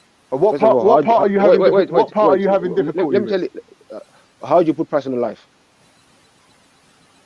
Yeah, the price that they were paying for the slaves. No. So I can't put price on a life. It's priceless. So they can never pay back life. You don't understand. When an Englishman took out a loan from Lloyd's Bank, yeah, to go and buy a slave, yeah, that money, yeah, became real. That man, when he them, not to me. Came on, but this is the economy that you've joined. I don't want to join the economy. The world economy. But you don't listen to what I'm saying. First of all, you ask me how much. So when we're talking about money, we're using the same currency. Slow down. But this is but bro, you're saying slow down. But this is the most basic level we can have this conversation at. Tell me, do you know what they used to pay to buy slaves? Do you know what they used? I'm not interested in the whys. I'm saying to you, yeah. No, when we're talking about Beefy, give me 1 sec, bro. Listen, we need to set the stage before we can get to the details. Yeah. Forget about why. If we're talking about money, if you're using the same money that I'm using, yeah, we're both invested in the same economy. So you can't say I'm going to use English money, yeah, but I don't accept that half of this English money is human life and the other half is petrol that come from the Middle East that people died for. Oh, but I'm still using English money. No. When you use their money and you invest in the economy, you must accept that money that you're holding represents a human life. You're saying you don't accept it, but you're still using the money though. You don't answer my question. You just answer a simple question for me. How much is a human life worth? Give me the answer. Bro, are you trying to deliberately railroad the argument into a dead end? What I'm saying to you is when we calculate... Let me make my point quickly. You ask me to ask for money back for reparations. So I'm asking you, if I want to ask for money back, at least I want to know how much is the life worth. The money that they paid. How much is that? Can you tell me? How much is that? However, listen, when you went out into the bushes and you caught an African and you sold him to a white man, the price was decided between you and the white man. You can't ask me 400 years later how much is a life worth, because you already made that decision 400 years ago. What do you mean you and the white man made a deal? Who is you? When Africans were sold into slavery, who decided the price? The seller or the buyer? It was a relationship between them two, innit? It's nothing to do with me and you sitting here right now. I'm asking you for the price they paid, innit? What was it? I don't know the price they paid. £2, it's irrelevant. £3. It's irrelevant. You're asking me for a number. There was kidnapping before sale, though.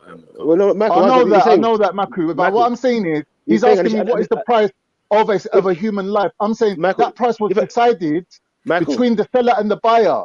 Michael, 1 second. Michael, if I want to send you a bill, itemized bill, I'm not going to price everything individually. Like no, but you're asking me what I know. I don't know the price what one slave's worth.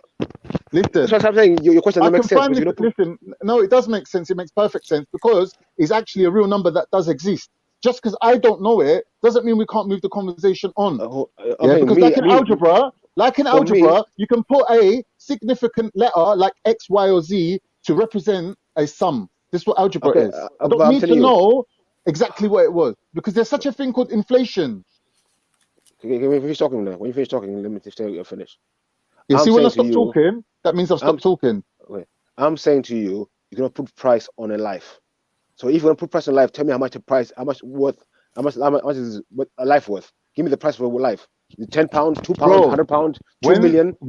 What is it? When today's value? Historians sit down and calculate how much was robbed from Africa, they calculate the life of each slave as was paid for, in the money that it was paid for at the time. Whether or not you want to get into some semantical argument about can you fix a human life into a price, that's by the by. The fact is, and does remain, that human life was exchanged for money. Whether you're saying it's ethical or unethical is irrelevant. It's something that historically occurred. I don't know why you play the debate. You asked me to send a bill to someone. I'm asking you, okay, I'm gonna send the bill to Britain, for slavery. So I'm asking you can't answer the question. I'm asking you. Should it go to one country or all of them individually? You're diverting the subject to how much individually. How much is the bill for? Individually. You're saying how much is the... Okay, I'm asking you. You send the bill individually to each country. All right. Okay, now on the bill, what do you put on the bill now? I'm asking you now. I've answered your question. Now you answer mine. That's irrelevant.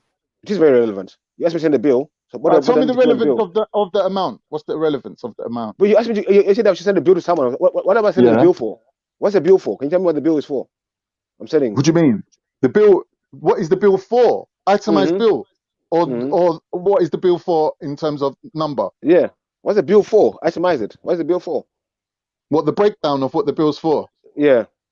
So everything that they took from Africa, including human life, including natural resources, that they basically used their own military technology to have leverage over the people. Then not only that, the things that they stole, which wasn't things that they bought for a cheaper price than what they should have been paying, but basically things that they stole without even paying for. So again, natural resources, human life included in that. So on natural resources, what do you say, 10 million, 20 million? Are you joking me? 20 million? I'm asking. I don't know. In terms of inflation, you're looking at about 13 billion. 13 billion. Just for the slaves that Britain bought from Nigeria alone. Just for the human value. Africa? I forget. There was a BBC program. I watched it. I think was it 13 billion or 13 trillion? I forget, but it was a lot of money. So and basically they worked out how many slaves was bought from Africa, what the price was then, and in terms of inflation, how much would that be now? Yeah. Wow. It was worked out. I think it was 13 trillion. Oh, I'd like to see this all worked out. I want to see how they broke that down. Well, how they done it is they calculate how many slaves were bought, and what was the going price of the slave, right? And they know this all because it's documented, because every slave that was bought, that transaction was covered by an insurance policy issued by Lloyd's of London. And I know. So Lloyd's of London bankrolled the whole slavery operation. So it's written down how many slaves were bought. I wonder when they're factoring in the price, they factor in that the people who were kidnapped never had kids. So you talk about maybe now 20 generations lost. I wonder how you put a price on 20 generations lost of humanity. Yeah, so basically what they're saying is even if you go by the most conservative amount, they still can't afford to pay it all back, because what will happen is their country would literally be worth nothing if they gave back all the money. So why am I sending a bill for them?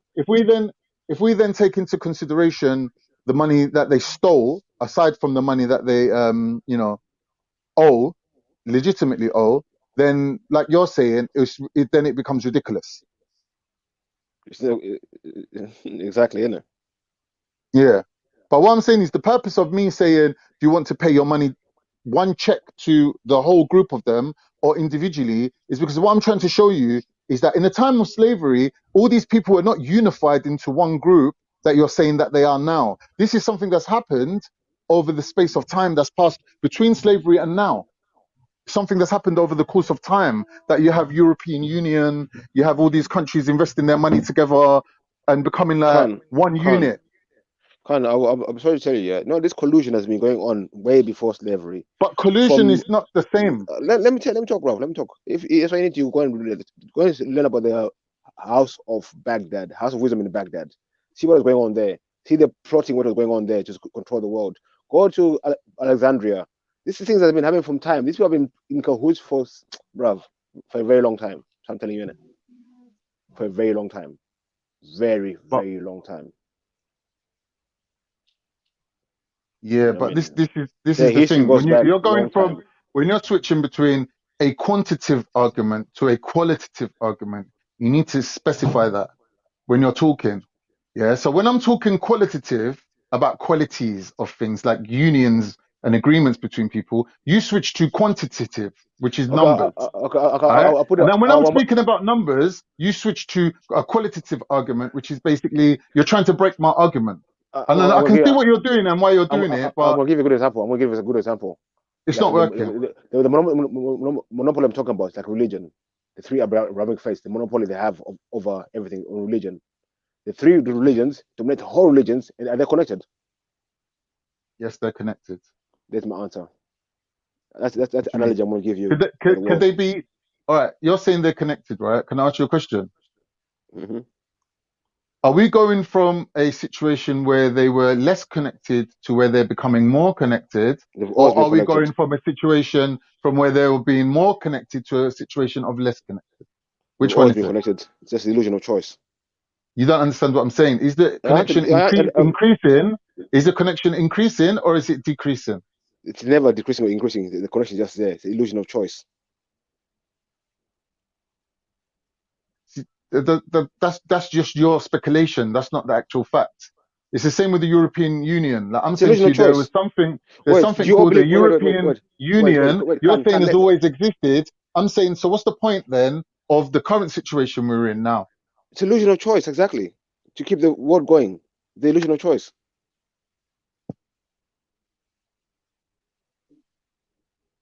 That's all it is. They go play the game, innit? So we all fall for it. Give us labels, do this. It's all the same tricks. And we keep on doing it. Because if we don't participate, then the plan doesn't work. See, the thing is, your argument that you're presenting is what is known as a defeatist. It's a defeatist position. You're saying it's a defeatist position. You're saying they're all in it together. Yeah, so we're on the outside. They're on the inside. They make the decisions together, and we're outside of that decision. We have no influence over these people because they're powerful. Yeah, this is a defeatist position. I never said that. That's what you're saying. You're saying that they consolidate in power. That's what you're hearing. That's what you're hearing. I said, if you participate in their games, we give them power. We don't have to participate in their games. This is what I'm saying. But you are participating in their games. I don't. The whole of Africa is involved in their games. The whole of Europe is involved in the games. They are Europe. The whole bruv. It's how you see it. That's how you see it. I'm telling you, the top of the thing, not a white man, it's a black man. I'm telling you. You're saying at the top of the thing there's a black man. Not a white man, bro. And then the black man, and then the white man, and then you're saying it's in layers. I'm just letting you know, innit? I'm just letting you know, innit? It's illusion, innit? Illusion of choice, innit? Illusion and delusion. That's how they play the games, bro. Yeah, if you was to say to me these institutions of power come from black people into white people, I'll agree with you. But if you're saying the actual people themselves are black, then I'm not agreeing to that. See, you look at color, innit? You think color is everything, innit? That's your problem. No, I'm not saying color is everything. I'm saying the institution. I know. Listen, for me, I know a black man can be a white man, and a white man can be a black man. I know that. I've seen it in my own self. So I know what I'm talking about when I say. All right, explain that then. Explain that. How can just pick one of them and explain one of them. Like how can a white man be a black man? Explain that. Because that's more interesting. That's more interesting. You're a religious guy. Do you believe in spirits? Yes. What color is spirits? They don't have a color. There you go. That's your answer.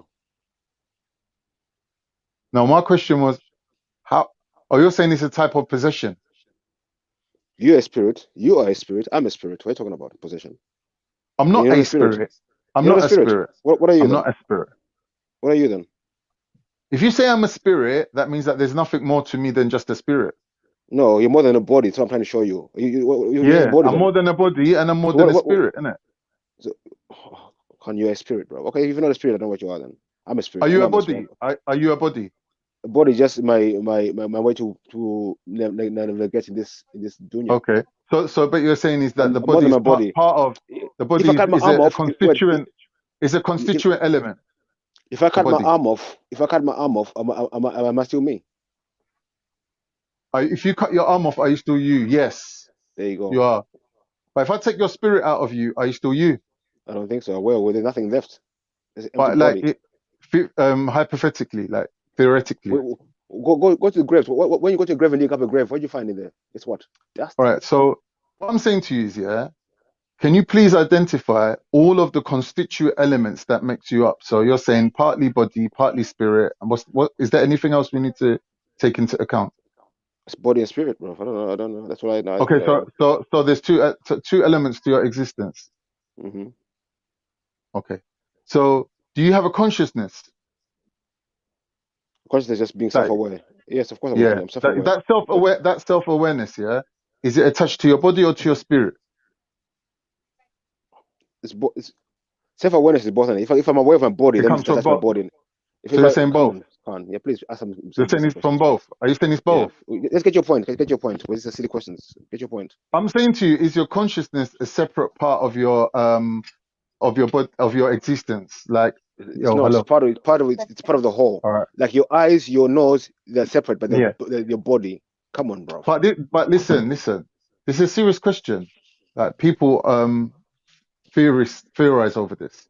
Is the consciousness something that's attached to the body, or is the consciousness attached to the soul, or is it when both things come together, then the consciousness comes into existence? So you have three options. Listen, self-awareness is everything. If your body self, if I bang my toe and the toe hurts, that's self-awareness of the toe, innit? Right. Yeah. The toe is self-awareness. It's in pain. Yeah. Yeah. So yes, it is. Self-awareness. That's what the consciousness is. It's being self-aware, bro. That's what it is. No, but listen to the question again. Yeah, it's a three-part answer. It's not a thing. Is your consciousness part of your body? Is it part of your soul, or is it when the body and soul come together that consciousness is created? Consciousness is not something you can touch. It's just being self-aware, Khan. How do you want me to answer this? All right, listen. It's a three-part answer. You can pick one, two, or three. Go on. Number one, consciousness is attached to your body. That means when you die and your spirit leaves your body, it's not you anymore. It's not consciously you. It doesn't have any memory of the life that it lived. One. Number two, consciousness is part of your eternal soul. That means that when your body dies, it just becomes like dust, has no significance, and your soul elevates and takes your consciousness with it, meaning that your spirit has a memory of the life that it lived. Or three, the consciousness is only come to existence when the soul and the body are united. Hello? Yeah. I don't know. So it's a three-part answer. I can't answer that one because maybe where your soul is attached to your spirit, maybe. Yeah, maybe once you die and your body is left and everything else is gone. But I mean, that's not consciousness. Consciousness is being self-aware. If something is self-aware, it's consciousness. So you're saying part three. You're saying the third one. Like plants have consciousness. Everything that's aware and living is consciousness. Are you saying the plant has the same consciousness as a human, though? Consciousness is self-awareness, bro. Consciousness doesn't matter. It's just self-aware. That's what it is, bro. No fairy tale. No, nothing special about it. It's being self-aware. There's nothing special about being self-aware. If you're not self-aware, then you got problems, bro. Well, if your consciousness is on the level of a plant, then you got the problem. What do you think plants don't know when they need food, when they need sunlight, when they need to? Do you think that's not being self-aware? Of what the plant is? They're self-aware. But what I'm saying to you is, listen, can't wait. A plant is just being a plant. He's not trying to be human. He's not trying to be a fish. He's not trying to be a dog. He's just being a plant. It's aware it's a plant. He's just being a plant. Simple. Is a dog aware of the fact that he's a dog? Yes. How do you know?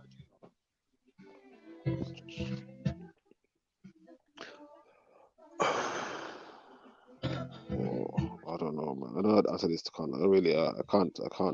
Really, I can't. It's Friday. I can't take this. Not you. Let's leave it. No, I hear you. Let's leave it there. That's frustrating. Let's leave it there. I don't get frustrated with you and start shouting. Let's talk about something. Don't worry, man.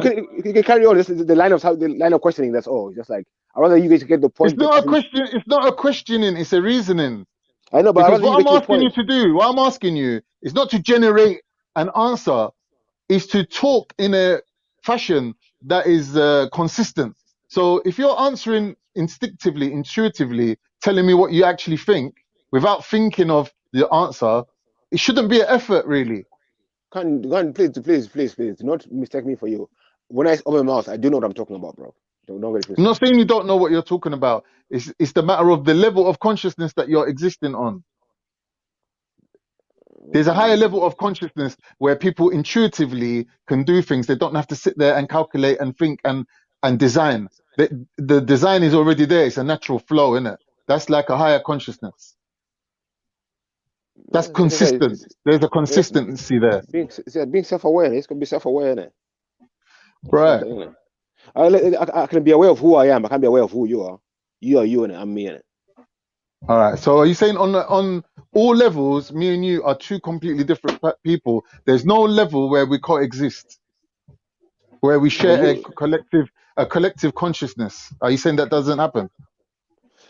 I can't answer. Okay, I'm gonna be very honest here and very frank. I can't answer for everyone in the world, but I can answer for certain tribes in the world that we share a higher consciousness.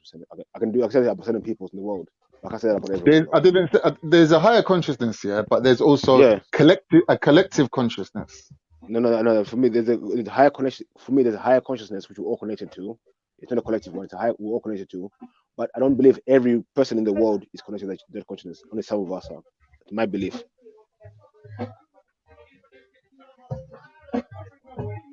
Like I say, there's mankind, there's humanity in it. Not everyone is human in it. So that's another thing in it. I do believe there's a higher consciousness. That's how I don't believe in no God or anything. I believe in a higher consciousness, self-awareness. Yeah, that's fine. But I'm just trying to point out that there's a difference between your higher self, which is your higher consciousness, and what is known as collective consciousness. Humans have a shared consciousness with the planet and with the plants and everything, and there's a shared experience. No. Your lower consciousness here is when you don't know who you are and you're just doing things for the sake of doing them. You don't know why you're doing them. You just go with the motion. But I know the model. I know the model. I know all the elements of the model. I'm aware of the model. Let me finish on it. When you reach a higher consciousness, you're doing things for self, for the greater good of you, which in turn makes it greater good for your community, which then makes it greater good for the humanity. It's so on. But you cannot do that unless you do your best self first. Do you understand that one? No. Basically, what I'm saying is, it's a difference between having a single consciousness with elements. Yeah, you know, like when they say the Father, the Son, and the Holy Ghost, they're taking the one God and they break it up into three. But if you ask them how many gods there are, they say there's only one God, right? Okay, so it's the same model. So with a human, using that model, if we say that you have one consciousness, the higher level, the lower level, and the middle always exists all the time. There isn't a situation where you raise your consciousness to a higher level and you remain there, and the lower level then becomes non-existent. That's impossible. Wait. I'm gonna ask you a simple question here to break me down this. And after you try to break it down, I'll break it down myself. So I try to be fair with you. How does God become all-knowing in your eyes? How does God become all-knowing? I could never even imagine to even come close to having an answer for that. Okay, it's simple. In people, it just need to read the books, innit? It's simple. All right. Like I tell you, it's a higher consciousness, innit? I'm listening. Which everyone's connected to. So once we have this experience in this experience, we go back and tap into that higher consciousness. That higher consciousness gets a knowledge of what we've done. That's why you people say God is all knowing, because you're all connected to God. Simple as that. Simple as that. Okay. God, that makes sense. That's what it is. That's what when you say all knowing, yeah, then you're saying that God can only know what we know. So if God's information comes from us and is a amalgamation of all our individual experiences, then there's things outside of our experience that maybe God doesn't know then. Well, you see, that's the problem. We see we've been fooled to think that knowing is just believing. See, knowing is to do something, to know something, to do it. So when you say we're all connected to the higher being, that means God has experienced this life through you, isn't it? All right. Does it make sense? But without you, experiencing it, you wouldn't know what you wouldn't experience it if you're not there to experience it. What you're saying makes sense. I'm not saying I believe it. I'm saying logically it makes sense. Yeah. But what I'm saying is, then it raises a question. The question being raised is, if God's knowledge is gained through us, then things that we don't know, that means God can't know. So then how is it all knowing then? Because it comes through experience. Okay. Because God, if everything that is connected to Him, then through experience you will know everything. Through experience, through someone's experience. That's how God knows good. That's how God knows let me bad. ask you a question. How do you know the things that you know? Is it through? I'll make it easier. It's through your 5 senses, is it not? I know what I know. I don't know what I don't know. It's simple as that. I understand that. But I'm saying is the root of the information. Through experience. And you experience through. And what do you experience through? Your senses, right? Your sight, your yeah. So your sight, your hearing, whatever, the 5 senses, whatever they are, yeah. That's how you experience it and collect information from this world into your mind. And you're saying that mind, therefore, is connected to God, and then God takes the same information and compiles it from all the people that have ever lived, yeah, all throughout history and all throughout the world. All the knowledge of each people goes to God, and God has a shared experience of all of us together, right? What I'm saying is things that exist outside of our 5 senses, yeah, which there are things that we cannot hear, things that we cannot smell, there's things that we cannot see, there's things that we cannot hear in existence. Let me put a spanner for you now. Let me put a spanner that works for you. This is a little spanner for you that works for you. Say now, let's say if I tell you that me as a higher consciousness, I am now that I'm connected to the higher consciousness. Me as God, I don't be blasphemous. Me as a higher consciousness, yeah. How do I know to make the sun, the moon, the stars? How do I know that I need to breathe? How do I know I need to eat? When you're born, you know you need all these things instinctively. Now, no one tells you to go and suck on your mom's titty for milk. You know what to do instinctively. Yeah, the sun comes out for a reason. Everything is there for a reason. So I'm saying I knew before I came here what I needed to be able to experience life. I knew what I needed already. I'm just here for the experience, so I can know these things. Yeah, like you can carry on talking. That's fine. You've already made your point, and I already accepted it. Yeah, which is, for argument's sake, that God, what we call God, is a collection of all of our experiences, and it feeds into, through a connection, into another realm of information where the information exists independently of us, and you can tap into the information as a baby to find out what you need to know. Yes, you can elaborate on. Sorry. You can tap into that. You can tap into that in time. I accept that analogy. Yes. But working with the analogy, I'm saying it raises a question that if God can only know the things that we know, then how does God know the things that we don't know? Like what? So there's things that we don't know because we can only hear, see, smell, touch, and hear, right? There's things that exist outside of this. There's things that exist outside of this that's scientifically been proven, yeah? So, for example, you have matter, you have antimatter, you have different molecules like that exist in wave form and in particle form. As humans, we can't experience them in waveform. We can only experience them in terms of the material. What makes you think that the ancients didn't know this? And even more. I don't know about what the ancients knew. I'm saying so even God. Wait. How is God gonna know? Let me show you. Let me show you. If we don't know? Let me show you talking about protons and all these protons, whatever protons. Adam, atom, Eve, energy wave. Mix them together, you get life. It's plain and simple. That's your Adam and Eve story in your books. Yeah, but what you're saying, is a model. So no, I'm saying good, evil. I just broke down how the ancients broke. Listen, Khan, you don't listen to me. You're just talking. Listen to what I'm saying. No, the ancients broke down your protons. I am listening to you. The ancients broke it down already. Protons and this. You get Adam, the atom, Eve, the energy. You join it together, you get life. Adam and Eve story, your life story, creation story. There you go. I'm not talking about that. I'm not talking about that.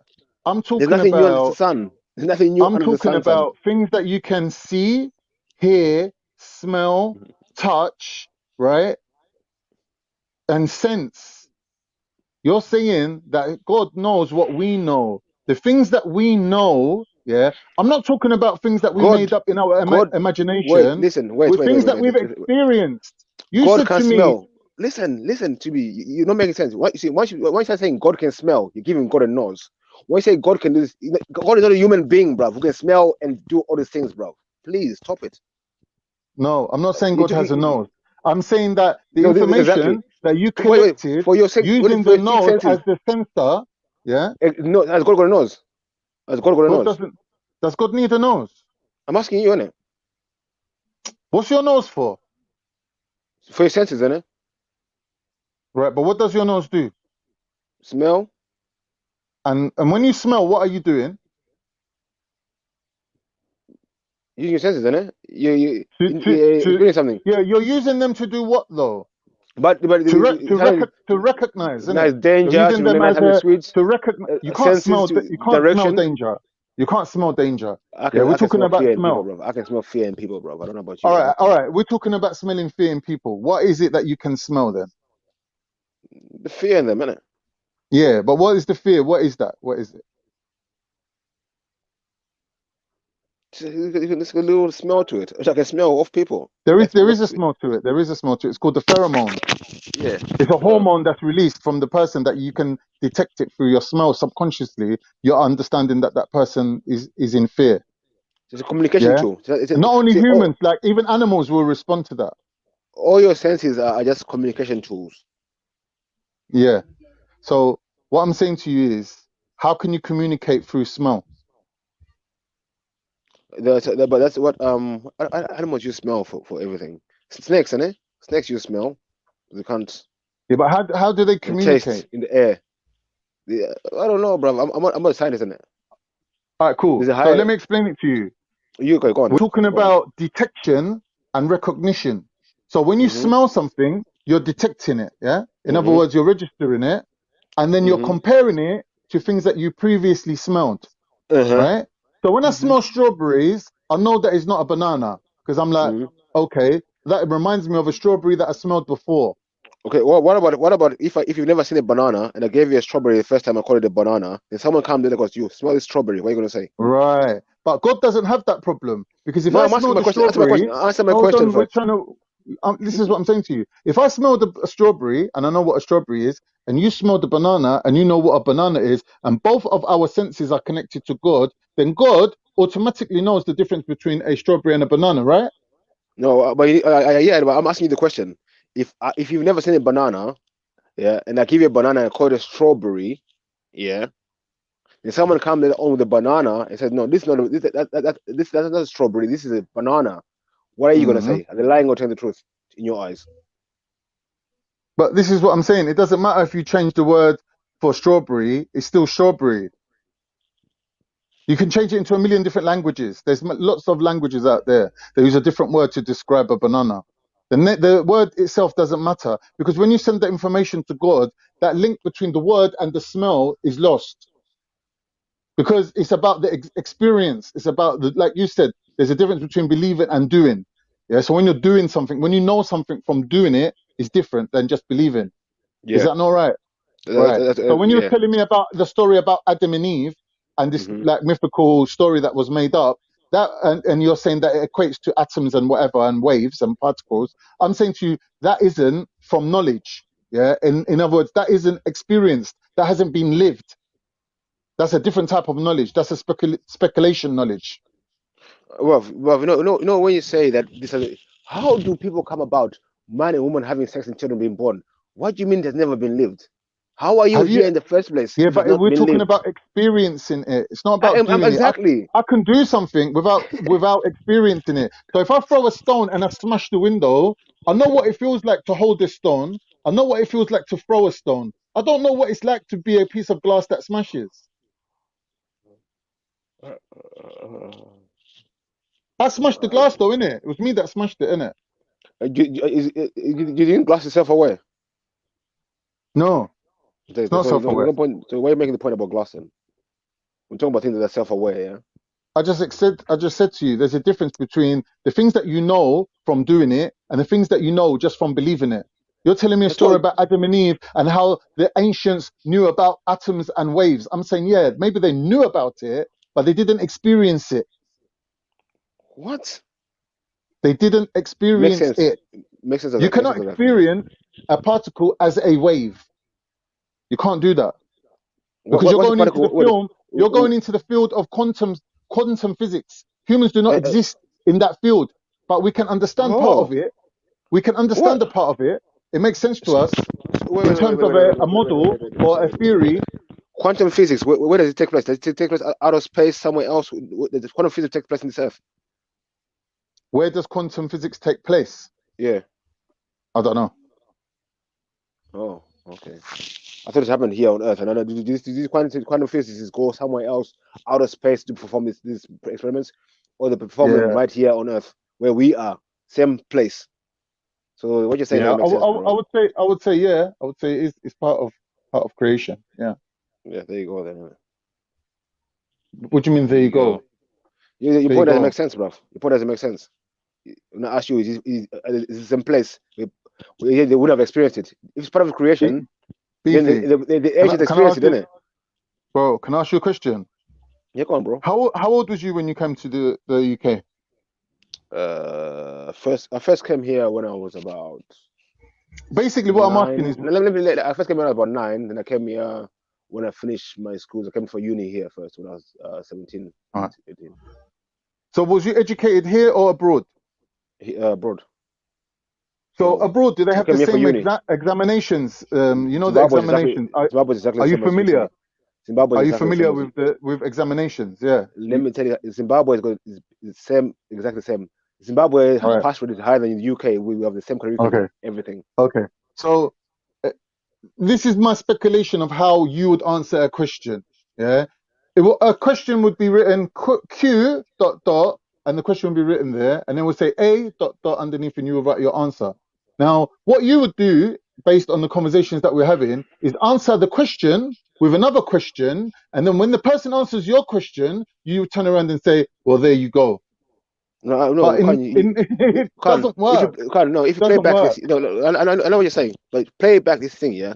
Every question you asked me, I answered. You never answered one of my questions. You gave an answer. It doesn't mean you answered the question. I answered all your questions, but you never. You see, I answered your question. Listen, you gave an answer. You didn't answer the question. Listen to this. Whether you accept the question or not, whether you accept the answer or not, I still gave an answer. Well, in your case, you it's not whether I accept it or not. It's not whether I accept it or not. It's whether does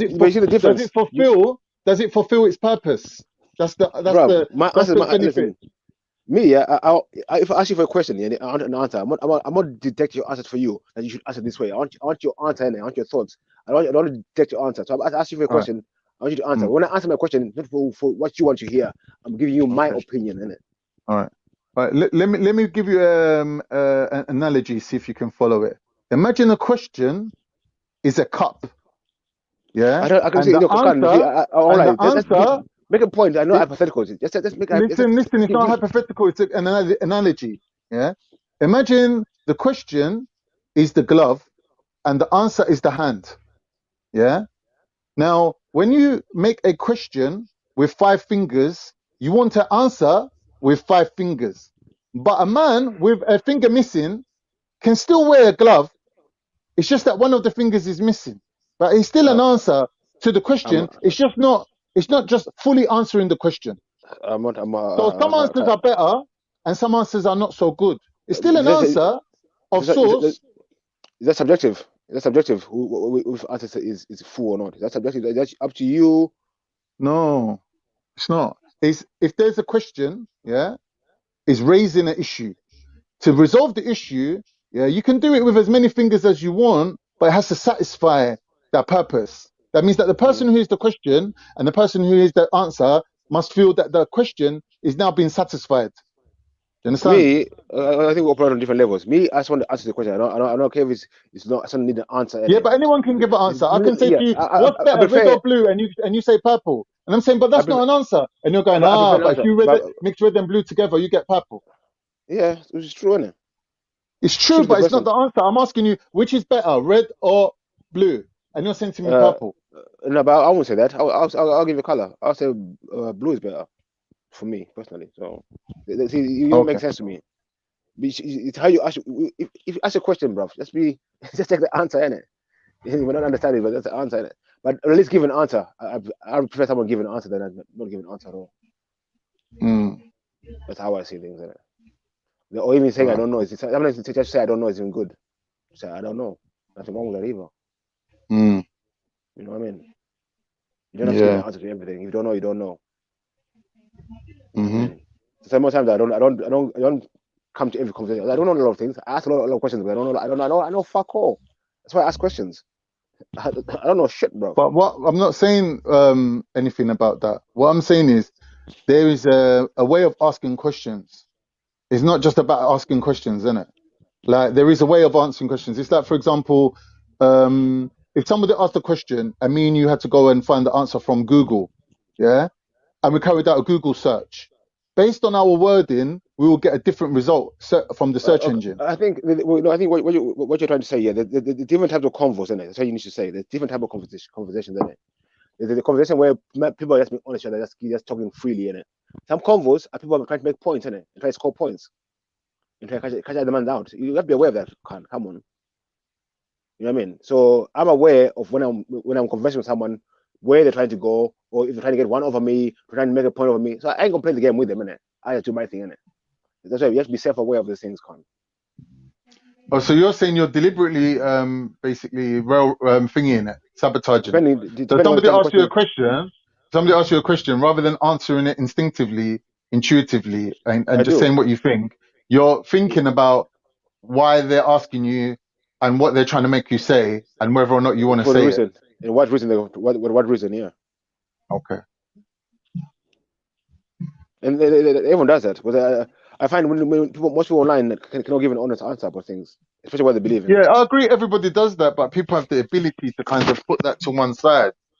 Get me? Like I might be thinking that, yeah, you know, this guy's trying to be clever, he's trying to be crafty. Maybe I don't want to give him an honest answer.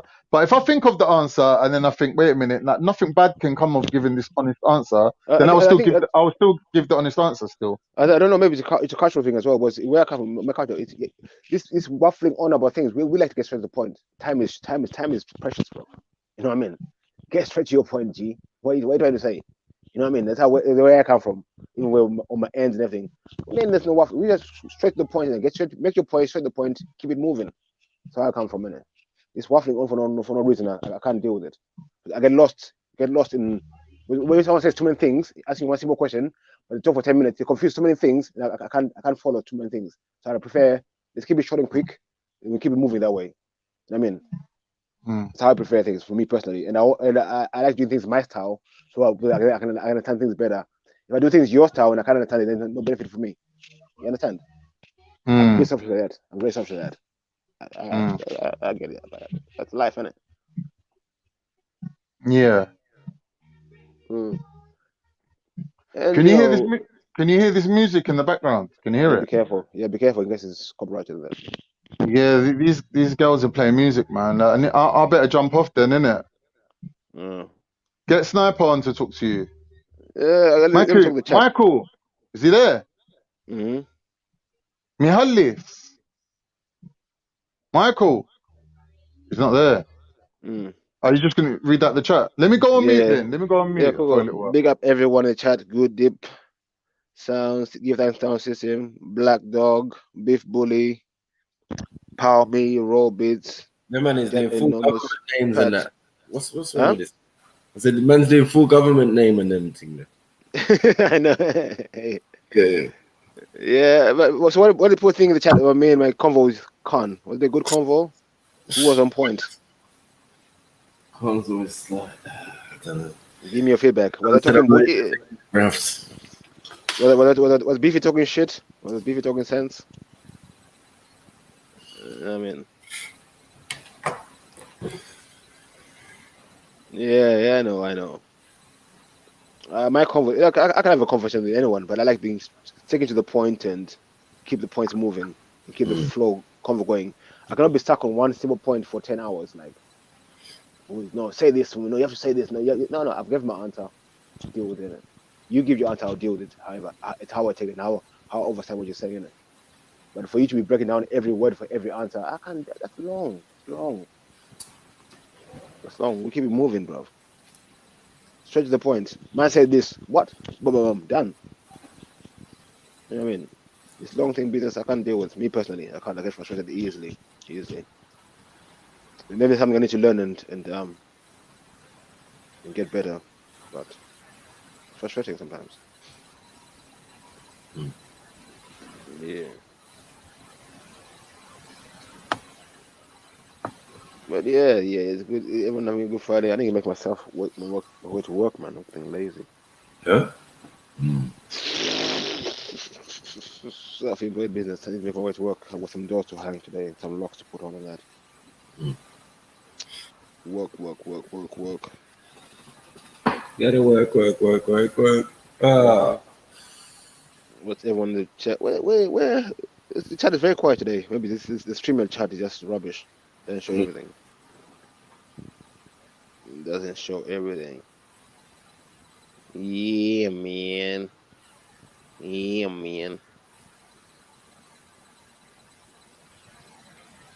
I know, man. But it's me and Catch today with a good convo, no swearing, no shouting at each other. What a good convo. I think he's getting to understand me a bit better now. Most people misunderstand me. I see that. They misquote me a lot. They misunderstand what I say a lot. And I'm like, wow. Well, yeah, you get to know me if you understand. Like, I misjudge a lot.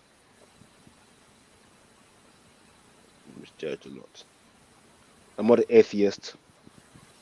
You know what I mean?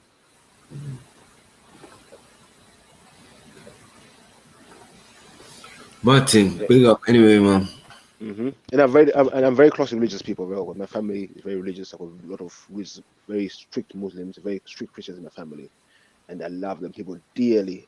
Fuck it, I love them dearly. Sometimes when I see the madness online with some of this fake, I get mad in it. So I have to question the thing in it properly. Don't know. Don't know. Yeah. Thing, you there, Beefy? Yeah. There's an argument being put forward, particularly by James Jones. That he has a theory that most of these people who are religious don't really understand their religion. They don't really believe their own religion, and they're basically being culturally pressured into saying that they're religious when they're really not, because of the fallout. So, for example, if you said, I don't believe in Jesus being God, and you was from a Christian family, then you might get your family being like upset with you and things like that. Like they might say, oh, you're a blasphemer or whatever. Yeah. So, one sec, I got a phone call. 1 sec. Oh, sorry. Yeah, so basically that's the argument being put forward. Now, seeing as I can't really speculate on to what level people understand their religion, I'll have to take it for granted that they actually do believe in their religion. Because I'm not going around calling everyone liars, innit? Apparently these guys like James Jones have run these tests, innit? Like these thought experiments to find out whether or not you actually really believe in what you're saying. All right. Anyway, leave that, stick a pin in that, yeah? So this is the position. Now, my bit of it is, would we rather live in a world where something very hard to understand, like religion, is taught to children at a base level, and then they're allowed to kind of grow their own wings and go their own way with it, whether they believe or not? They at least have a framework for understanding where the rest of us are with this thing about being a believer. Regardless of what you're a believer in, the fact that belief exists, in it. There's people that believe in things that they can't scientifically or materially prove, right? And to them, that's their core belief, and it's a real thing to them, innit? Yeah. Now, other people are saying if something's not real and you can't point to it, then it should get no respect. Like, there's no point respecting people's beliefs if they can't prove what they believe, right? Now, I'm saying, regardless of whether or not it's true, yeah, what they believe in, or regardless of whether or not we all believe in the same thing, the fact that humans do believe in it, they have the ability to believe, right? Well, not all of us, but some of us, right? I'm saying, isn't it a better world with religion, regardless of, obviously Jews, Christians, Muslims prove that even though they've got 3 different religions, there's things that at a base level that they can all agree on. Yeah. So, you know, you can even extend that wider to encompass Sikhs and Hindus, I'd say. That there's more people that you could bring into that thing where, you know, you could sit down and communicate and explain things that we can't really materially or scientifically prove, but yet we could all still understand that there is something inside us, a faith, a belief that makes us exceed our own potential, makes us achieve more than we could normally achieve. Yeah. And that belief, when you lose that belief, yeah, you lose part of your humanity, innit? Yeah. So even these people that say, oh, you know, you shouldn't believe in something that you can't really prove, yeah, what they're doing is saying you shouldn't really rely on what you believe over what you can cognitively explain, right? So what I'm saying is, if belief allows people to be better people, surely the world's a better place with belief systems in them. So to undermine other people's beliefs and their belief systems is to undermine a human's ability to believe. And without having the ability to believe, the human is less of a human. It's like a human without compassion. Yeah. He might be able to function better in certain given circumstances, like in a war, but in a whole scope of his entire life, a person without compassion, like a sociopath or a psychopath, wouldn't really be able to function. They'll be, you know, in prison or whatever, because like, they couldn't mix with society. So what I'm saying is, like, we need to draw a distinction between atheists, people who don't believe or don't have the ability to believe, and anti-theists.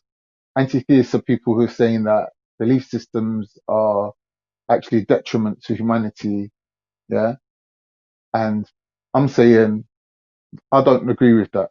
So I'm saying if we go back to times of ancient Kemet or wherever you want to go to, people believed in stuff. People believed in stuff that they couldn't prove physically.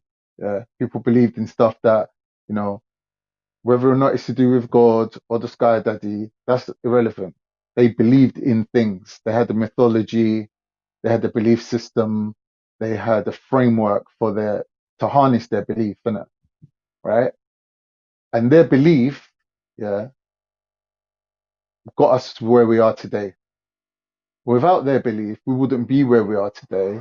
And these people who say belief is not a good thing wouldn't have the luxury of sitting around chatting shit about it. So I don't know, like, you know, let me have a quick look in the chat to see if everyone's keeping up with this point. Anyway, if anyone wants to comment on what I'm saying, So what I'm saying is, I believe, yeah, whether or not religion's proven or not proven, whether or not religion is, you know, your cup of tea or not. Can't deny that the world's a better place with religion. You can't deny that, regardless of what religion it is. I'm not saying that one religion is better than any other. Get me? Saying the world without belief it's a different world, isn't it? Humans would be different if they didn't have belief. Humans were strictly materialist.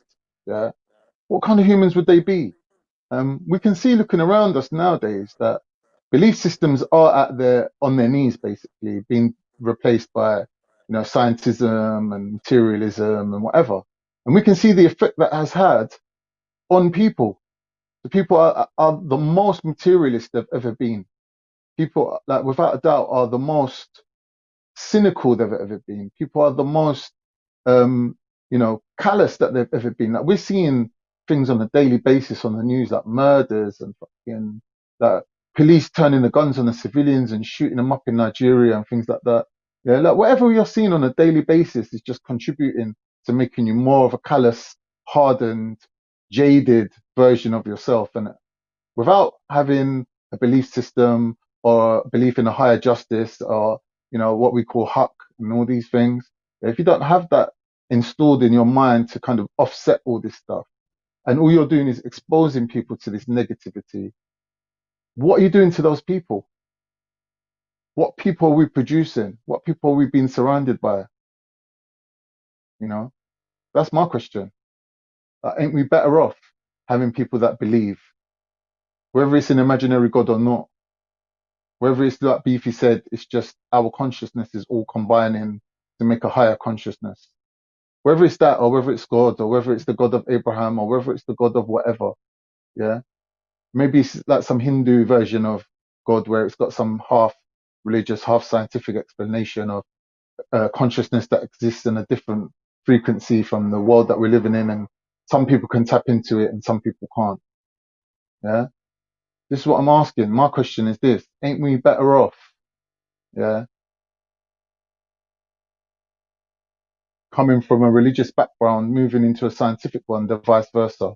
Because don't take my word for it, yeah. But scientists themselves start off from a scientific position, and no matter how far they push that physical, they always come to the metaphysical, and vice versa. If you start from a metaphysical position and you keep pushing it, you're going to come to a physical position. So the physical and the metaphysical, they're interwoven, intertwined. Belief systems and knowledge systems rely on each other. And if we as humans choose one road over the other, we're less human. So when you study behavioral insight or psychology, yeah, you're taught that there are people who have what is known as an internal locus of control, and there's people that have an external locus of control, and it's a spectrum. Depending on what subject you're talking about, every single person is going to have either closer to internal responsibility or closer to an external responsibility for the result. So some people believe in luck, some people don't believe in luck. And there's two types of people. Some are more likely to lean towards taking credit for everything that happens. And then on the other end of the spectrum, you'll have people that are more likely to attribute everything that happens to an external force, be it luck, be it God, whatever. So with Muslims, it's written into their daily speech. Everything that happens, they'll say, Alhamdulillah. They'll say, Astaghfirullah. They'll say all these things, yeah, that basically attribute what's happening currently to an external force or creator, yeah, linguistically and consciously. That's the whole point of that. That's reinforcing the belief or the brain synapse that takes you to the point of having an external controller, right? Now, on the other hand, you have people that go the opposite way. They take credit for everything that they do, whether it be good or whether it be bad. Now, these people are probably stronger people that they can take responsibility for all their mistakes without attributing it to bad luck. They can take responsibility for all their successes and give themselves a pat on the back and feel really good about themselves. And it's even been proven that these people on a daily basis are more successful and more productive than people who believe in external forces. these people that take responsibility for their actions are more productive because they believe that they can look within themselves and find a solution to a problem. Yeah, so they're empowered in that way. But here's the problem. Well, here's the benefit of believing in an external deity or external God or an external controller is that when it comes to push comes to shove, life versus death situations, people who believe outperform even their own capabilities. So when Moses parts the Red Sea, yeah, he takes 1,000 people with him and says, follow me. And when we get there, this river or this sea will be split for us to pass. And he has that belief that God externally is going to do that. So when he gets there with them people and he sees it open and he marches them to their safety, he's achieved something, yeah, that if we took away his belief, otherwise would not have been able to achieve. Could never achieve that with an internal locus of control, because he would have to have all the knowledge involved of whether the seasonal changes and whatever it is that every 4 years or whatever that sea used to disappear, and he'd have to know it based to the exact day to save them people, because apparently that sea does split sometimes. Yeah. Cut a long story short, I'm saying people have belief, like boxers. If you look at a lot of world-class boxers, they're all very religious. They all believe that God was with them. If you look at warriors that had to fight in wars, they always believe that God was with them. You get me? So people who believe outperform their own potential when it comes to a push comes to shove situation, when it comes to a life and death situation. You get me? That is a fact.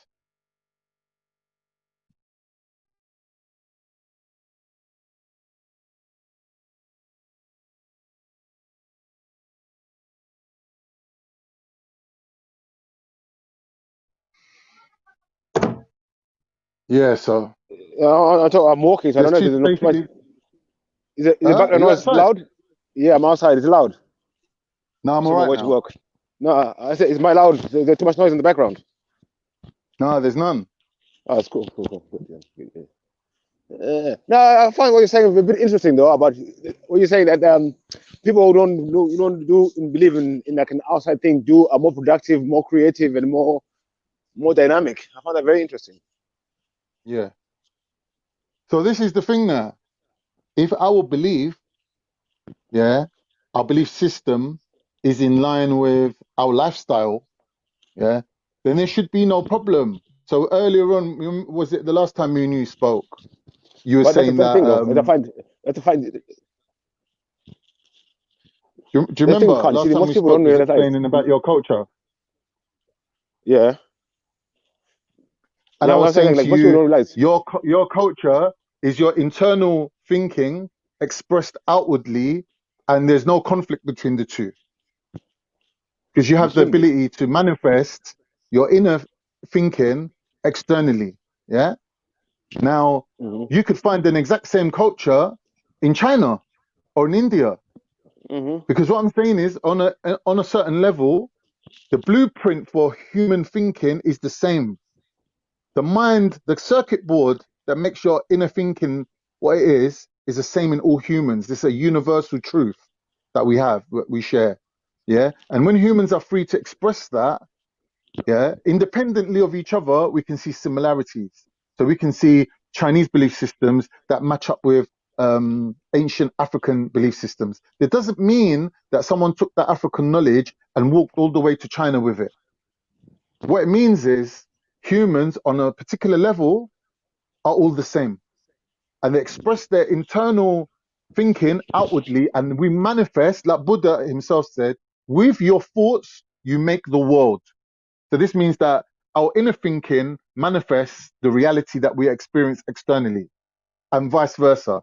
Because if you look at Taoism, then Taoism saying yes, there is a relationship between the internal and the external, but vice versa, there is an external relationship that basically goes in as well. So it's in and out and in simultaneously. So certain things in life you have to live, like you have to experience, you have to physically do them. So you see people doing things like climbing mountains, you get me, or doing things to achieve certain goals or face certain fears. Get me? When really, fear is an internal thing. You have a fear, it's an internal fear. Through meditation, through guided meditation, you can overcome your fear. Through prayer, you can overcome your fear. But the shortcut to that is physically getting up and do something. Like we saw that video that Jedi played about the skydiving. When you do skydiving or any type of a thing, yeah, what you're doing is you're releasing your stress hormones, yeah, your cortisol, and basically during a condition of fear, your conscious mind then has to become even stronger and say, no, I'm going to take control of the situation. I'm going to be stronger, yeah. So it's like when Jedi was saying, when I drink and I smoke, I keep myself sober mentally. I use my mind to keep myself sober. It's the same with hormones. It's the same with fear. Through practice, through exposing yourself to that hormone, yeah, through practicing and being familiar with it, you can make yourself overcome your fear. So you will feel fear, but it'll be like adrenaline coursing through your body. If anything, it will make you faster, make you more alert, make you more conniving. It will make you more aggressive. You get me? But that's the same hormone. It's just that you've trained your mind to basically be the controller of it, to harness it as a power, rather than let it become like a wild torrent that's overtaking you. But it's the same hormone. It's fear, isn't it? Yeah. Fear, And the best way to do it is physically get out into the world and expose yourself to these fears. Fear can be a good thing, it can be a bad thing. Sometimes fear can be a good thing, but sometimes I get the sixth sense for danger, innit? As I say, then you just avoid certain things and you're good for it. You know what I mean? Nothing wrong with fear sometimes, but letting fear run your life is a different thing, innit? Exactly. It's a different thing. Yeah. Right. So even with women, how women select their male counterpart, yeah, part of the criteria of how women pick what man they want to be with is whether or not the man's a risk taker. Women like risk takers. If you're a risk taker, yeah, the women are attracted to that because there's something that's desirable in humans to be a risk taker because it demonstrates your ability to override your fear. See what I mean? All right. But then you also, if you overly breed along those lines and select that type of criteria, then you'll get, for example, if you look at like, why do white people do the things that they do, Beefy? Why do they do things that we would never do? Like, I don't know, swimming in shark-infested waters or throwing themselves out of airplanes or all these mad things that you see them doing, like BMX. Like you see a fully grown man, he's about 30 years old, BMXing, going up ramps, flying in the air, all these sort of things that we will look at that and think, well, if you're a fully grown man, you're 30 years old and you've got nothing better to do than riding bikes. Like you're riding a bike and flying up the ramp. Like you get me? But with white people, you can see that their history has basically been connected with this risk-taking being part of their history. So, you know, like even swimming, like with us, we don't go swimming. Like if you see Turkish people go swimming, yeah, do you know what they do? They go to the sea with their family, they get changed into their swimming costumes, they walk into the sea and they just stand there. They don't really swim that much. Get me? Maybe some of the youngsters, you see them running and diving off rocks and flying themselves off the cliff into the water and whatever. Yeah, some of the youngsters, one or two of them. But majority of people, they'll just go into the sea and come out again. But when you watch white people, how they interact with water, they're diving, they're swimming, they're getting snorkels and going onto the bottom of the sea looking for rocks. Like they're doing all these mad things that we wouldn't even think of doing. Majority of Africans, I'm sure, they don't even bother swimming. They don't even bother going into the water. Like, what's in the water? What do I need from what is in there? Practically speaking, what is in there? What do I need to get out of the bottom of the sea? Nothing really. Why are you going to go in the sea for? You'd be surprised, though. You know, I find it funny when people say Africans can't swim. You know, in Africa, everyone can swim. But it's if it was the there, case, bro. It's hot out there, bro. Swimming is just natural, bro. It's hot out there. Swimming is natural for children, though. Like I'm saying, it's natural for children. It's hot outside. It's hot in Africa. Why is the adult gonna do that? Why would the adult go and just start swimming? Like you've got better things to do in your day. You know what I mean? So these sort of risk-taking things, it's intrinsic in humans, isn't it? That humans have this kind of risk-taking makeup, you know.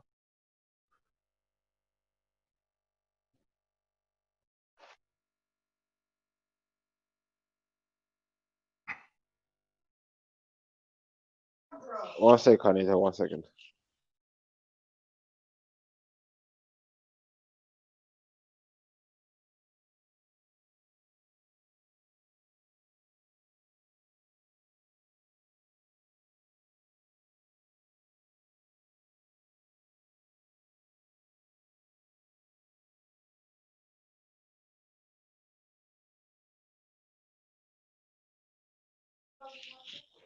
Heathen, jump on and defend the white people, bro.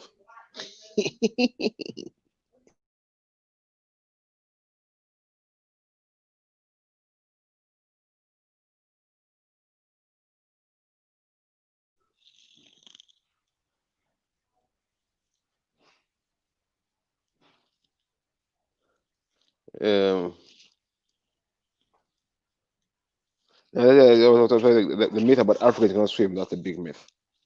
Where I come from, most everyone can swim, bro. It's a natural thing, it's hot out there. So I don't get this, like, oh, but who don't want to swim and all this. It's a myth. The thing broke.